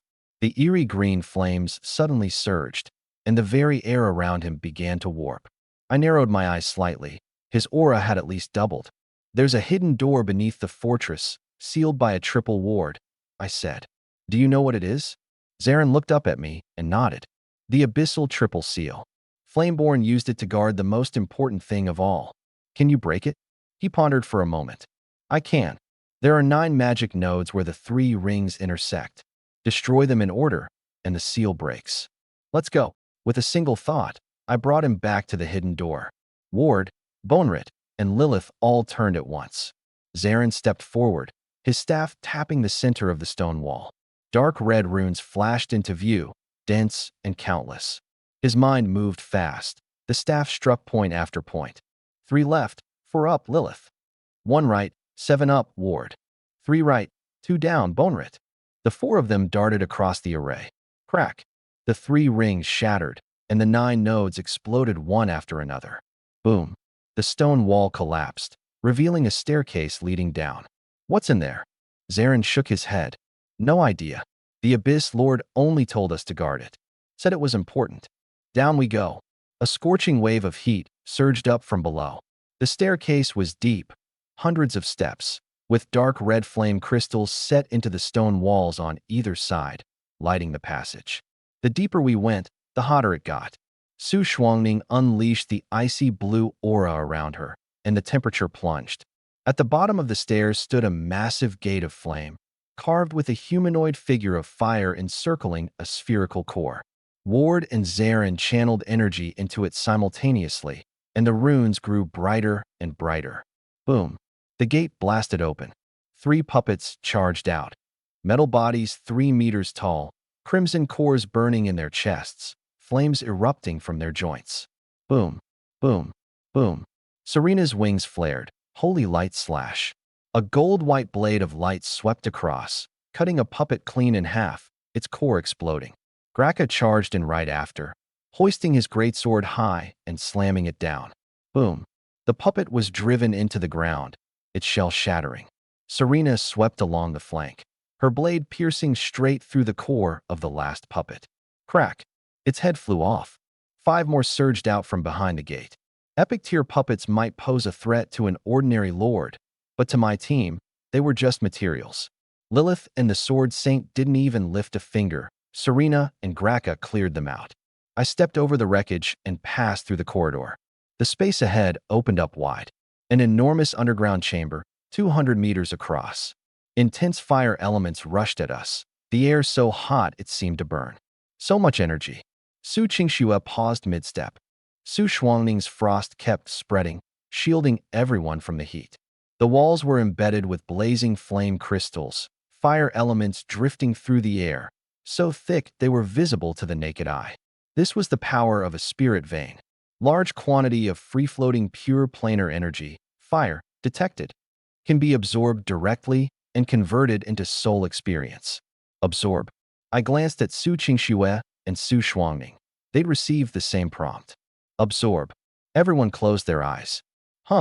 Golden light burst out from my body. Level increased to 26. Spirit plus 2.0, currently 73.1. Summon capacity increased to 741. Golden light exploded again. Level up to 27. Spirit plus 2.0, currently 75.1. Summon capacity increased to 761. I opened my eyes. 2 levels in a row. 1 step closer to Intermediate Lord. 5 levels. I jumped 5 levels in 1 shot. Su Qingshue's voice actually cracked. This pure energy is insane. It converts directly into soul experience. I've never even heard of that. This place isn't ordinary. I stepped forward. At the center stood a black rock altar, plain and unadorned, surrounded by churning lava. Glub, glub, bubbles rose from the magma, burst, and rose again. Dead center on the altar floated a pumpkin-sized ball of fiery red light, crimson gold radiance swirling within. Energy pulsed outward in wave after wave, radiating extreme heat. Any closer, and my souls would melt. I raised my hand, meaning to reclaim it straight into my calamity domain. Unhatched plain elemental sacred spirit. Fire, detected. Quality, legendary. Description, a primordial element condensed at the birth of a plane, containing the complete law of fire. The purest embryo of elemental life. 1. Absorb. Spirit permanently +20. Gain skill flame control. 2. Hatch. Inject mana to hatch and form a contract, gaining a legendary fire elemental sacred spirit servant. 3. Sacrifice. Receive a random legendary reward. I barely hesitated. Hatch. I sliced my fingertip. A drop of blood flew into the light ball as I poured in a massive amount of mana. The instant the blood fused in, crimson gold light exploded, swallowing the entire altar. I squinted and stepped back. Within the light, the ball began to change. Contracting, expanding, contracting again. A humanoid outline emerged. Petite, barely 5'2". Long crimson hair fell to her waist, the tips burning with gold-red flame. A gown of condensed fire wrapped her body, its hem fluttering. Flame patterns coiled around her ankles and wrists. Her eyelids trembled, then slowly opened. A pair of crimson gold eyes, flames dancing inside them. She looked down at her own hands, spread her fingertips, and a cluster of fire leapt in her palm. Then she looked up at me. Are you my master? Hatching successful. Obtained legendary servant. Fire elemental sacred spirit, nameable. Quality, legendary 1-star. Level, 30. HP, 4500 attack, 650 speed, extremely fast. Skills, blazing control passive, fire damage +50%. Flame form transform into fire, immune to physical attacks, 30 seconds. Flame burst compressed fireball, 300% damage. Inferno storm. Translation. Sweeping strike. Sweep across the battlefield, dealing 200% area damage. Flame shield absorbs damage and burns nearby enemies. Scorching aura. Passive. Increases allied fire damage by 20%. Summon. Fire elemental bear. Summons a legendary fire bear for 30 minutes. Meteor storm. A barrage of meteors, each dealing 150% damage. Traits. Elemental body. Immune to fire. Burns through anything. Plain spirit. Fire elemental affinity max. Moves freely through lava. Evolvable. Absorb pure fire elements to unlock stronger forms. Contract. Absolute obedience Leon. Description. Plain spirit. An independent life form born after a plane takes shape, but before its will coalesces.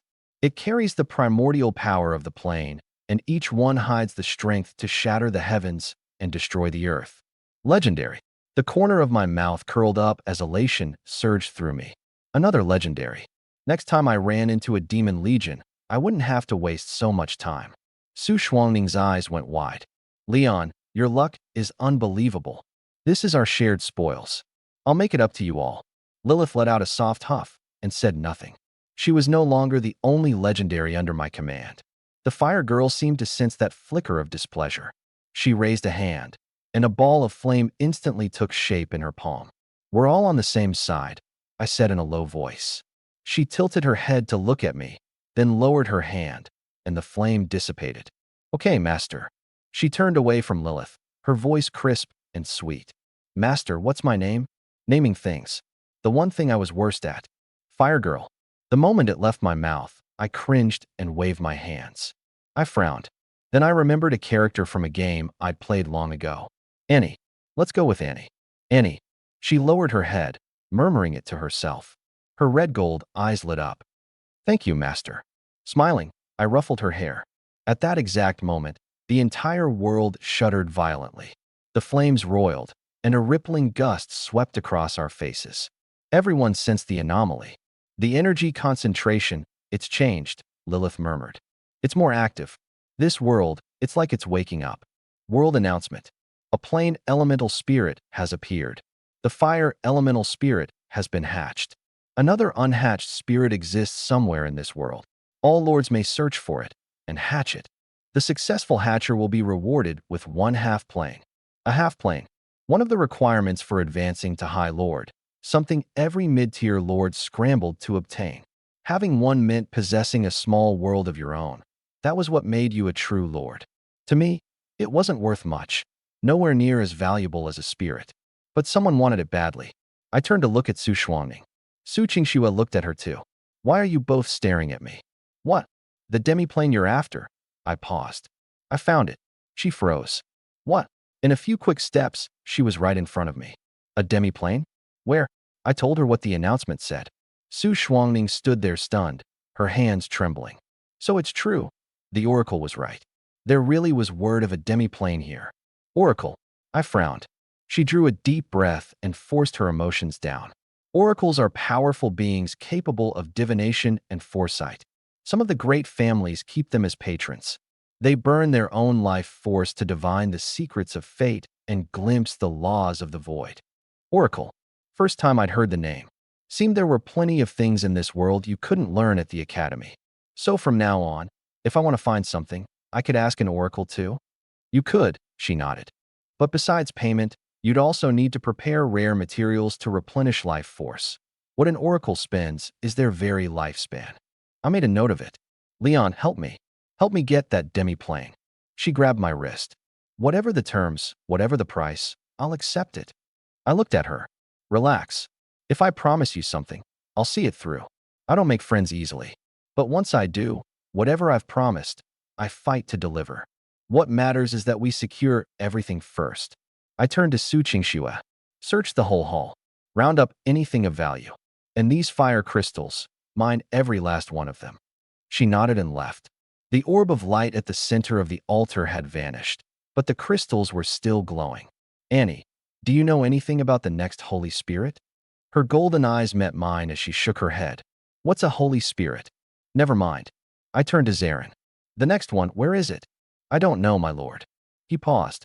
But I do know there's another demon fortress, heavily guarded. They wouldn't station that many troops there for no reason. So it's probably there. My eyes narrowed slightly. Master, Zarin went on. Demon reinforcements will arrive soon. How soon? 3 days at most. He looked a little embarrassed. The pressure the Blue Star Lords have been putting out exceeded the Demon Lords' expectations. After I reported the situation, they settled on a new strategy. Concentrate their forces to tear open a breach and push a legion through to build a portal. So you were the one who tipped them off. Lilith planted her hands on her hips and glared at him. I wasn't serving you yet at the time, Master. Zarin bowed his head. I let it go and simply nodded. 3 days. Things wouldn't stay quiet for long. I had to make the most of the time and grow my forces. Deep within the ley lines, at the Brotherhood's temporary camp, West sat at the center of the tent, a map spread out before him. Over 500 lords stood in formation, awaiting orders. His face was grim. The ones he'd sent out. 35 scouts were sent to investigate Leon. Not a single one returned. The lieutenant lowered his voice. My lord, the scouts sent back only one final message. Speak. Don't seek revenge. Leon has many epic tier servants. The lieutenant's voice trembled. Then the transmission cut off. West's fingers tightened, knuckles cracking. My lord, the demon kill rankings have updated. He raised a hand and opened the system.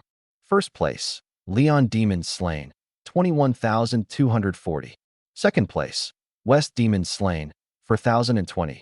The gap kept widening. No need to guess. That demon fortress had been wiped out by Leon. The glory that should have been his had been stolen. My lord, why don't we just pull back? West's eyes snapped wide. He drew in a deep breath and forced 2 words through gritted teeth. Leon. Before he could finish, a commotion broke out beyond the tent. A servant hurried in. Chief, a lord from China requests an audience. He says he knows Leon, and that they're mortal enemies. A glint flashed in West's eyes. Bring him in. The tent flap lifted, and a figure stumbled inside. His left arm was severed at the elbow, the stump wrapped in blood-blackened bandages. His right leg dragged with a limp, and every step made the muscles in his face twitch. His lips were pale, his eyes sunken deep. Zhao De, of the Zhao family in Jiangqing, a novice lord. His voice was hoarse. If you can make Leon die, I'll tell you everything I know about him. West signaled for a chair to be brought over. Zhao De sat and got straight to the point. His main force is a skeleton legion. Dark knights, skeleton archers, skeleton mages, plus a destruction knight, and 7 or 8 epic servants.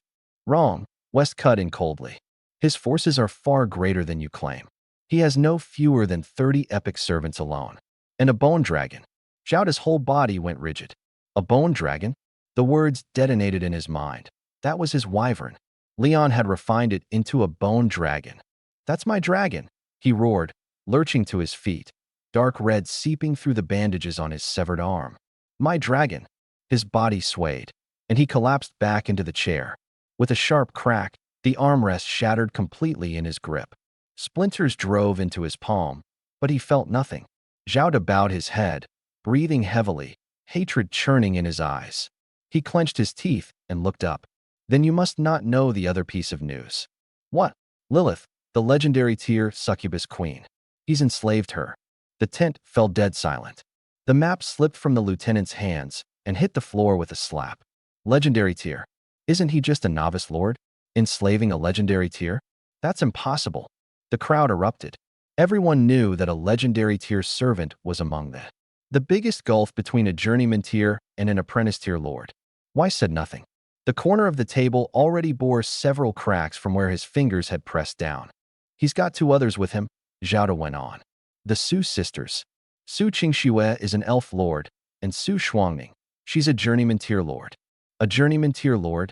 How the hell is there a journeyman tier lord in a trial plane? That news hit harder than the legendary tier bombshell. Shut up. Weiss shot the crowd a cold glare, then turned back to Zhao De.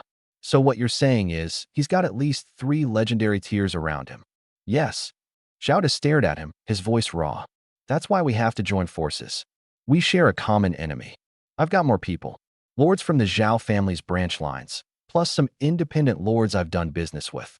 I'll bring them all in, together with your brotherhood, and we kill him. Weiss lowered his head, fingers drumming against the tabletop. The top spot was hopeless now. Liang had 20,000 points. He only had 4,000. There was no catching up. The real question was this: rallying more than 500 lords.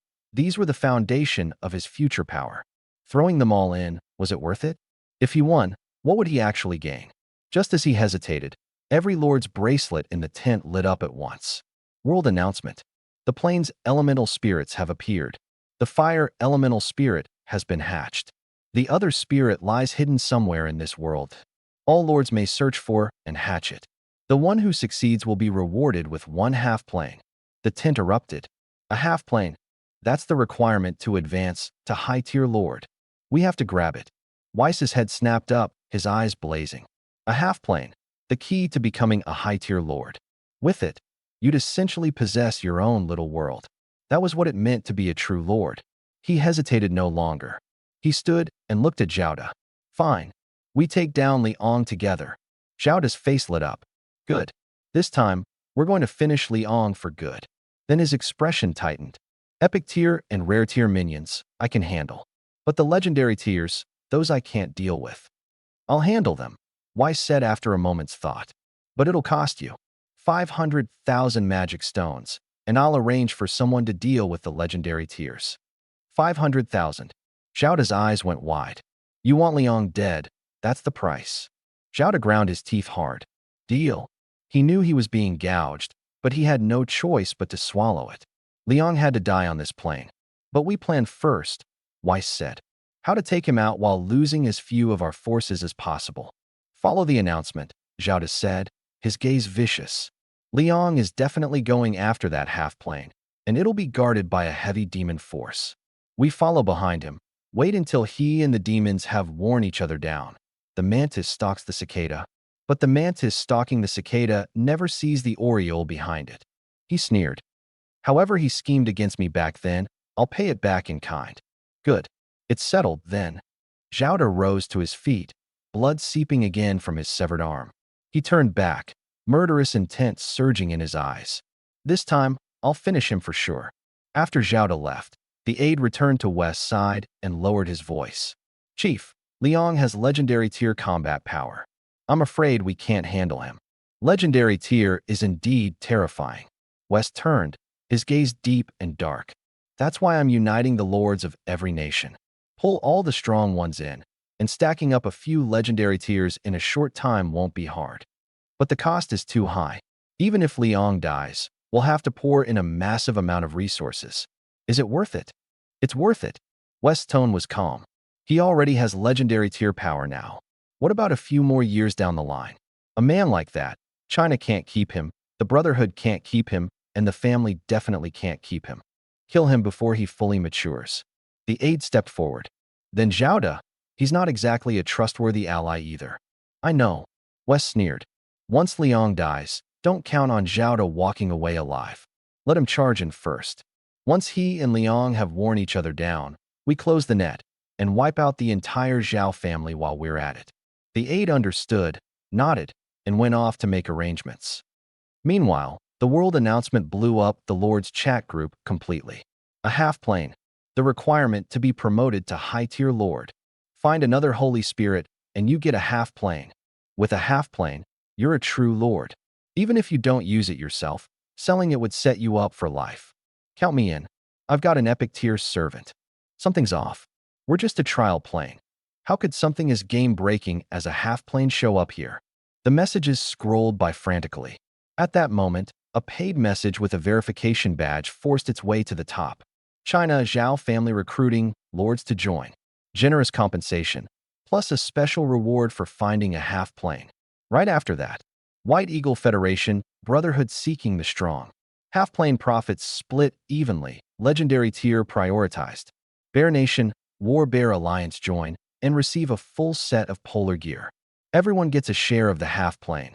Holy Alliance, Templar Knights Angel, and Holy Light Servants prioritized.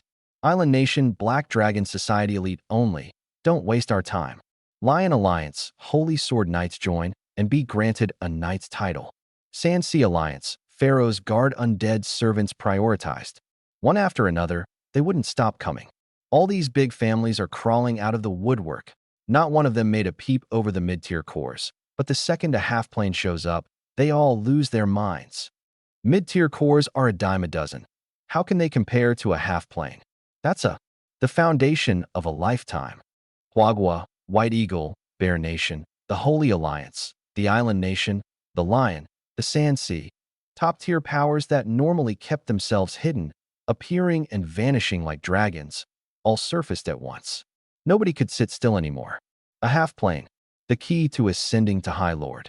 Worth every mid-tier lord staking their life on it. Endless Abyss, level 1337. Hall of the Flame Lord. Magma flowed slowly, and the smell of sulfur mixed with rust hung in the air. Abyssal runes on the stone walls seeped a dark red glow, illuminating the massive figure deep within the hall. Saron. Abyssal Lord. Flame Lord. He sat upon a throne of magma, his colossal body sheathed in flame-scaled armor, every plate like iron seared over and over by molten rock. His enormous claws rested on the armrests, black light glinting at their tips. A legendary tier abyssal mage knelt prostrate on the ground, trembling too hard to stand. Yin Yin is dead, completely dead. Even his soul mark has dissipated. Saron's fingers went still. Dead. The lingering aura, it's the same one that killed the great bull demon, Tauros, last time. Tauros. Saron remembered that name. A legendary legion commander under another lord, who had spared no cost hunting a certain someone, only to be brought down. Him again. Saron shot to his feet. Boom. The entire hall shuddered, debris raining down from the dome, magma bursting out from either side of the throne. That lord from Blue Star. Flames erupted, the air twisting from the heat. I don't care who he is, kill him. Before the words had faded, the hall trembled violently again. The demons froze, assuming it was their master's fury. But Saron's brow furrowed. This was a different kind of tremor. A demon came scrambling in and threw itself to the floor. Great Master, the plane's Holy Spirit, it's gone. The temperature in the hall spiked. What did you say? The energy transfer from the magma pool has been severed. The formation has lost its light, and the crystal orb can no longer sense the Holy Spirit's mark. Saron's figure flickered. The next instant, he stood at the edge of the underground magma pool. This was the core of the abyss. Molten rock, tens of meters wide, churned slowly, heat rising in waves. The runes along the pool walls should have been pulsing. Now, they had all gone dark. At the center of the pool, where the fire elemental crystal orb had once hovered, there were only a few shattered crystal fragments soaking in the lava, their red light extinguished like burnt-out cinders. The energy transfer had been completely cut off. The Holy Spirit was his food. A plane's Holy Spirit was pure energy, flowing in endlessly through the abyssal contract to feed the Lord. Every fraction of the Holy Spirit that was drained weakened that plane's barrier by an equal measure. Once the Holy Spirit was wrung dry, the plane would fall into the abyss. But now, the Holy Spirit had been stolen. Saron, staring at the pile of crystal shards, the massive claw slowly clenched, and lava began to churn. That Lord, he's not after the Holy Spirits. His voice pressed down so hard the surrounding heat seemed to stutter, his pupils contracting slightly. He's after the abyss. Kelthu, send word. The legendary mage materialized. Summon Malox, Morgan, and Xeris. Sauron lowered his gaze, firelight flickering in his eyes. I want to tear open the rift and build a portal. The Abyssal Legion will drown the dark wastes. The mage shuddered. But forcing the channel open will weaken the seal on the 1337th layer. I don't care. Sauron roared. Anyone who steals my Holy Spirit dies. Deep within the abyss, an enormous fissure stretched across the void. Dark crimson mist churned as countless demons formed ranks along the platform at the fissure's edge. Hellhounds, gargoyles, berserker fiends, serpent demons, and minotaurs crowded together. The platform was covered in scorch marks and bloodstains. Half a bone spike jammed into a crack in the stone. 3 obsidian pillars, 10 meters tall, stood at the center, densely covered in runes, their tops connecting to the depths of the fissure. The first pillar lit up, a column of dark crimson light shooting skyward. The second and third ignited simultaneously, 3 beams converging in the void as space warped violently. The light dispersed, and 3 colossal figures emerged. Death Lord Malox, Dread Demon King Xeris, and Sauron. The blue star ants stole the fire Holy Spirit. They must die. Sauron snarled.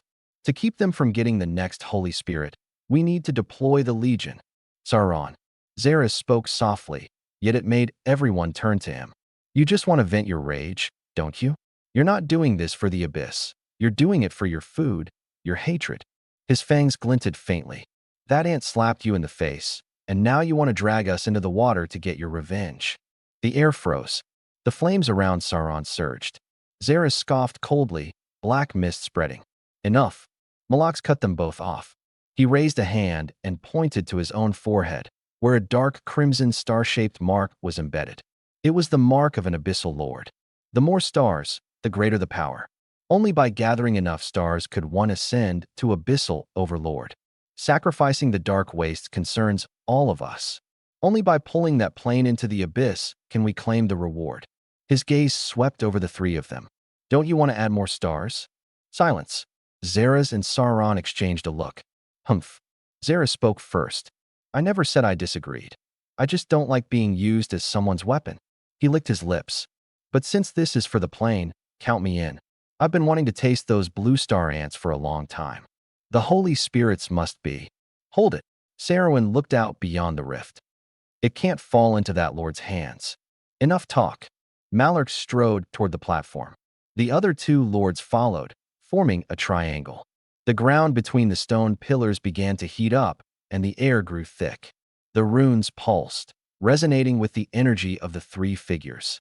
3 beams of light, red, black, and purple, surged up at once, converging at the center.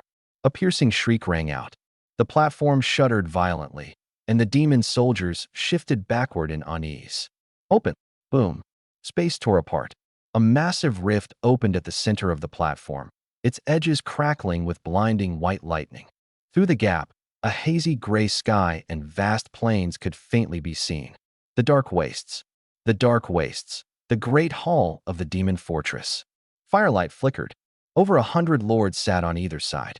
Some spoke in low voices, some wiped blood from their weapons, and others stared at the mountain of spoils piled in the center of the hall. I stepped into the hall. The scrape of chair legs against stone rang out one after another as everyone rose to their feet, one by one. Chiefly, brotherly, boss, fists clasped in salute, backs bowed, spines instinctively straightening. Over 100 pairs of eyes turned toward me. Not one of them remained seated. I gave a slight nod. Su Qingxue and Su Shuangning sat on either side of the head seat. Seeing me enter, they rose to greet me as well. Liang, the weapons, armor, and mana stones in the fortress have all been counted. Su Qingxue handed me the inventory. Though the coalition was called the Su Family Coalition, everyone now knew who really called the shots. Strength was everything, and I alone was worth the entire coalition. Most of the lords who joined later had come for the name at the top of the rankings. I glanced over the list. Everyone's here, so let's split it up. Conquering this world took everyone's effort. I couldn't hoard it all. Besides, there was plenty here I had no use for. How do you want to divide it? Su Qingxue left the decision to me. I turned to face the crowd, my voice echoing through the hall. Each person may choose 500 mana stones worth of equipment, materials, or weapons. Pick whatever you like.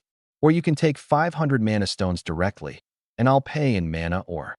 The crowd immediately buzzed with excitement. 500 mana stones was nothing to me, but for many of the lower-ranked lords, that was half a year's stipend. Brother Li is generous. Fighting under Captain Li, it's more than worth it. Boss, from now on we're with you. The clamor rose all around. If two people want the same item, we'll auction it. Highest bidder wins. I asked, any objections? None. The boss's word is final. Good. Qingxue and her spirits will run the auction shortly. We'll put the valuable pieces up first. I raised a hand to quiet them. One more thing. Servant corpses can be sold to me. I'll settle in mana ore. The lords' eyes lit up. Servant corpses were basically useless anyway. Now they didn't have to lift a finger and could trade them for magic or, refined, that became magic stone. Thanks, boss. Hey, calling her Qingxue already? Looks like Brother Li's landed Miss Su. That's awfully intimate. We'd just been discussing corpse prices when someone steered the conversation off track. I froze, then realized I'd unconsciously dropped the Miss Su. Probably from being around her so much lately. I cleared my throat. So, Qingxue, I'll leave things here to you. I've got something to take care of. Heading out. Su Qingxue stayed perfectly calm and gave a slight nod. Sure, go do what you need to. I stepped into the hall through the side door. A single thought, and my figure vanished. The Calamity Domain. The weather was clear. The spirits cleaned every day, not a trace of rot anywhere. The Elder had converted a mall's underground parking lot into an ice vault dedicated to storing corpses, with undead structures spread between the underground levels and the buildings above. There were skeletons throughout the domain, but it didn't feel like a land of the dead. Ward strode forward and bowed. Master, the corpse inventory has been tallied. 76 epic grade, 262 rare grade, 1,853 elite grade, 6,324 common grade. I nodded. 76 epics. 29 from the encirclement of the Flame Legion on the perimeter, 27 cleared during the fortress breach, plus around 20 from wiping out the Lord who'd tried to ambush us. All epic grade combatants. I raised my hand, and the altar flared to life. Convert the epic undead. A panel popped up. Epic demon corpses detected times 76. Each epic undead conversion requires a large quantity of low-tier corpses as fuel. Base cost. Common times 2,000. Elite times 100. General's corpse is the most intact. Can convert to a Doom Knight. Melee additional elite times 50. Magic stone times 500. Mage's corpse epic skeleton mage. Magic additional elite times 30. Magic stone times 300. Archer's corpse epic skeleton archer. Ranged additional elite times 30. Magic stone times 300. I frowned. 2,000 common corpses each. 6,300 divided by 2,000. Only enough to convert 3. Ward. Master. Convert the mages first. Yes. Ward tapped his bone staff. Several skeletal swordsmen lifted a mage's corpse and carried it into the altar, while common and elite corpses poured in like a flowing stream. Boom. Ghostly green necromantic light erupted, and the altar began to churn. Ward glanced at the piles of corpses behind him. What do we do with the rest? I didn't answer directly. Instead, I asked, how many can the Blood Nightmare kill in a day at Silent Hill? 2 or 300. On a good day? 4 or 500. I shook my head. Too slow. Silent Hill posed no challenge to me now. It was just a level 40 to 80 psychic mutation zone. I could steamroll straight through it. A place like that was nothing but a material warehouse. Time to cash in. Pass the order. All forces, prepare for battle. Yes, master. I pulled out the blueprint I'd acquired earlier, the Hellfire Forge. A legendary tier facility that could craft, reinforce, and upgrade equipment. Compatible with every class. Let's build it first. Hellfire Forge, Legendary. Construct.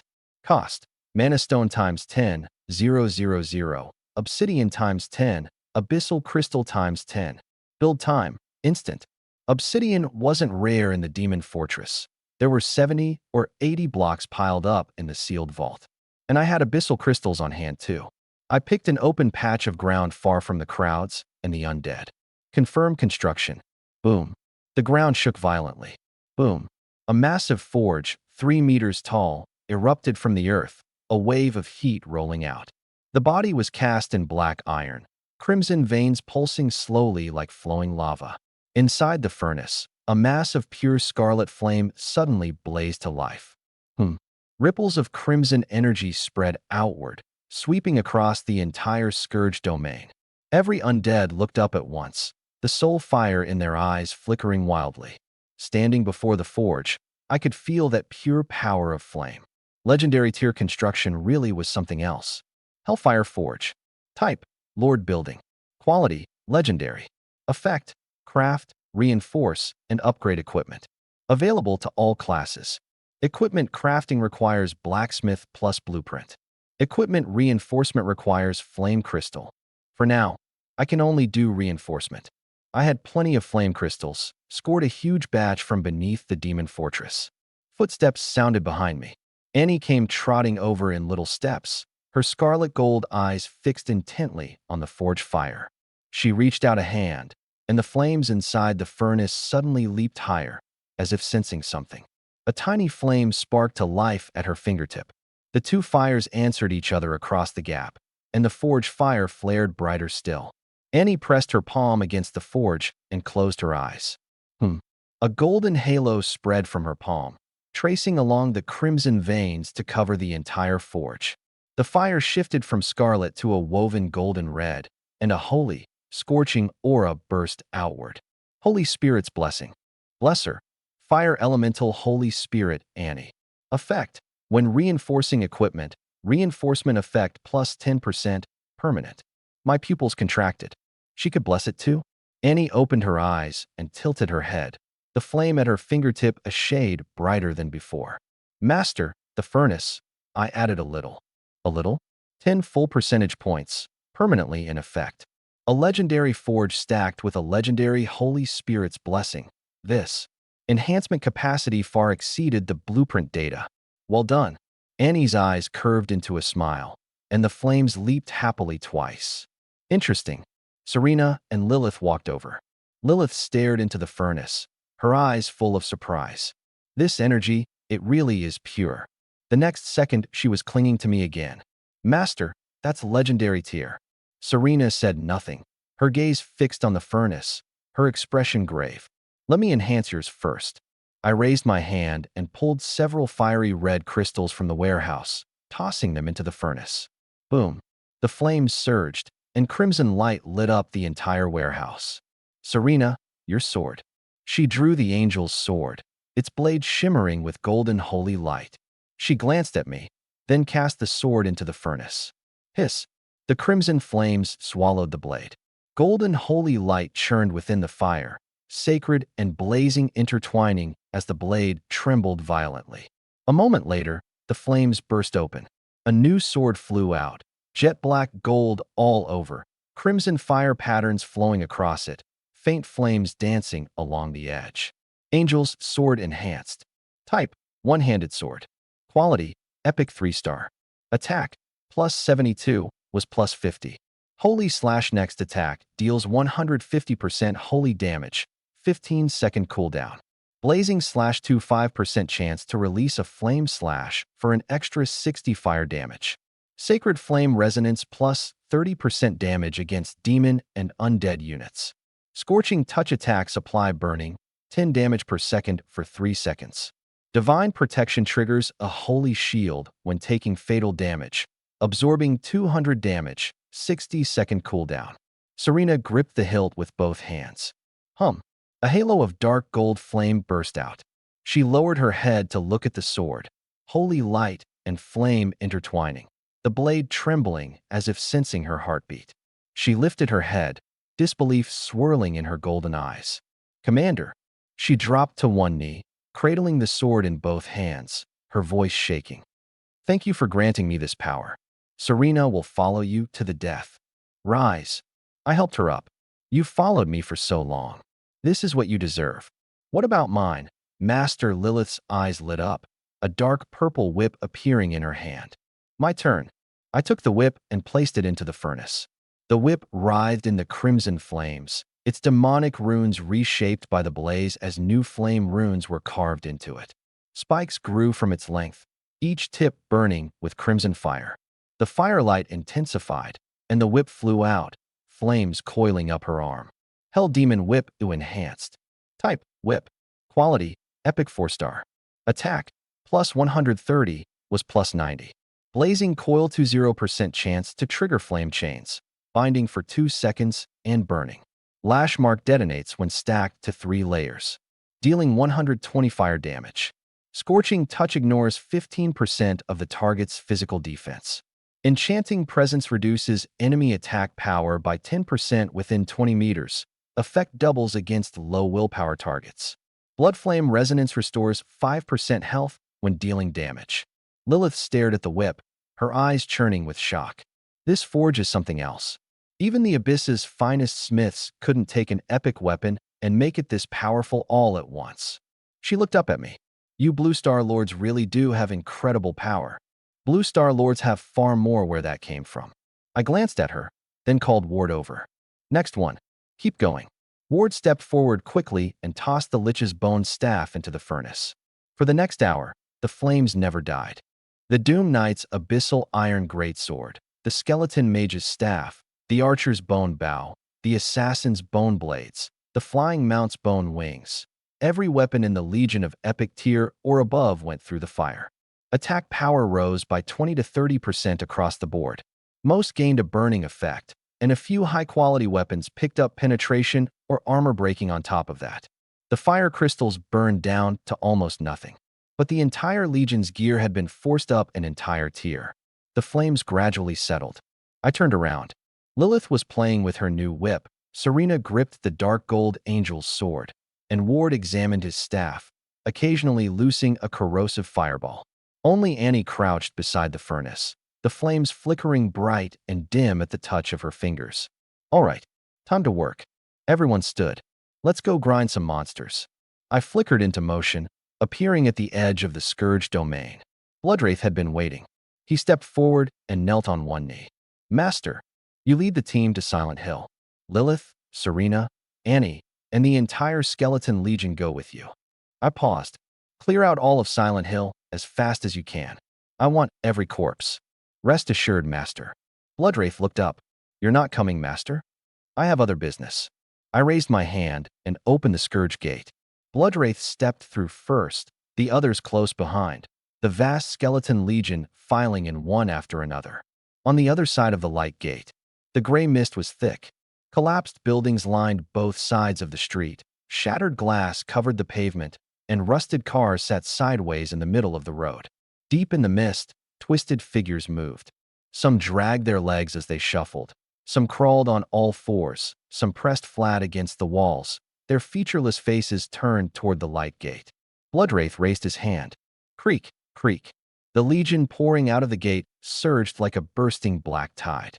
The Dark Knights charged out first, their skeletal warhorses' iron hooves smashing the ground, black armor drawing cold streaks of light through the mist. Screams erupted within the fog. A gray-skinned creature poked its head out, skin pale and gray as if soaked in formalin. Blurred features, fingernails black as razor blades. They hid in every building, lunging out to tear at anything living.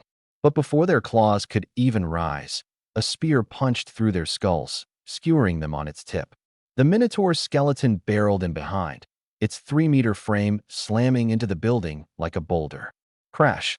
Half the building collapsed. A screamer tucked inside had just spread its wings when a bone horn burst through its chest. The wyvern skeleton swept out, diving straight for the banshee in the air. Pale woman from the waist up, misty tendrils below, hair drifting like it was alive. A swipe of the bone claw, crack. Its head exploded, spraying black blood. The remaining banshees shrieked and scattered, only to be torn apart one after another. The skeleton archers formed ranks, bowstrings taut. Twang. Bone arrows poured into the mist like a downpour, and the gray-skinned figures dropped in rows. More monsters surged forward. Crawlers with backward-bent joints skittered along the walls like spiders, hurling themselves down at the archers from above. A skeleton swordsman cleaved one clean in half. An epic tier iron giant rose from the rubble, 3 meters tall, hide like rusted iron, a string of fleshy tumors bulging along its back. It roared and smashed its fist into the ground.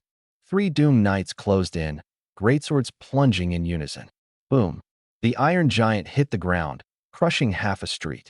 The Legion hadn't even fully deployed, and Silent Hill was already a slaughterhouse. Lilith watched the endless flood of skeletons, the corner of her mouth twitching.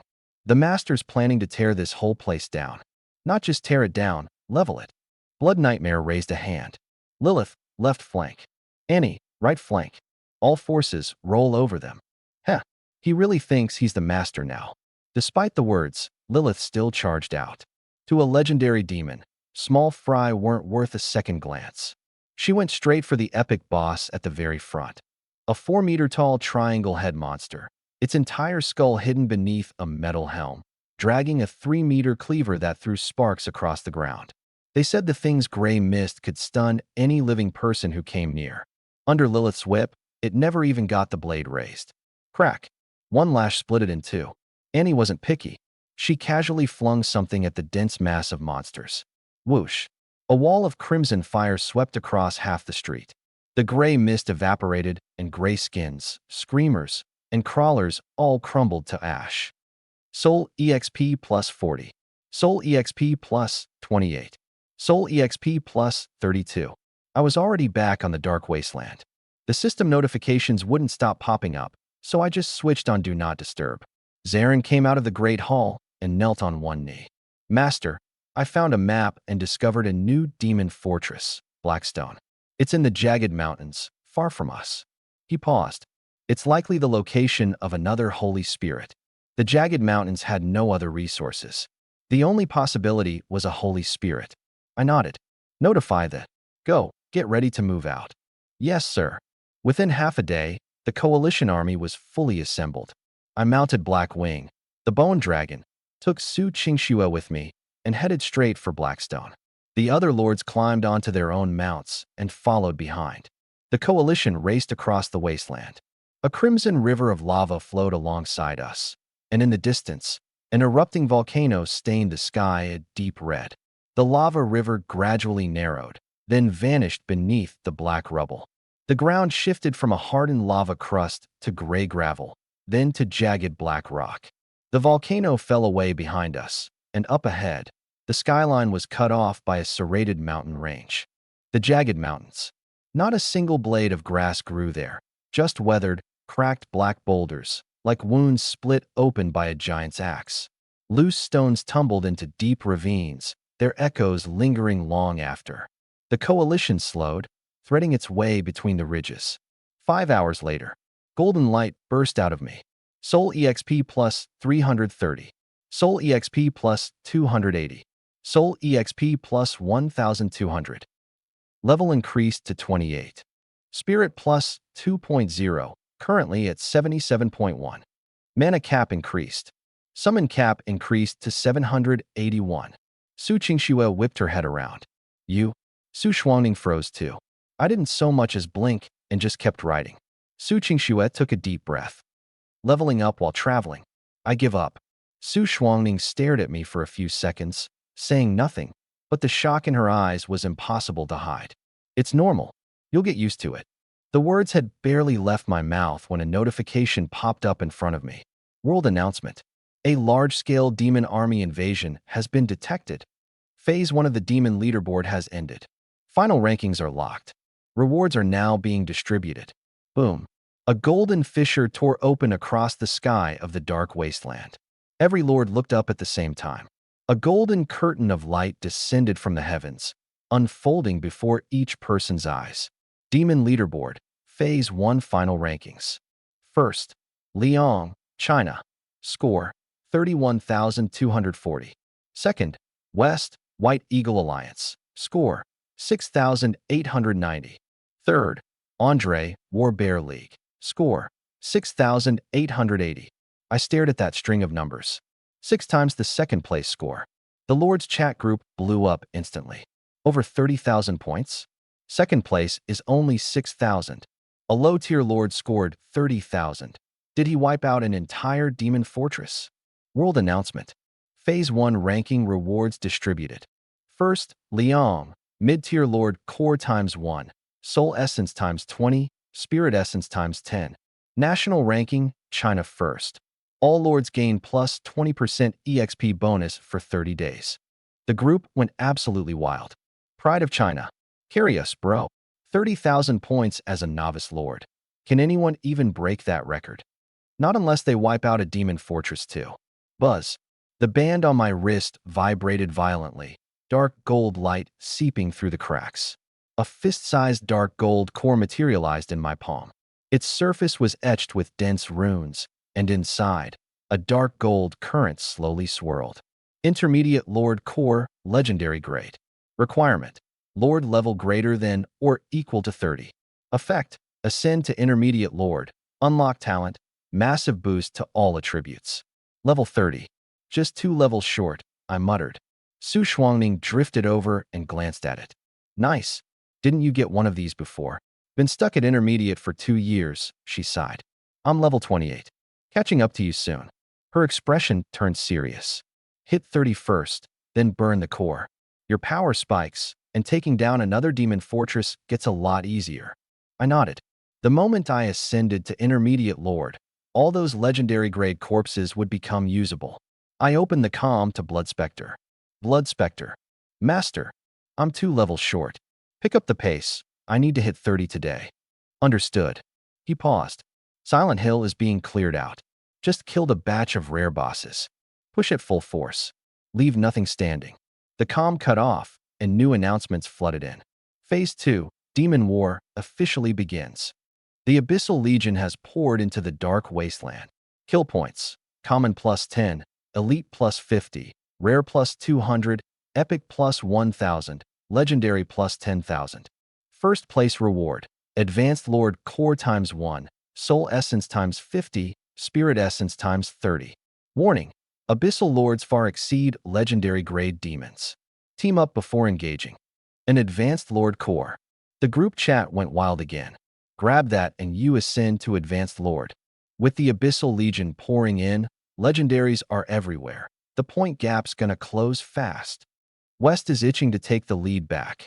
Su Shuangning's face went grim as she looked at me. That Advanced Lord Core, you're not letting it slip, are you? Of course not. I tucked the intermediate core into my spatial ring and pulled out the soul essence first. 20 dark blue orbs of light coalescing in my palm. I crushed the first one. Buzz. Dark blue energy surged into my body. Soul EXP plus 100. Soul EXP plus 100. I crushed all 20, the energy racing through my veins. Level up to 29. Spirit plus 2, currently 79.1. Summon cap, raised to 791. 1 level to go? I took out the spirit essences, 10 of them, glowing silver white. Your turn. I crushed the first one. Silver white energy poured into my brain, like a door being pushed open. Spirit power permanently plus 10. Currently 89.1. Summon limit 891. The second, the third. Spirit power permanently plus 10. Currently 179.1. Summon limit 1791. One level to go? I gripped that dark gold core. Today, I level up, no matter what. Silent Hill. Gray mist churned. Bloodwraith stood at the center of the ruins, bone wings blotting out the sky behind him. 50 wyvern skeletons circled the heights, their bone wings shrieking as they cut through the air. 60 bull demon skeletons formed ranks up front, their 3-meter frames advancing like a moving wall. Boom. An abandoned building collapsed. The gray-skinned creatures hiding inside were crushed to pulp before they could even crawl out. The Dark Knights flanked from the sides, black lances reaping the stragglers. Left flank, about 300 left, Lilith said, cracking her whip toward the southeast. Annie, burn them. Annie tilted her head. Grayskins again. So boring. She raised a hand. Dozens of fireballs gathered, and she gave a light push. Boom. Chain explosions of flame ripped open, monsters wailing in the inferno. When they were nearly done, she pulled back just in time. Burned to ash, they'd be useless. There. She dusted off her hands. Bloodwraith was about to nod when his body suddenly went rigid. A moment later, he slowly turned his head, his voice ice cold. Master's orders. Today, we wipe out all of Silent Hill. Silent Hill. Bloodwraith stood atop the highest point of the ruins. Corpses stretched out beneath him, farther than the eye could see. Ward finished the count. Monsters cleared, 99%. Gray-skinned humanoids, roughly 95,000. Aerial screamers, 3,000. Ironhide giants, 2,000. Stitched abominations, 1,000. Mist crawlers, 3,000. Around 100,000 bodies in total. Of those, elite tier and above, about 10,000. But the battle wasn't over. Bloodwraith turned his head. Deep in the gray mist, a clock tower loomed faintly, its spire twisting in the fog. The surface and inner worlds overlapping here. The Lord of the Gray Mist. Everything below epic tier, fall back, Bloodwraith barked. Epic and above, target the clock tower. Kill it. 27 destruction knights spread their wings at once. Massive skeletal wings tore through the gray mist, fanning out into an arcing encirclement. The gray mist surged around the clock tower. 5 figures rose into view. Epic 1-star guardians, clad in ashen gray carapace, letting out low, guttural roars. Boom. The knight's dove. Graka's greatsword came crashing down, carapace shattering, gray blood spraying. Balzer swept across, sending one guardian flying, smashing through half the clock tower. Margot and Cassa struck from both sides, twin blades running the third through. 5 guardians. They didn't last 3 breaths. Crash. The clock tower collapsed. Gray mist erupted from deep within the ruins, blotting out the sky. In the mist, a 30-meter-tall figure slowly rose. Its body was formed from swirling gray fog, without any fixed shape. Legendary tier. That gray fog wasn't fog at all. It was mental energy given physical form. Countless human faces surfaced, twisted, and screamed across its surface. Devoured souls, trapped in the mist for eternity. Lilith. Blood Nightmare's voice was hoarse. It's legendary tier. Be careful. Lilith beat her bat wings, and a dark purple whip materialized in her hand. She stared at the towering monster, the corner of her mouth curling up. Its mental energy is strong, a whole tier above those trash from before. The Lord of Gray Mist struck first. Boom. Its body suddenly swelled, the gray fog erupting like a tsunami and swallowing the entire ruins. The Doom Knight was blasted backward, its bone wings shaking violently. Annie. Draw its attention. Annie conjured a white fireball in her palm, its gold-red core pulsing. Burn. Boom. White flames exploded within the gray fog. The Lord of Gray Mist let out a piercing shriek, and countless faces all turned toward Annie at once. Now, Lilith transformed into a dark purple blur and shot into the fog. The Lord of Gray Mist sensed her. A wave of psychic shock surged forward like a tsunami. A succubus's body was immune to control effects, but a legendary tier's psychic assault was like 10,000 needles stabbing into her brain. Blood seeped from every opening on her face. But her hands didn't stop. She unleashed her mental energy at full power, searching through the fog. Found it. At the densest point of the mist, a fist-sized gray-white crystal. The core. She poured every last shred of strength into it, cracking her whip down hard. Crack. Snap. The crystal shattered.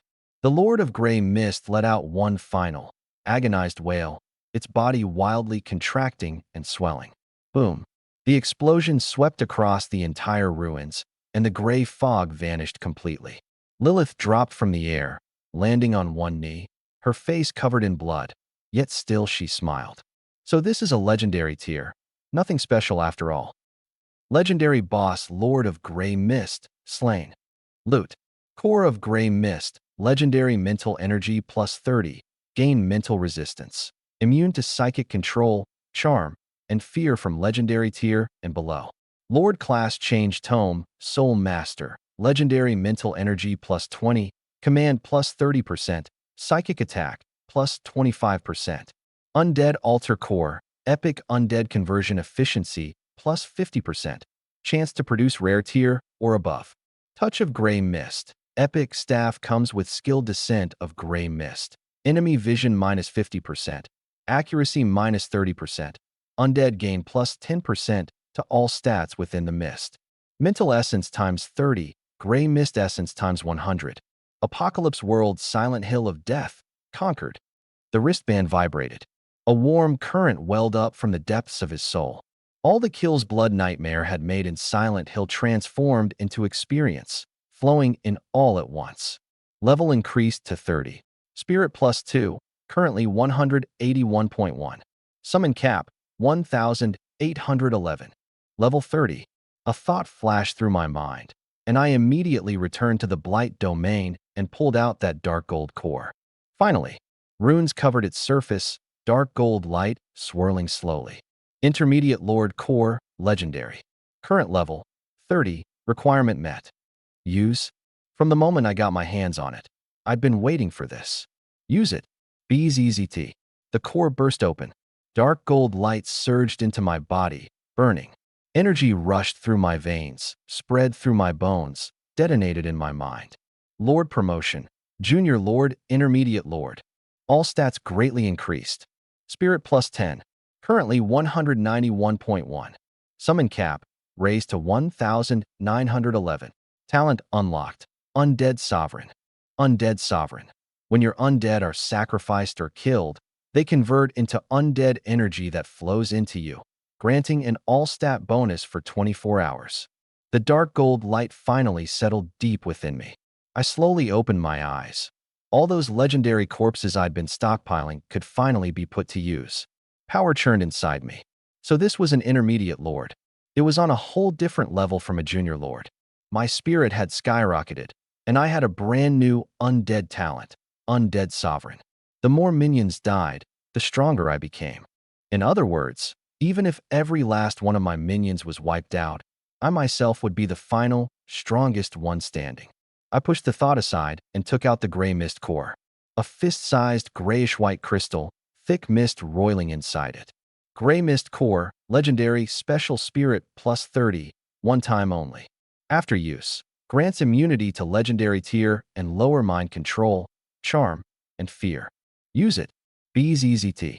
The crystal shattered, and gray-white mist poured from my palm into my body, rushing straight to my head. A cool layer of energy spread across the surface of my soul, like an invisible shield. Spirit plus 30. Currently, 221.1. Mind resistance gained. Immune to legendary tier and lower mind control, charm, and fear. 221.1. I clenched my fist. Succubi, psychic monsters. The next time I ran into them, they wouldn't even get a chance to fight back. Good stuff. 30 spirit essences appeared in my palm, each one brimming with pure mental energy. Use them. Silver-white energy burst all at once, flooding into my body. My spirit climbed higher and higher. Spirit plus 300. Currently, 521.1. From 181 to 521, a surge of 340 points in one go. Essence. The energy detonated in my mind, and my vision sharpened several times over. The distant gray fog, the cracks in the ground, the particles drifting through the air. Every detail stood out crisp and clear. Not enough. I pulled out the touch of gray fog. A grayish-white staff, its head set with a pale gray gem. Equip. Willpower plus 15. Current. 536.1. 536.1. Gray fog swirled along the staff's shaft, resonating with the soul energy inside me. Too bad there were no test subjects around. I'd have loved to see what a soul shockwave could do slamming down on one. Ward. A phantom materialized. Master. Build a second undead altar. I took out the building core. Run both in sync. The conversion efficiency stacks. Yes. I lifted my head. The horizon was a dull gray, and Silent Ridge's mist still churned in the distance. 3 legendary grade corpses, Talos, the vampire archduke, and Blaze. From the moment I claimed the first one, I'd been waiting for this day. The day I became a mid-tier lord. Once the altar's done, convert Talos and Blaze immediately. Ward fell silent for a moment. Master, each legendary grade corpse requires 50,000 ordinary corpses as altar material. Is what we cleared from Silent Ridge enough? Roughly 95,000 gray-skinned humanoids, plus the rest, 100,000 total. Enough. I've got the abyssal crystals and demon blood essence right here. Start now. Yes. Boom. At the center of the Calamity Domain, a second altar erupted from the earth, standing beside the altar of the dead. Their runes flared to life at the same instant. Altar of Soul Flame construction complete. 2 altars now running in sync. Conversion efficiency plus 100%. Ward stood between the 2 altars, his soul fire blazing at its peak. Begin. Boom. Dark gold light detonated from both at once. Silent Ridge's 100,000 corpses dissolved into pale gray motes, surging into the altars like a tide. The mountain of bodies shrank rapidly. Gray-skinned humanoids, aerial shriekers, iron-skinned giants, stitched abominations, all rendered down into soul fuel. Talos' corpse was hoisted onto the altar of the dead, a 15-meter minotaur. Blaze's corpse was hoisted onto the altar of Soul Flame, a flame demon. Dark gold light swallowed both bodies. Abyssal crystals and demon blood essence burst apart, becoming a dark red blood mist that wrapped around each corpse. Bones were reassembling, and the energy of death poured in. Ward raised both hands, his lich power fully unleashed. Undead rise. Boom. The Minotaur's eyes snapped open, sockets ablaze with dark gold soul fire. The 15-meter frame rose slowly to its feet, muscles swelling, bones creaking, dark gold veins spreading across its skin. Legendary grade undead conversion complete. Talos, legendary 2-star, undead minotaur, level 30. Skills: Bull Charge, War Stomp, Frenzied Roar, Blood Shield, all legend. Level class. Traits: Titan Strength, Thick Hide, minus 40% damage taken. Undying Body, physical damage halved. Talos stepped down from the altar, each footfall making the ground tremble. 2 massive horns curved thick as pillars, their tips gleaming with a cold, dark gold light. Old scars crisscrossed his gray-brown skin, muscles bulging like solid rock. The giant axe in his hand dragged across the floor, screeching. At that same moment, Blaze opened its eyes. Legendary Undead transformation complete. Blaze, legendary 1-star, Undead Flame Demon, level 30. Skills: Undead Flame Blade, Firestorm, Body of the Flame Demon, Hellfire Rain, all legendary. Traits: Flame Enhancement, plus 50%, Wings of the Flame Demon, Undying Body. Its enormous wings snapped open with a roar, blotting out the sky. Dark red flames spread up its arms and across its entire body, churning like lava beneath the skin, a fire god stepping straight out of the inferno. Both of them dropped to one knee at the same time. Master. Their deep voices set the air humming. 2 legendary undead, together with Lilith and Anne, that made for legendary combatants. 536 spirit. 5,361 summon cap. I didn't stop there. I pulled out the Soul Sovereign class change book. New function unlocked. Lord class change. Currently available. Soul Sovereign, legendary. Flame Sorcerer, legendary. Soul Sovereign, a soul type specialization. After the class change, my power would rise to legendary tier, plus 30% dominance, plus 25% spiritual attack. The class change book dropped by the Lord of Grey Mist fit my undead build perfectly. Use, Soul Sovereign. Class change successful. Lord Class, Soul Sovereign Legendary. Spirit plus 20, Dominance plus 30%, Spiritual Attack plus 25%, Spirit Type Skill Damage plus 10%. Current Spirit, 556.1, Summon Cap, 5,561. Class Exclusive Skills Unlocked. Soul Reaping, Passive. Killing enemies reaps their souls, granting plus 0.5% spiritual attack per stack, up to 200 stacks. Attacks deal bonus spiritual damage equal to spirit times 0.5, ignoring physical defense. Soul Blast, active, deals spirit times 2.5 damage in a 30-meter cone in front of you, with a 30% chance to stun for 2 seconds and have spiritual defense. Soul Shriek, active, deals spirit times 1.5 damage within a 50-meter radius, inflicting fear, minus 20% attack, minus 30% movement speed. Soul Barrier, active, immune to 1 legendary tier or lower spiritual attack. The instant my spirit broke past the critical threshold, an invisible membrane tore open. Soul Perception, the location, intensity, and state of every soul flame around me surfaced with perfect clarity in my mind. Far, the consciousness of every undead within the Blight domain rippled outward like a vast net stretched wide, and I was the soul core at its center. It wasn't sight. It was soul touching soul directly. Cold, heavy, yet crystal clear. 556 Spirit. 5,561 Summon Cap. For exclusive skills, this was an intermediate lord. Just then, Silent Hill of Death has been incorporated into your territory. Adjacent plane fragment detected. Triggering special event. Plane fusion. Here it comes. I drew in a deep breath. City of Plague. Rawbone Wastes, Silent Hill of Death, 3 planes fusing. Effect, merging into a large plane fragment. Passage permanently opened. Confirm. Confirm. Boom. Golden light erupted beneath my feet, a pillar of gold shooting skyward, piercing straight through the clouds. The ground shook violently. The entire Blight domain trembled. The ruins of the City of Plague quaked, the Rawbone Wastes split open, and the gray mist of Silent Hill churned. 3 skylines collided at the edges of my vision, pressing and overlapping. Gray mist, blood-red sky, gray wasteland, 3 colors weaving together. The clouds surged, forming an enormous tricolored vortex. Crack! A thunderous roar tore across the heavens. Fissures spread out from beneath my feet, in every direction, golden light pouring through them. 3 lands were reforming, slowly drawing together. 3 planes, becoming 1. Plane fusion complete.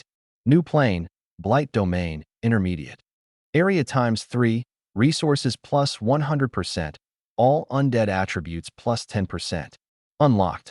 Lord's Passage, establish portals anywhere within the domain. Fusion reward, spirit plus 10. Cool energy surged from the soles of my feet straight into my mind. Clarity. My head buzzed and trembled, my vision sharpening to its absolute peak in an instant. I could make out even the tiniest particles drifting in the distant gray mist. Power flowed through my limbs and bones, my skeleton warming, my muscles tightening. Spirit plus 10, current, 566.1. Summon Cap, 5,661. The summon cap had broken past 5,600. My legion could expand another round. Just then, a new ripple pulsed from the Gate of Calamity. 4th plane fragment unlocked. Gate of Calamity, Doomsday World, Radiation Wasteland. Level, 50 to 80. Type, Dual Biochemical Radiation Contamination. Description, a military base released biological weapons, followed by nuclear strikes. The dual contamination spawned mutants far more terrifying than ordinary zombies. Non-undead units take dual radiation and toxic fog damage every second. Undead are immune to Radiation Wasteland. Even higher level than Silent Hill. There was still a vampire archduke's corpse in the warehouse waiting to be transformed, and I was short 50,000 corpses for the offering. Alter material. The radioactive wastelands would fill that need perfectly. Blood Wraith. Master, take Talos and Blaze Flame to conquer the next dimension. I stared at that gray-yellow sky. Corpses. I want more corpses. My summoning cap was 5,661, and my current minions still fell short by over 4,000. Every slot had to be filled with rare-grade corpses, or better. I temporarily summoned a batch of elite minions to reinforce the Legion. Even if they died, I wouldn't feel a thing. Yes. The gate of the Scourge opened once more. Blood Wraith stepped out first, bone wings unfurling amid the radioactive dust. Talos and Blaze Flame followed close behind, soul fire burning beneath the gray-yellow sky. The radioactive wastelands were lethal to living things. I left Lilith and the others behind. All forces, heed my command. The Skeleton Legion poured out of the gate. Dark Knights formed ranks. Minotaur skeletons pushed forward. Wyvern skeletons took to the air, and skeleton archers drew their bows. 27 Doom Knights spread their wings and shot skyward. The Bone Dragon spread its massive black skeletal wings, blotting out the sun. Talos and Blaze Flame stepped onto the battlefield at the same moment, their legendary grade aura sweeping across the ruins. Kill. Leave nothing alive. Boom. The Legion surged toward the ruins like a black tide. Deep within the ruins, swarms of monsters clawed their way out. Dwarf zombies, their skin gray, pale, and festering, radiation burns crawling across their bodies, heads grotesquely swollen, limbs thin as dead branches. Nothing but two black holes where their eyes should be. At least 1,000 of them, all rare grade. Using both hands and feet, they scrambled through the ruins at incredible speed, their chittering shrieks merging into an ear-splitting din. An ordinary person would have been paralyzed with fear. Too bad they were facing my Legion. Shadow Charge. The Dark Knights became a black torrent and slammed into the horde of zombies. Crash. The front row of zombies was sent flying, bone swords slashing across, green blood spraying. The chittering instantly turned to screams. The back row tried to flee, but their retreat was cut off by the comrades still surging forward. The Dark Knights ground through them like a meat grinder, carving out a path of blood. Deep in the ruins, over a dozen 10-foot-tall green giants burst forth. Their dark green skin was cracked, oozing thick green pus from the fissures, muscles bulging like boulders. With every step, the ground split apart. Talos charged to meet them. Bull rush. Boom. 3 green giants were sent flying, tumbling through the air a good 30 feet before crashing down. War Stomp. The ground exploded, the shockwave rippling outward, throwing the green giants off balance. Talos threw a punch and crushed one skull outright, green blood mixed with brain matter spraying everywhere. Standing before the 16-foot Minotaur, the 10-foot green giants looked like flimsy paper toys. Blaze Flame raised both hands, 2 dark red fireballs gathering in his palms. Hellfire Rain. Fire poured down. The green giants were engulfed, their muscles melting in the searing heat, their blood evaporating before it could even spill. They shrieked and flailed their arms, skin charring and peeling away to expose glowing red bone, collapsing one after another. Along the flank of the ruins, hundreds of hunters came crawling down the walls. Their forelimbs' 5 fingers had fused into 3 bone blades, gleaming with a cold, dark green light. Spikes lined their spines like saw teeth, and their heads split all the way to the ears, packed with jagged fangs. They were blindingly fast, bone blades scraping the walls, throwing off showers of sparks. Doom Knights. 27 Doom Knights spread their wings and charged out. Graka's blades swept sideways, cleaving 3 hunters clean in half. Their upper bodies kept crawling, screeching in despair. Bowser's greatsword came crashing down, pounding a hunter into pulp. The speed they took such pride in was nothing but a crawl before the Doom Knights. And the greatswords were faster still. 1 strike, 1 kill, severed limbs flying everywhere. The screeches turned to wails. From the shadows of the ruins, poison-spewing smoke wraiths emerged. Their upper bodies were bloated like balloons, skin transparent enough to reveal the churning dark green venom inside. They opened their mouths and belched out toxic mist that rolled forward like a tide. Too bad. The undead don't need to breathe. Skeleton archers. 80 archers drew their bows and rained down arrows. The smoke wraiths were skewered, their swollen bodies rapidly deflating, venom spraying from the puncture holes and burning craters into the ground. On the ground floor of a leaning tower, a female monster slowly rose. Ashen gray hair veiled her face, her fingers stretched to half a meter, nails twisted into hooked claws. Below the knees, her flesh had peeled away, exposing dark red tendons. A hag. Once provoked, she'd go berserk, triple attack power. I raised my hand. Blaze. Finish her. A dark red fireball shot out. The hag's head snapped up, empty eye sockets locking onto the flames, her whimper rising into a scream. The fireball had already smashed into her face. Boom. The tower blew apart, and the hag evaporated in the flames. Berserk? No time. Keep pushing. The skeleton legion rolled forward, crushing everything. The dwarf zombies were slaughtered, the green giants reduced to ash, the hunters snapped like twigs, the smoke wraith shot full of holes. The monsters of the irradiated waste were rare tier at the very least. To anyone else, this was hell. To me, it was all raw material. Every time a batch fell, Ward activated the altar of the undead, converting the corpses on the spot. The Dark Knights swelled from 40 to 120. The Doom Knights broke from 27 to 50. The numbers snowballed, steamrolling straight across the entire wasteland. The Blood Nightmare provided support from the rear, while I commanded from the center. The Plague Lich never stopped brewing potions, sending batch after batch to the front lines. Annie and Lilith joined the fray too, blades flashing, flames surging. Not a single monster lasted more than a minute. The bracelet kept vibrating. Soul Harvest triggered. Soul Harvest triggered. With every kill, soul energy gathered inside me, my psychic attack power climbing higher and higher. Soul Harvest stacks, 87, 15, 200. Mental attack power plus 100%. Maxed out. I could feel the soul energy churning inside me, like a boiling sea. The more I killed, the stronger I became. This was fighting to feed fighting. Keep pushing forward. Find the Titan behemoth. At the edge of the nuclear blast crater, a 10-meter-tall behemoth slowly rose to its feet. Its dark green skin was covered in scorch marks, its muscles swollen to the point of bursting. Tumors on its back constantly spewed green mist, its arms thick as tree trunks, half-meter bone spikes protruding from its fingertips. A dark red core was embedded in the center of its chest, pulsing like a heart. The Titan behemoth.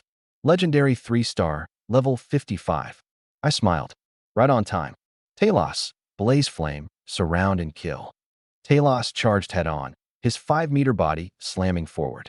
Blaze flame beat his wings and dove in from the left. The Doom Knight flanked from the right.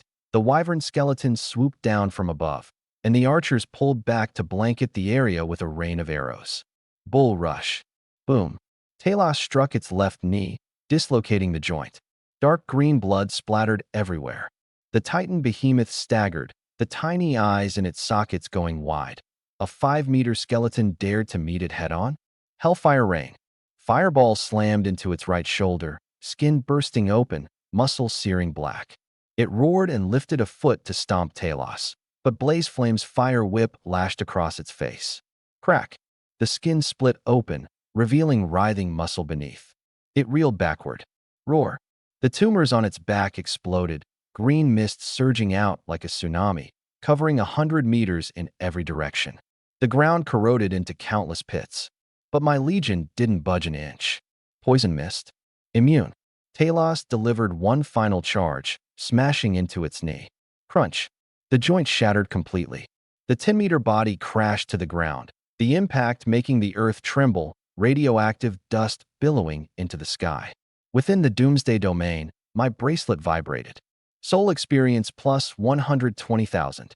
Killed legendary 3-star, Titan behemoth. Drops. Titan core times 1, epic 2-star. Dark green Titan marrow times 3, minion strength plus 20%. Radiation crystal times 5, 000. The experience surged, but I was still a ways from level 31. After level 30, every single level was a chasm. But I didn't care. What I wanted was this corpse. Another legendary 3-star. With it, my legion's strength would climb to another tier. Woad stepped forward. Master, 40% of the radioactive wasteland has been cleared. Approximately 30,000 rare-grade corpses, 170 epic grade. The conversion materials for the vampire archduke are sufficient. Recover them all. Begin the conversion. Yes. The two undead altars ran in sync, doubling the efficiency.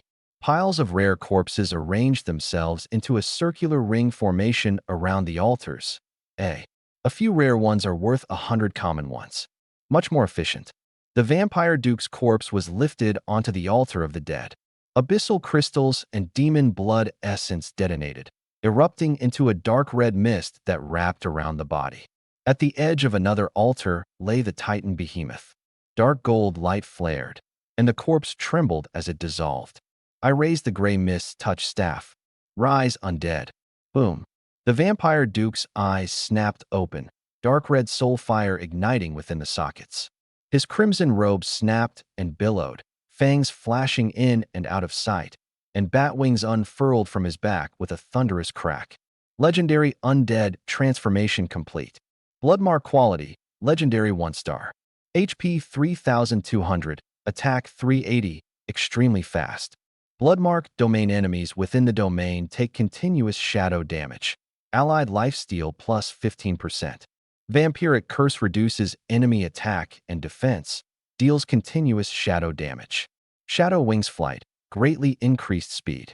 Blood burst detonates the target's blood, unleashing shadow damage. Vampiric body attacks restore health. Undying body physical damage halved, immune to instant death. Bloodmark dropped to 1 knee. Master. At the other altar, dark gold light erupted. The Titan opened its eyes, dark green soul fire blazing in its sockets, its massive frame rising slowly. Under the flood of death energy, its skin turned an ashen black, the tumors on its back hardening into rows of bone-white spikes. Radioactive toxic mist gushed from between the spikes, coalescing into a dark green aura that coiled around its body. Legendary undead transformation complete. Titan quality, legendary 3-star. HP 5200, attack 350, defense 420. Radiation shockwave cone-shaped radiation damage. Toxic mist domain continuous corrosion within the domain. Behemoth stomp area stun. Radiant body corrodes enemy life by 3% per second. Behemoth frame size plus 30%, strength plus 50%. The Titan knelt on 1 knee, the ground trembling. Master. I looked at the 4 legendary undead before me. Talos, Blaze, Bloodmark, and Titan. Plus Lilith and Annie. 6 legendary class fighters. After advancing to Intermediate Lord, epic corpses could be summoned directly, no altar required. 170 epic corpses, added to what I'd already accumulated, doubled my epic tier forces outright. My old elite and common skeletons had all been upgraded to rare. Now the weakest thing under my command started at rare. From those first few dozen skeletons to an army of nearly 5,000 undead. From a despised F-rank talent to 6 legendary units in hand. How long had it taken? The corner of my mouth curled up. Some are born noble. Others crawl up out of the mud. The only difference is whether you're trampled to death, or whether you climb a mountain of corpses to stand on top. Ward, hand this army over to Bloodwraith. Within 1 day, clear out the radioactive waste. Earth. Yes, Master. Ward mounted his skeletal flying beast and led the legion into the dimensional passage. Bones clattered, soul fire blazed. Iron hooves struck the ground, together forming a symphony of death. 5,000 undead surged into the wasteland like a black tide, leaving nothing living in their wake. The radioactive fog scattered before the legion's presence, and the earth trembled beneath 5,000 skeletal feet. The surviving monsters in the depths let out terrified shrieks. They had once been the overlords of this wasteland, but now they were nothing more than prey waiting for slaughter. I pulled my gaze back, opened the Scourge Gate, and slipped into the dark wilderness. The dark wilderness. 5 days now.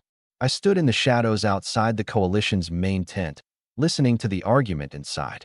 On the Abyss Legion's side, the rifts have expanded to 17. The demons have broken 50,000, and they're still climbing. Blackrock Fortress is being held by the 3rd Legion's deputy commander. At least 4 legendary tier. A sharp intake of breath. And us? How many legendary tier do we have? No one answered. I knew the answer. Counting my subordinates, only 4. And during the 5 days I'd been out of contact, only 2 remained. Let's pull out, someone in the corner said quietly. Pull out to where? The dark wilderness is only so big. Once the Abyss Legion bears down on us, no one escapes. For legendary tier, going head-on is just suicide. Su Qingshue's voice cut through the chaos. Quiet. What's the rush? Liang won't abandon our Scourge Guild. The Scourge Guild. The Su family coalition had already changed its name.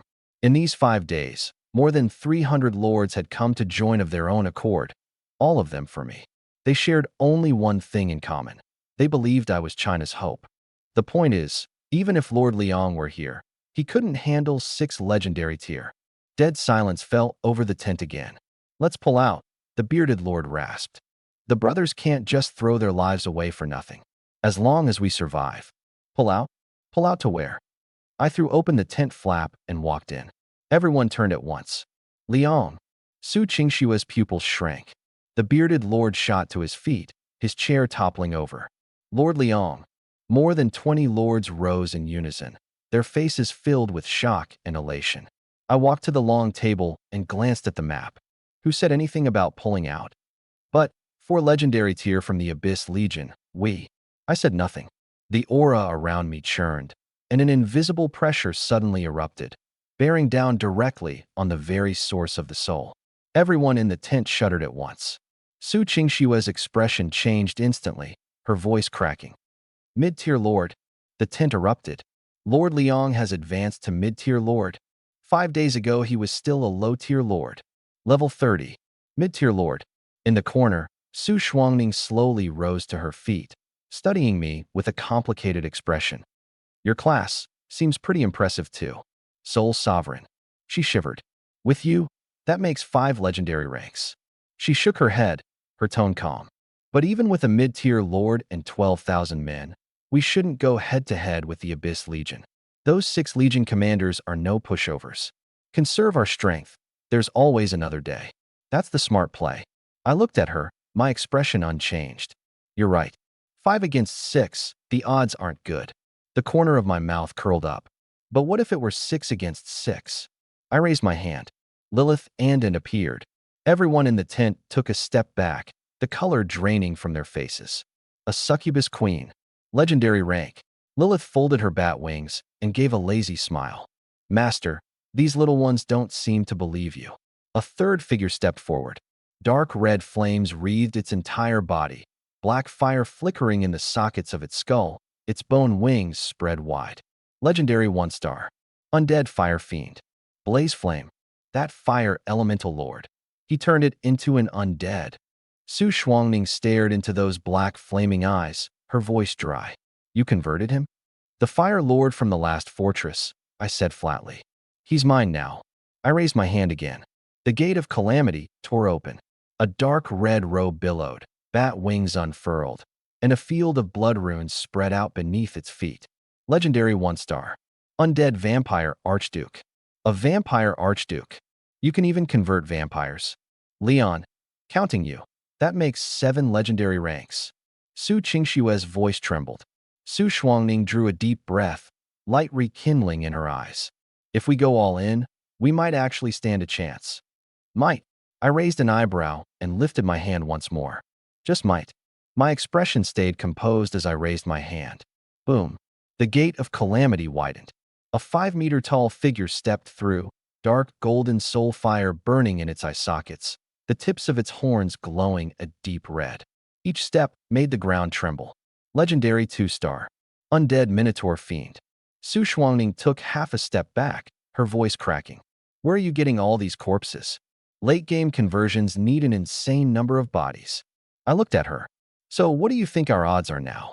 She let out a long breath. 70% at least. Only 70. I shook my head. Then let me add a little more fuel to the fire. The gate of calamity ripped open to its limit. A 10-meter-tall figure of ashen gray stepped out, bone spikes bristling along its back, a dark green aura of toxic mist erupting outward. Legendary 3-star. Undead Titan Beast. The tent fell dead silent. The bearded lord's legs gave out, and he dropped to the ground with a thud. Another lord's cup shattered to pieces. He didn't even have the presence of mind to look down. 6 of them, legendary rank. Plus Lord Leon. That's 7. I don't even have a single one. Su Xuanning swallowed hard. 6 legendary servants right after reaching intermediate lord status. So this is the power of a necromancer lord? Leon, what exactly did you do? That's not your concern, I said flatly. Is it enough? Her mouth opened, but not a single word came out. 5 days. I'd come back with 6 legendary rank servants. The way the lords looked at me had completely changed. It was no longer fear, it was fanaticism. The bearded lord dropped to his knees, his voice hoarse. I swear to follow you to the death. Calamity, calamity, calamity. More than 20 people knelt in unison, their cries shaking the heavens. I raised a hand, and the shouting cut off instantly. I won't waste words, I said calmly, yet every syllable drove itself into their hearts. Everyone go back and prepare. In half a day, we attack Blackstone Fortress. We'll turn everything they own into our mana stones. Yes, Lord Leon. Deep in the jagged mountains, Blackstone Fortress stood at the far end of the valley. Built from black stone, its walls rose 30 meters high, and abyssal demon flames burned along the battlements. Movement. The sentry in the watchtower narrowed his eyes. At the mouth of the valley, a black tide surged forward. The dense clatter of clashing bones rang out like 10,000 galloping horses. It's an undead legion. Wait, what is that? Within the black tide, a 10-meter-tall ash-gray behemoth advanced with heavy footfalls, each step trembling the earth. Beside it strode a massive bull demon with glowing red horns. Enemy attack! Enemy attack! Horns tore through the valley. Demon guards flooded the battlements.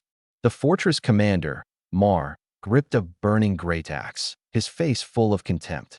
Legendary 1-star, level 50. His adjutant leaned in. Sir, a legendary rank behemoth. Should we report this to Lord Barrett first? Report what? Mar shoved him aside, his great axe smashing into the parapet. I'm a legion commander too. A pack of undead, just a heap of animated bone scraps. Since when have demons ever been afraid? Open the gates. Form ranks. Meet them in the field. Sir, we'd be better off holding the walls. Out of my way. The adjutant took a kick and stumbled aside. The gates ground open, and 8,000 elite demons marched out in formation. The front rank, abyssal heavy infantry, 3 meters tall, clad in dark red armor, wielding great axes. The middle rank, archers, arrowheads burning with demon flame. The rear rank, mages, dark purple energy gathering in the air. This is the frontline command post of the 3rd Abyssal Legion, and a bunch of undead dares to attack. Mar raised his great axe. Archers loose. Abyssal flame arrows poured down like a torrential rain, blotting out the sky. I sat astride Blackwing, my skeletal dragon, gazing down at the incoming storm of arrows. Annie, burn them. Them. A wave of white fireballs shot out. Boom. The arrow storm exploded in midair. The abyssal flames were swallowed by white fire, not even ash remaining. Another legendary class. Mal's pupils contracted sharply. The arrow storm was destroyed, but the 8,000 elites had already charged out of the city. There was no calling them back now. Demons were never an army that obeyed orders on command. Once they charged, they descended into frenzy. Crush them. I raised my hand. Fire. Twang. Hundreds of skeletal archers drew their bows in unison. All rare class, their arrows infused with shadow energy, their piercing power far beyond ordinary. The front row of heavy infantry had their armor punched through, screaming as they collapsed in droves. Charge! Mal roared. The 10-foot-tall heavy infantry pushed forward through the arrow storm, their footsteps making the earth tremble. Demonic flame arrows carved arcs through the air. Shields up. 100 elite skeleton shield guards advanced, their 10-foot bone shields slamming into the ground, interlocking into an impenetrable wall of bone. Boom, boom, boom. The demonic flames burst against the bone shields, but the wall didn't budge an inch. Spears thrust through the gaps in the bone shields. 10-foot bone spears suddenly stabbed out, piercing straight through the heavy infantry's armor as dark red blood sprayed. The spears behind the shield wall struck like vipers, in and out, each thrust claiming a life. Cavalry charge. Rumble. Over 100 dark knights swept in from both flanks, two black torrents that carved the demon legion to pieces. The flanks. The flanks. The abyssal commander screamed frantically. But the formation had already collapsed. That was when. Kill. The Calamity Guild Alliance forces poured out from the valleys on both sides. 12,000 minions flooded onto the battlefield. Fireballs, ice spikes, wind blades, lightning chains, brilliant magic slammed into the demon ranks. The abyssal heavy infantry were blasted head over heels, their armor shattering under the bombardment. No. I watched the demon commander Mal stare helplessly as his 8,000 elites crumbled. Dark Knights pierced through the flanks. Doom Knights dove from above. The skeleton shield wall advanced step by step, and spears thrust relentlessly through the gaps. Retreat. Fall back to the fortress. Mal roared. The abyssal remnants abandoned their corpse-strewn ground and swarmed back into Blackstone Fortress. The gates slammed shut with a thunderous crash. The valley was a sea of bodies. Of the 8,000 elites, less than 1 in 10 made it back. Not bad. I sat atop my bone dragon, gazing down at the sealed gates. Talos. The giant minotaur strode out from the legion, each step making the ground quake. Break down the gates. Yes, master. It bent down and slammed both fists into the ground. Boom. The earth exploded, the shockwave spreading outward, sending the front row abyssal heavy infantry flying. Blaze, clear out the defenses on the walls. As you command. Blaze's twin. He raised his arm. 2 spheres of black flame gathered in his palms, then erupted as twin pillars of fire. Boom. 2 black mushroom clouds bloomed in the enemy ranks. Dark red armor melted in the flames. I lifted my hand. All forces, crush them. The Doom Knight burst forward on spread wings, swinging his massive bone sword. The abyssal armor might as well have been made of paper. 1 strike, 1 kill. The Dark Knights followed close behind, iron hooves trampling everything in their path. Skeletal minotaurs rolled forward like moving walls. Skeletal wyverns dove from the sky, bone claws tearing out archers' throats. Skeleton archers drew their bows, and a rain of arrows pinned the abyssal mages to the walls.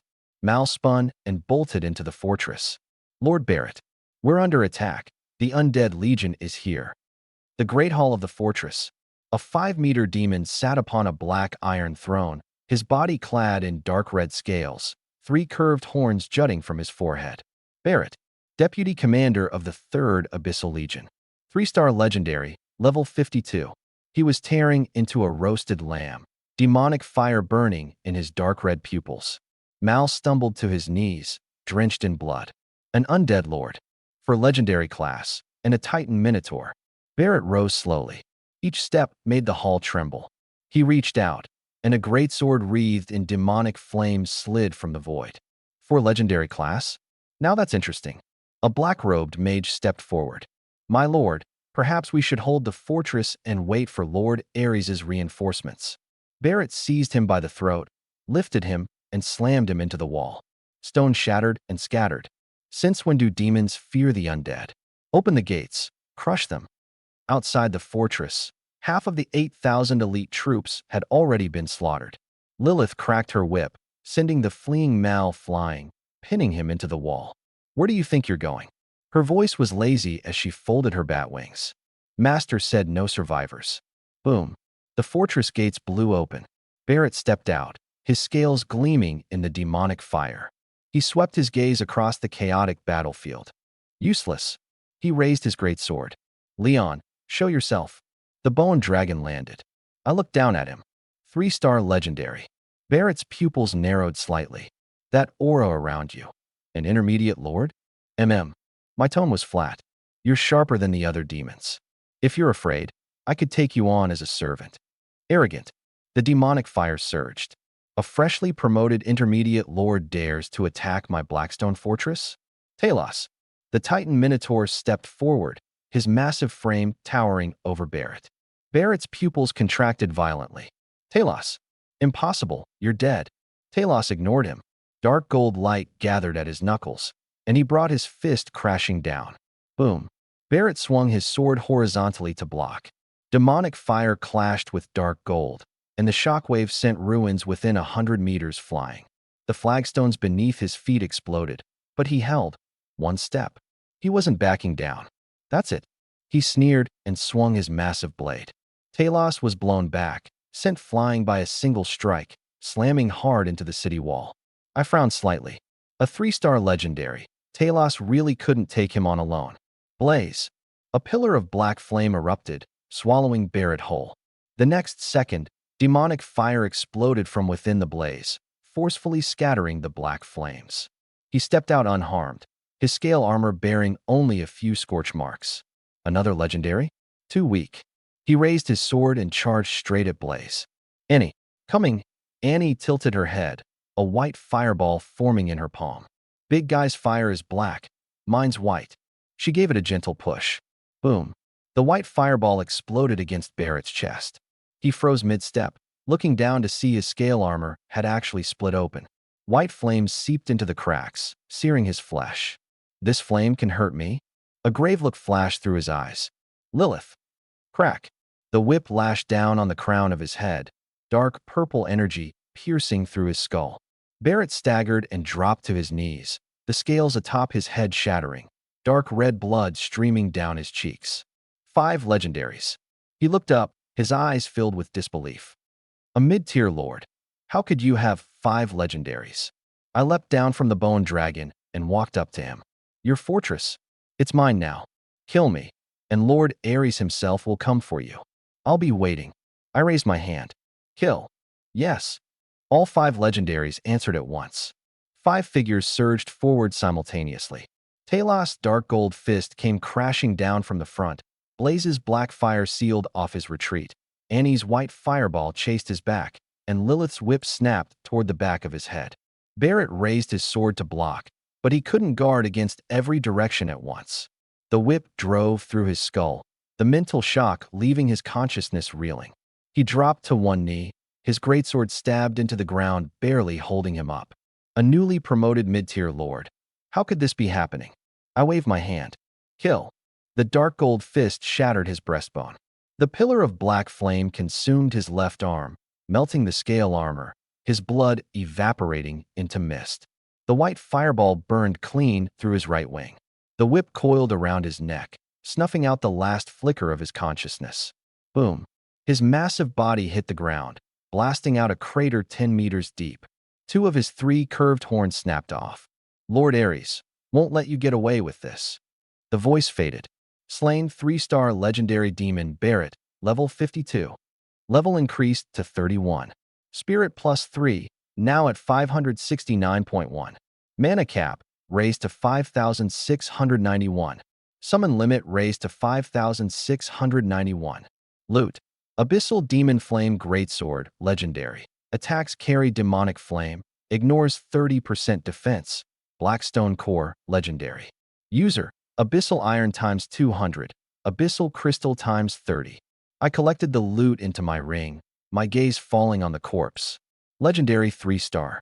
If I could convert him, the Scourge Legion would gain another warrior. I waved my hand, and the body was absorbed into the Scourge domain. At that moment, a dark figure shot out from atop the city wall, fleeing south. Mal legendary 1-star, level 50. He'd quietly slipped to the edge of the wall the moment Barrett was surrounded and cut down. If even Barrett couldn't hold his ground, Mal wasn't about to stick around. Lilith. On it, a dark purple figure gave chase, with Talos and Annie right behind. 3 presences moved to surround him from all sides. Mal glanced back, terrified out of his wits. No. Let me go? I surrender. Crack. The whip lashed down through the air, and his body burst apart in midair, the corpse crashing into the ruins below. Slain, legendary 1-star Demon Mal, level 50. Loot. Legendary Demon Core times 1. Skill Stone Shadow Burst. Skill Stone Abyssal Flame Slash.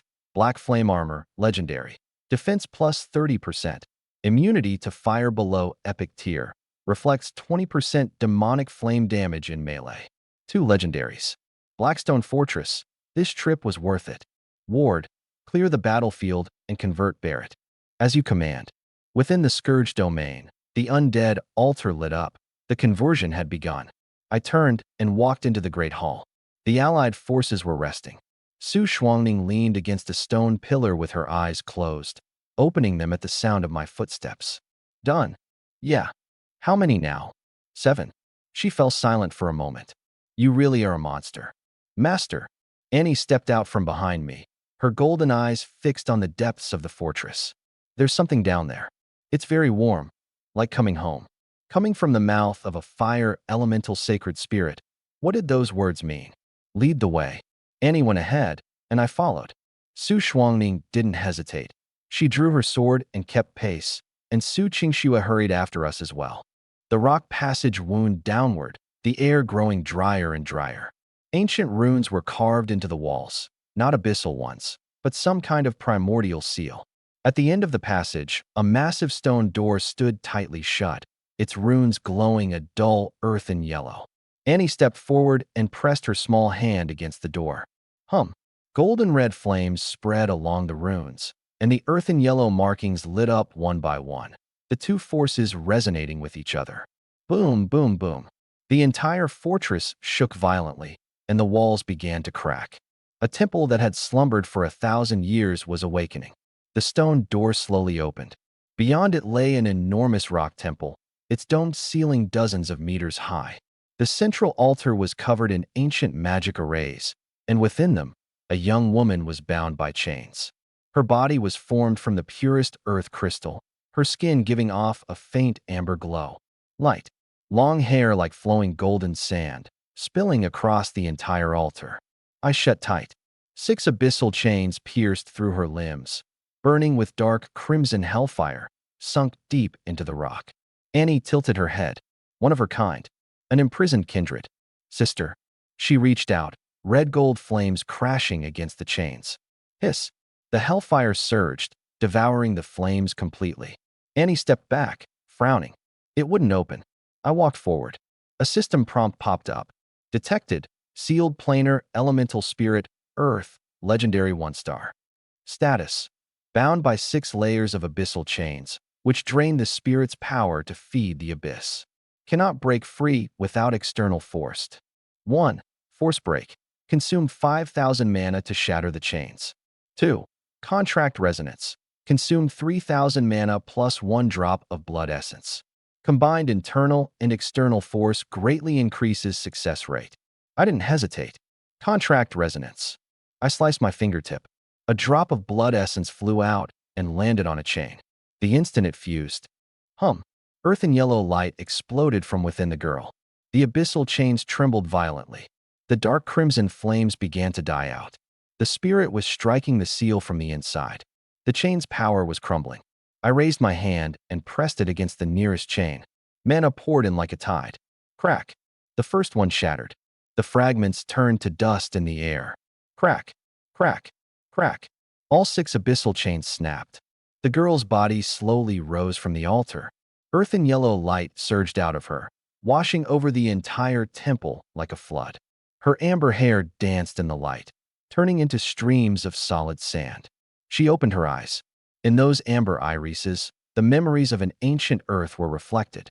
1,000 years of imprisonment, an eternity of abyssal torment. All of it ended in this moment. She looked at Annie, the corners of her mouth curving up. Fire. Her voice was low and gentle. An echo rose from deep within the earth. Annie reached out, red gold flames leaping at her fingertips. Sister. The girl descended from the air and set her bare feet on the rock. The ground of the entire temple trembled. The stone came alive, submitting beneath her feet. She turned to me, her amber eyes flashing. The scent of the undead. She paused. And on you, there's the scent of an emperor. Emperor.